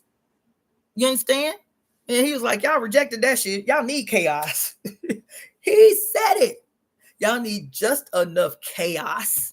Y'all need just enough fear. Y'all need just enough pain and suffering. Y'all need just enough fucking discord to make the machine work. He said it. He said it. And here we are reading the science behind this shit that they gave us in goddamn The Matrix in the year 1999 that we thought was such a revolutionary act. Meanwhile, they was like, "Nah, bitch, y'all asses in cages and don't even know it. Think y'all watching some revolutionary shit." What did they call it?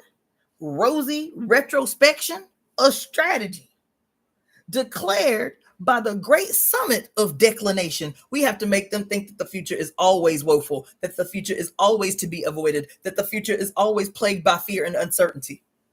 Now, let me tell you, the reason I mentioned concave earlier, this is the last thing I'm going to say.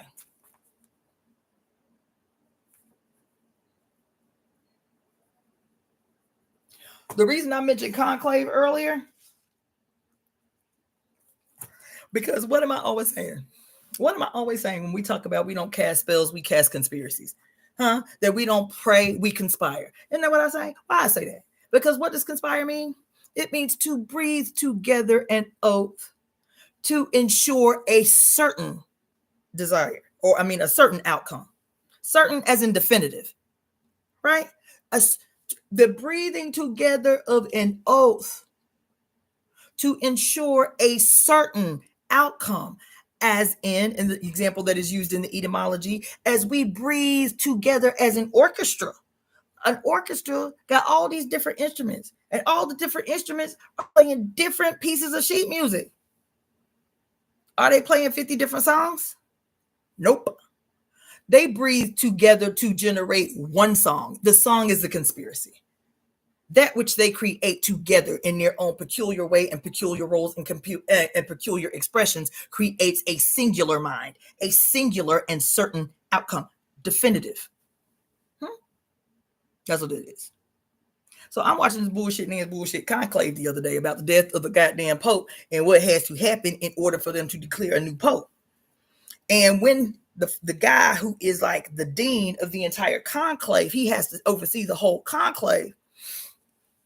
He makes his first address to the group of the cardinals who came from all over the planet, right? And what he says, this movie was produced in 2024. The book was written in 2016. But this shit that this man, I'm going to write it down so I can tell y'all tomorrow. I meant to do it, but I got caught up on a 4-hour nosedive into some other shit. But this is like maybe 10 minutes into the movie. He's making his first address to the conclave, you guys.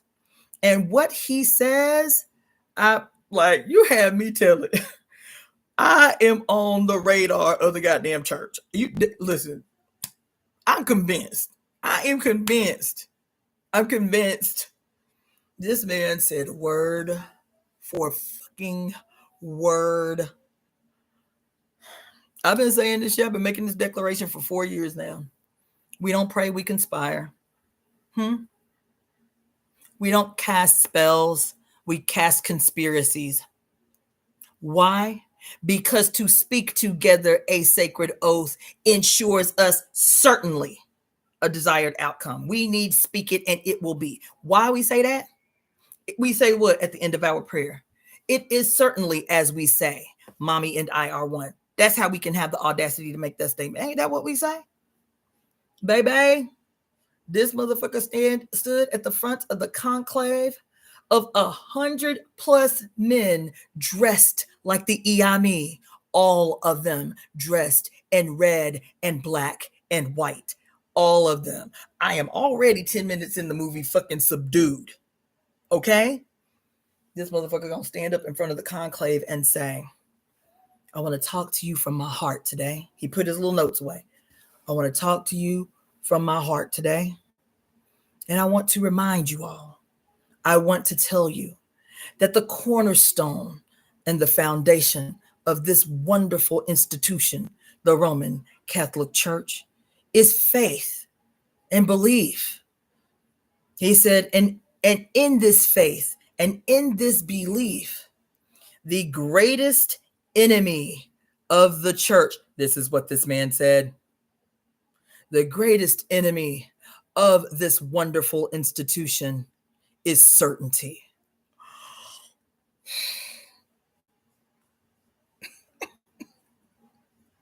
Oh my God, I was in here screaming. He said certainty is he said the greatest enemy to this institution is certainty. He said the greatest sin in this institution is certainty. He said, who are we to be certain of anything when even our Lord and Savior sang in his dying hour, oh, oh Father, well, why hast thou forsaken me? That even Jesus wasn't certain. So who are we to be certain of anything? These men dressed like the mother, standing on top of the bones of buried sibyls. Who are we to be certain? Y'all ain't no motherfucking body to be certain. You betrayers of the mother. You condemners of the mother. You who have consistently seeped the power that you hold hostage from the bodies of the bones buried right up underneath the goddamn Vatican where you stand.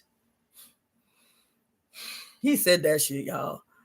I said, there is no motherfucking way somebody is not listening to our conversations up on this bitch for the last 4 years.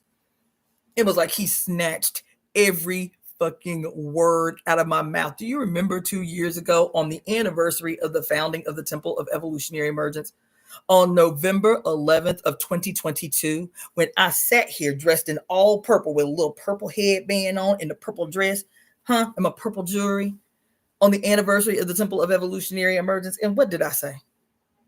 What? Almost the exact opposite of what he said. I said, why do you need faith? Why do you need hope? Why do you need hope and faith when the mother puts herself on display every day as the evidence that she is real? Every single solitary day, she puts herself on display for you. I'm trying to show you, baby. I am certain. Every single day she makes sure that you have the ability to see the evidence of her realness. You don't need hope and faith when certainty is in your grasp. Certainty is what informs us. Evidence provides certainty. This is what informs us. That hope and faith is the fucking sickness that plagues the planet. This white boy on this motherfucking movie Friday got right up on that screen and said almost verbatim the exact opposite of what I said 2 years ago as I made that goddamn declaration on 11/11/2022 at 11 o'clock in the morning, which was when I aired. That happened. I'm gonna tell y'all a secret. I'm gonna tell y'all a secret. It's not a secret. It's a clarity. I was sitting here thinking about all the self-proclaimed saviors, all the self-proclaimed messiahs, as far back as we can remember, all the self-proclaimed patriarchs, all the self-proclaimed prophets who had God's, who had a connection through their ear directly to God's throat chakra and shit. All the self-proclaimed healers, males, all the self-proclaimed patriarchs of the last age, and how once they received divine providence, once they received their call, as they put it. Now, I'm telling you, all of them were the poster child for mediocrity. So they didn't even have to be fresh to death for people to believe them. You feel what I'm saying? They didn't have to be fresh to death. They could mosey right the fuck up in they dirty ass handles out the desert from nowhere. Ain't have nobody to claim them. Ain't have nobody to speak for them. Jesus didn't have nobody to speak for him when he just emerged at the age of 33, preaching along the hillsides and shit. He ain't have no street cred. He just appeared from out of nowhere. It was like, I want to put y'all on game. And they was like, word? He was like, yeah. He was like, they like, I like what you're saying. Okay, we gonna follow you. And I'm sitting here telling you the list of motherfucking cult leaders and shit who motherfuckers did the same thing. That's interesting what you talking about. UFOs gonna rescue us? That sound about right. I'll sell all my worldly possessions and give them all to you so that we can prepare ourselves to be received by the mothership. Every single one. You feel me? I'm thinking about all these current day prophets, the founders of the Seventh-day Adventists, the founders of the what is it, the Church of Latter-day Saints, the Mormons. These was all new at one time. These was all new ideas at one time. All even the Church of Satan. Oh, they guilty too. They guilty too. They guilty too. The church and Satanism, they brothers. They are Ra and Set. That's all. That's all. They won, as a matter of fact. They ain't even apart. They won. Just like the Gemini in heaven. Just like the Pisces fish joint by the little red string at the belly button. They are two personifications of the same idea. You feel me? Anton LaVey. What's that? Aleister Crowley. You know what I'm saying? Who else? What's that dude name? Who started the Wicca movement? Oh, start with a G. I forget his name, but him. All mediocre. Not a fresh idea among them. Every quote, new thought movement, right? All the new spiritual movements of the turn of the 19th century. Oh, the Theosophical Society by Blavatsky, the Lima, what do they call the cult of I am? Who else? You name them.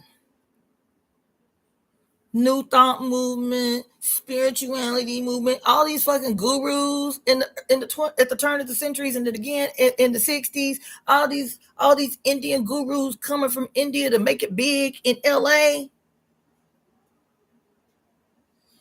When I tell you I cannot roll my eyes hard enough,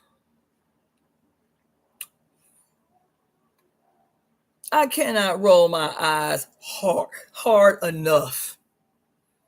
They wasn't absolved because all them gurus came over and started because of their proximity to cute little blind girls. Thank you, Gerald Gardner, the founder of Wicca, diabolical, monstrous bastard that he was. That's why most of the women split off from his shit. Because they was like, this dude is a piece of shit. We got to create our own Wicca movement. You feel me? There is not a one among them that is even fucking redeemable. You know what I'm saying? And so I'll be thinking about this up in here.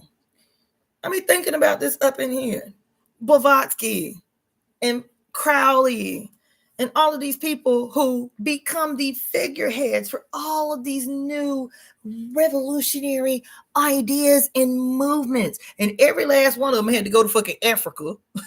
Every last one of them. They went to Africa first. They went to Egypt first. Let me get a divine download from the pyramid so I can come out and make $1 million as a new thought leader. I'll tell you, we have been drowning in an ocean of mediocrity.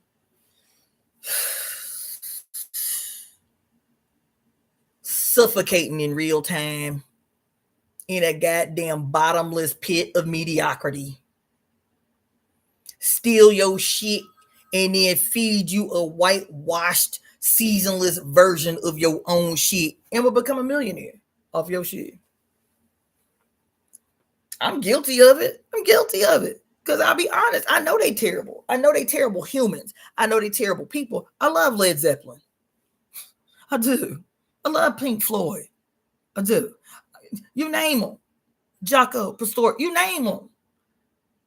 I didn't know when I fell in love with them. The reason I fell in love with them was because I was hearing the me in them. I was hearing the us in them. I didn't know the history. I didn't know the history of appropriation or the takeover. I was a kid. All I knew is that shit was speaking to my spirit. You feel me? We all have been victimized by that shit. Flattered by the presence of mediocrity. And I'm saying that because I've been up in here for a couple weeks now as we are approaching May 20th. And I really need to have a radical episode of divine intervention. I really do. Because the note taking, the deep dives, the studying, even the epiphanies in real time that I'm having that I know are purposeful. I have not yet envisioned how this weird ass puzzle is piecing together, but in the moment I know, because I'll be tempted to pull back. Like, I can't give too much energy. Maybe I'm obsessing. You know what I'm saying? I need to get out here and do something more progressive. Maybe I need to put my hands on something and create something. You know what I'm saying? But still having that something forcing me. I know last night I started writing it around 7 o'clock. I didn't finish until 4 o'clock this morning. Literally, I got up to pee twice, just obsessing. Same thing the night before last. I wrote so many pages, 10 hours. I didn't move because I just feel like I am on the precipice of something so fucking unimaginable. And that this is the preparation for it. This is the radical, urgent preparation for what is about to pop off. That's what it feels like to me. So while I'm telling y'all to not be internalizing no urgency, I can do that. I can do that because there's something peculiar for me to do that this shit has prepared me for, right? And I'm saying that because one of the things that I know, and I've said it often, but in a very non-specific and ambiguous way, that what is being demanded of us right now is a straight up contest. We have never contended. We have not contended. And when I say we, I'm talking about we witches. When I'm talking about we, I'm talking about we women. When I'm talking about we, I'm talking about the descendants of women. So that's all y'all. There's men, there's women, there's children, there's old people, there's LGBTQIA plus. There's you who are the descendants of women. I'm talking about all of us. We have not staged a contest. Not only have we not staged a contest, we have not collectively decided what divine restorative restitution and restitution, divine justice, revenge, vengeance, restitution, reparations, restoration, all of that. We haven't decided collectively what it is, and we have to do that.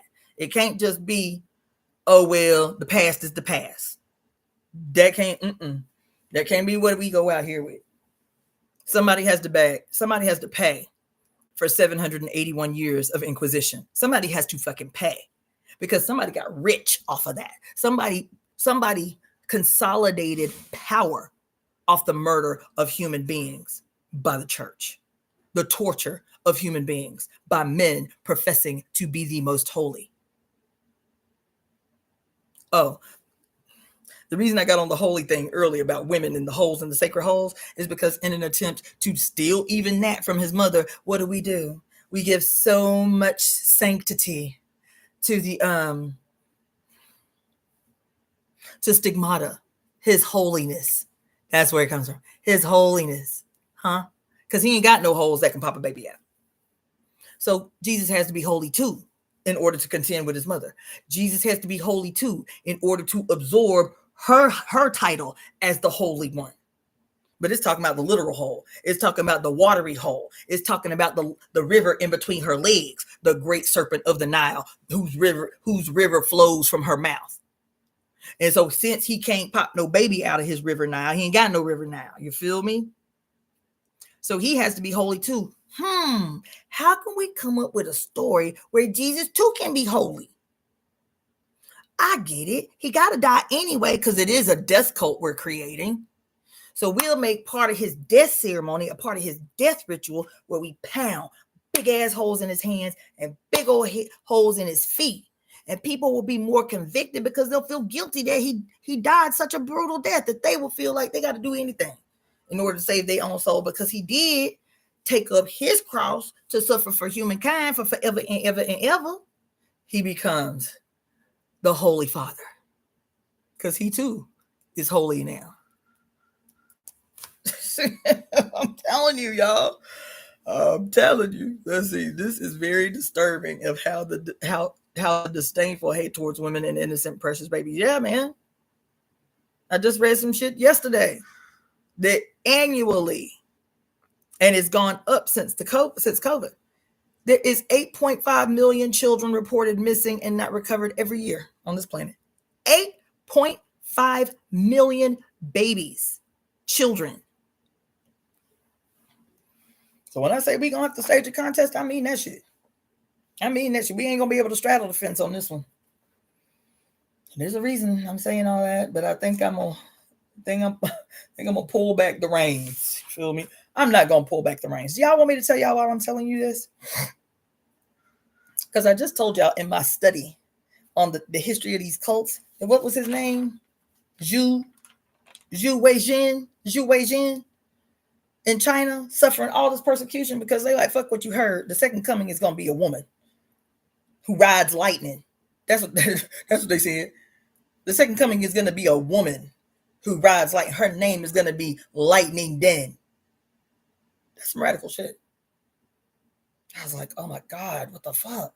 The only cult of all that I found that had any kind of female archetype as the lead through which they follow. She who will come to earth on a bolt of lightning. She who will ride the lightning. That's what they said. You understand what I'm saying? Then I told y'all a few days ago. I didn't go in deep about it, but I did mention in passing that the conspiracy that I just talked to y'all about 2 weeks prior about it's a 900-year-old prophecy by a pope who they said that the prophecy was hidden in the special place in the Vatican, and it's called the something of the popes, the room of the popes, or the something of the popes, where any kind of divine intervention that they don't want to get released is in there. But this dude's shit was found a few years ago, and it was posted. And this pope, I forget his name, his last prophecy while he was alive was that that we would know that the fall of the Roman Catholic Church was imminent at the death of the 266th Pope. Pope Francis was the 266th Pope, and this Pope said that the death of Pope Francis, the 266th Pope, would mark the downfall of the Roman Catholic Church. That's what he said. That's what he said. So that little conspiracy has been floating around for some years, but obviously there was an upswing in the shit when the Pope got sick in November and was hospitalized. There was an uptake in the conspiracy of is the Roman Catholic Church on its last leg, right? So I watched this movie Concave. I got a text at 3:00 in the morning on Monday last week, with a text from my friend that said he dead. I was like, who dead? Who dead? The prophecy of the popes. Thank you. Who dead? Right? And so once I turned the TV on, and it was everywhere that the Pope had died just a few hours after making his Easter Sunday address. Thank you so much for the donation, Fire. Appreciate you. That after making his Easter address, he died several hours later. On Easter Sunday, I was like, oh my God. So of course my default was to think about this prophecy that I just told y'all about the week before I left, about how Pope Francis was the last Pope, the 266th Pope. And then I mentioned to y'all on Friday or Saturday, whenever it was, about that's what the picture on the thumbnail is when he did that damn ceremony where they released the peace doves, and the peace doves got taken down by a gray seagull and a black crow. And everybody was like, oh my God, is this a prophecy? Something's happening. This is a bad omen. Thank you, voiceovers by Stephanie Marie. Oh my God. That happened in 2013, and they haven't done the peace ceremony since, right? I was like, his whole candidacy has just been marred by controversy. I'm talking about symbolic controversy as well as the other shit. You feel me? And so I'm thinking about all of this stuff. And so the same guy texts me later on in the day. He's like, Cassandra, I've been telling you to watch this movie Conclave since it came out last year. He's like, the Pope is dead today.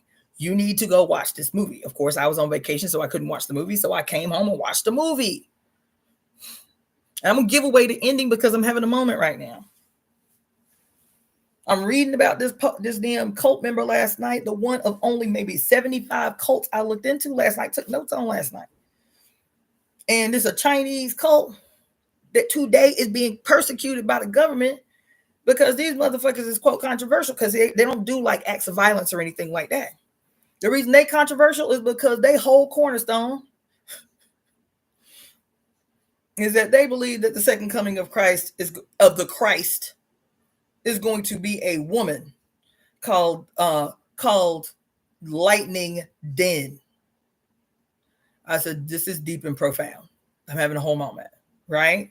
Then I watched this movie the night before last, Conclave, and they there to figure out, to vote on for all these days, who gonna be. They in the conclave. They can't lead the conclave until they decide who the next pope gonna be, because the pope has died. Huh? And while this whole political beefing is on about who gonna be the next pope, and they beefing and whatever, because it's a political campaign, they all dressed like 100 fucking men of every race in this room, dressed like the mothers, in a conclave, determining who is going to be the next pope. And while they in there on their third day casting their third vote, somebody bombs the Vatican. Somebody bombs the Vatican. I was like, oh my God, right? So they trying to navigate through that chaos and shit while still trying to keep it together so they can, because they say if we don't address the bombing thing, if we don't pick another pope and this happening this close to the bombing thing, people ain't going to have no faith in the church. That's what they said. We got to hurry up. We can't even address the bombing thing until we decide on a pope, because these people are already scared they will completely lose hope in the church if we do not choose a pope. You feel me? So this mysterious cardinal comes from Afghanistan, and they like, damn, we don't know this cardinal. Why we don't know this cardinal? And he said, because the Pope, ordained my ministry personally and told me to keep quiet. He deliberately told me to keep quiet. He said, if anything ever happens to me, make sure you come. So they got one Pope from Afghanistan, dark-skinned dude from Afghanistan. He ain't even trying to be the Pope. He just there as a voting cardinal. And he keeps voting for the dude who the dean. Feel me? The dean was like, I do not want to be the Pope. Stop putting my name in the pot. He was like, but you're the only one qualified to be the Pope, because everybody else out here with that bullshit. He said, all these people out here in this thing, all I've seen is a bunch of warring and beefing and arguing among men who are all power hungry. That's what the Afghanistanian Pope cardinal said. He said, and there ain't nobody else qualified to be the Pope. So I'm putting your name, because you're the only one I see here qualified to be the Pope. And this man is having his own existential crisis. He is trying to step down as a cardinal. He is trying to step down as a dean because he done lost faith. He's like, man, stop putting my name in that motherfucking pot, because the Afghanistanian done put his name in the pot 3 times. He's like, stop doing that. I don't want to be the Pope. I want to be out of this church. That's what he said. I'm trying to step down. I want to be up out of here. He's like, I don't want to be the Pope. He's like, I'm gonna keep putting your name in the pot because ain't nobody else here I can vote for. You feel me? And so they all beefing. They having like strong ass political campaigns. You feel me? They debates, even throwdowns. And as they having the throwdowns, because this is the first time this Afghanistanian cardinal that came to the Vatican. They had his whole ministry completely hidden, the Pope. And so the dean is trying to understand, like, why would he do that? Like, why would he not tell us that you exist? I don't understand. And so finally they beefing, they all in the main corridor, and they all and all everybody closets get emptied, everybody dirt being thrown on the goddamn conclave floor. He can't be it because look, he had a child at a wedlock while he was still a cardinal. Everybody dirt getting exposed, right? I said, damn, this shit is vicious. right? And in the midst of the chaos, the Afghanian stands up because one of the popes is calling for war. He's like, we need to re-energize our goddamn militia or some shit. Because he's like, damn, these motherfuckers got so cocky, they just came up and bombed the Vatican and shit. Like, we need to declare war. We need to declare war, right? And so the Afghanistanian, he was like, you don't know what war is. You've never lived in an area war-torn where you are literally walking over the bodies of human beings, children, and the like. He said, you don't know about war. You as a pope, why would you even be making this declaration? He just put everybody on, he just shamed everybody, right? And he'd been quiet up until this point. That we have to, that in all chaos, we have to be the pillar of peace and this and this and this and this, right? And so lo and behold, when everybody go to cast, they vote on the last day of the conclave. He didn't expect it, but the Afghanistanian, he was like, they called his name to be the pope. I was like, damn, not only is he a man of color, but he's from Afghanistan and they gonna make him the pope. I said, that's hella progressive. So they clapping, the music is coming up, and I was like, okay, that's a cute little end, a little person of color, you feel me? That was not the end. So the dude who, the Afghanian, the dean, the Afghanistanian had been putting the dean's name up in there, and you could just see the look of relief go across his face when his name didn't get called. So the new pope is in the pope quarters, and he has all these men that are trying to help him re-robe, and he refuses to get dressed. And so finally the dean comes to the office because he hears some news that he needs to talk to the Afghanistanian about. And when he knocks on the door, they were like, we don't know what to do with him. He won't change clothes. He won't disrobe or whatever. So he goes to him. He said, but the long and the short of it was that the Pope had paid for him to get some medical care in Switzerland. And the dude said, when I got there, I decided against it. I opted against it. He was like, well, what kind of surgery was it? What was it? And he said with a straight face, the Pope sent me to Sweden before coming here so that I could have this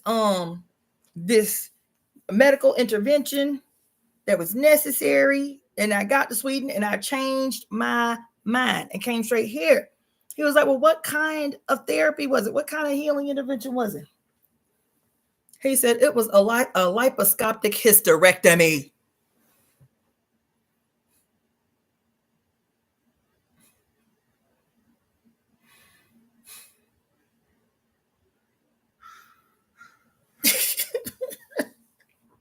Y'all did not hear what I said. Y'all cannot have heard what I said.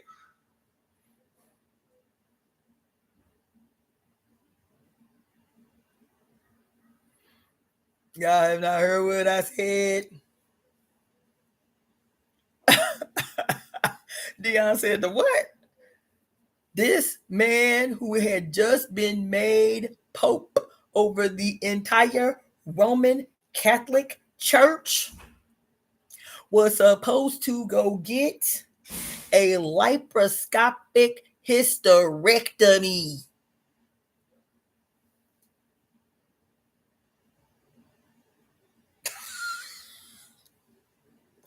When I tell you I was in this motherfucker screaming and hollering like I was being murdered, sure was.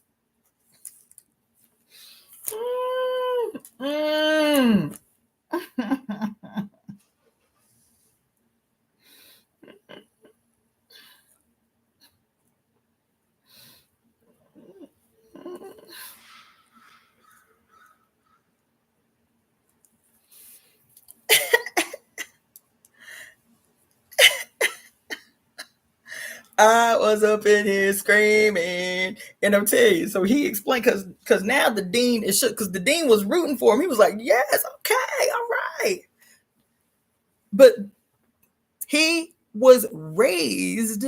He said he had been in seminary his whole life, living as a man. So what does that imply? if he had been living as a man, believed he was a man,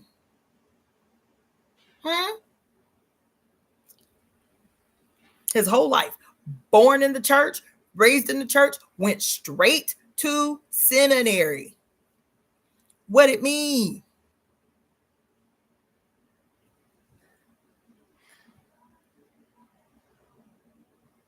No, Tia Cole, no, baby. No. It means he was a hermaphrodite.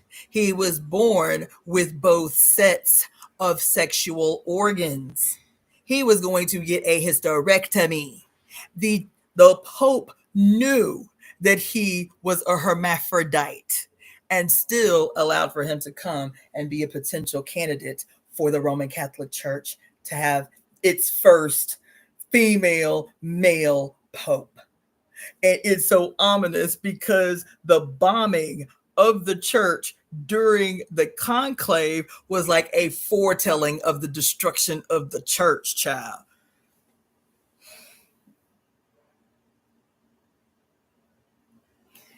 He was a hermaphrodite. He was a hermaphrodite. I said, y'all, that was the absolute last possible thing that I could possibly imagine. He's a hermaphrodite. But the way he talked, he had to have both sets of sexual organs and parts because he refused to get undressed in front of the cardinals that came to help him get in his garb. So there was something outwardly too that would reveal him. But he did explain to the cardinal, I was born with a full set of ovaries and a uterus. Yep.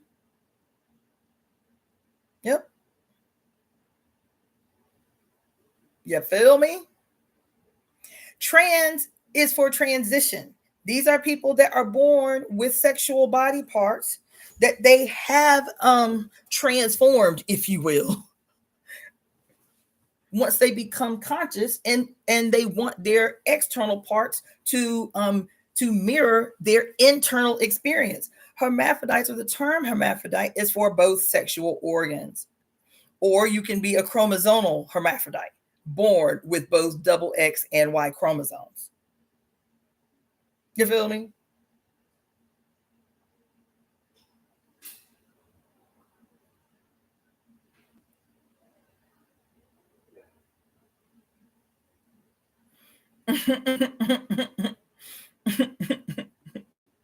That shit fucked me up. That shit threw me all off my square. However,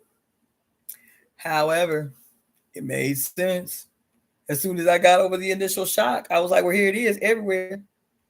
What did I tell you that y'all told me in my first ceremony with her, aside from where these witches at these goddamn churches? She said, make no mistake, I am the Antichrist. This is all y'all speaking. I am the Antichrist. That's what she said. And I was shook. I was like, what that mean?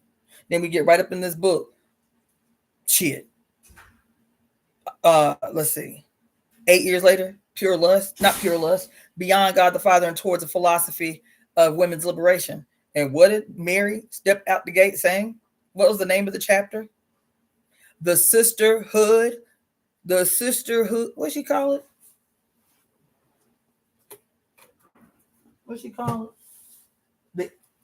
She called it the egalitarian sisterhood. What did she call it? I mean, here it is. There's several chapters. The bonds of freedom. Sisterhood as anti-church.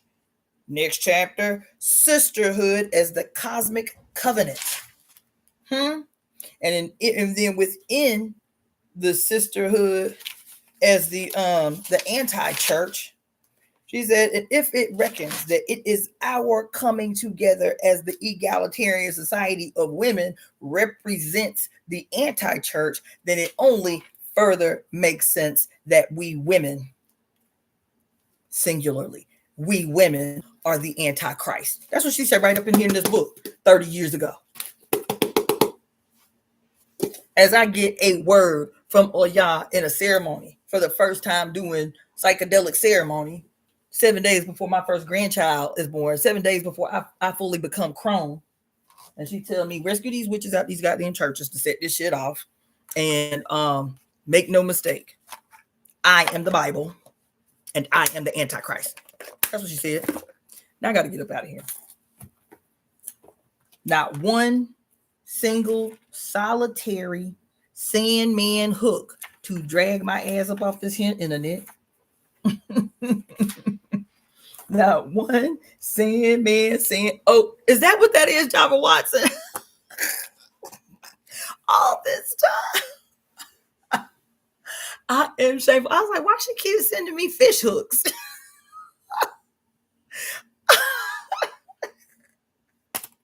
I am through. Oh my God, I am done. I am done. Oh my God, all this time. I'm like, why they keep commenting in fish hook emojis?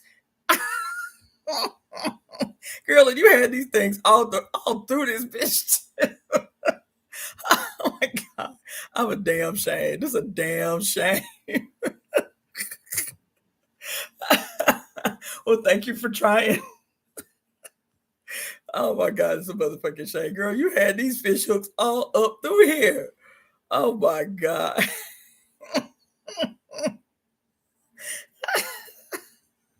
I didn't even see these. I didn't even read the words after them. I was like, why she keep sending fish hooks? Damn, that's a whole shame. Oh my God, my bad, you guys. I want to thank you all who sent donations. I appreciate you so much. This was fun.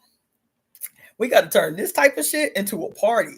Like when we up in the temple doing the the little poster boards and we forming a web in real time. We weaving in real time ideas to and from each other. Somebody say, I got an idea. And then they hollered out to somebody else and they started obsessing on that same idea so they don't have to lose their thought to keep this thought present. You feel me? We start weaving in real time. You feel me? We need to have a DJ up in that bitch. It need to be a party when we weaving.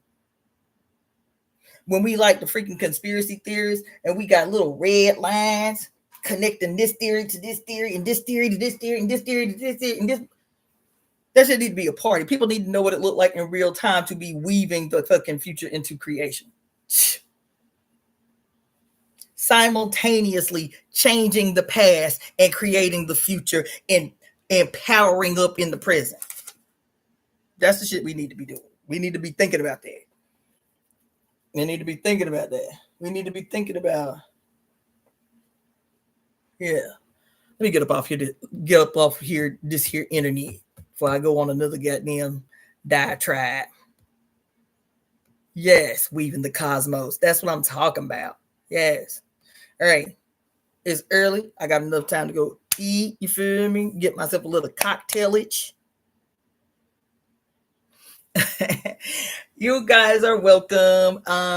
Email me evoemetemp at gmail.com. I'm going to be sending out the name for the Taurus season, the name that we gonna be using. Because I told you from now on, I'm gonna drop at least a name a month for us to be like plotting and scheming around. And I got a big one this month.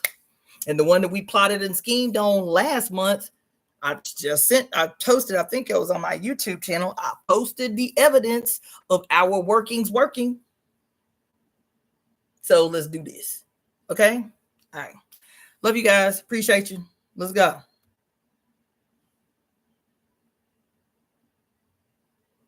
Thank you, Fire. I'll check the emails tonight. Give me a couple hours, but I'll check the emails and send that name out to you tonight. All right, peace. Let's see.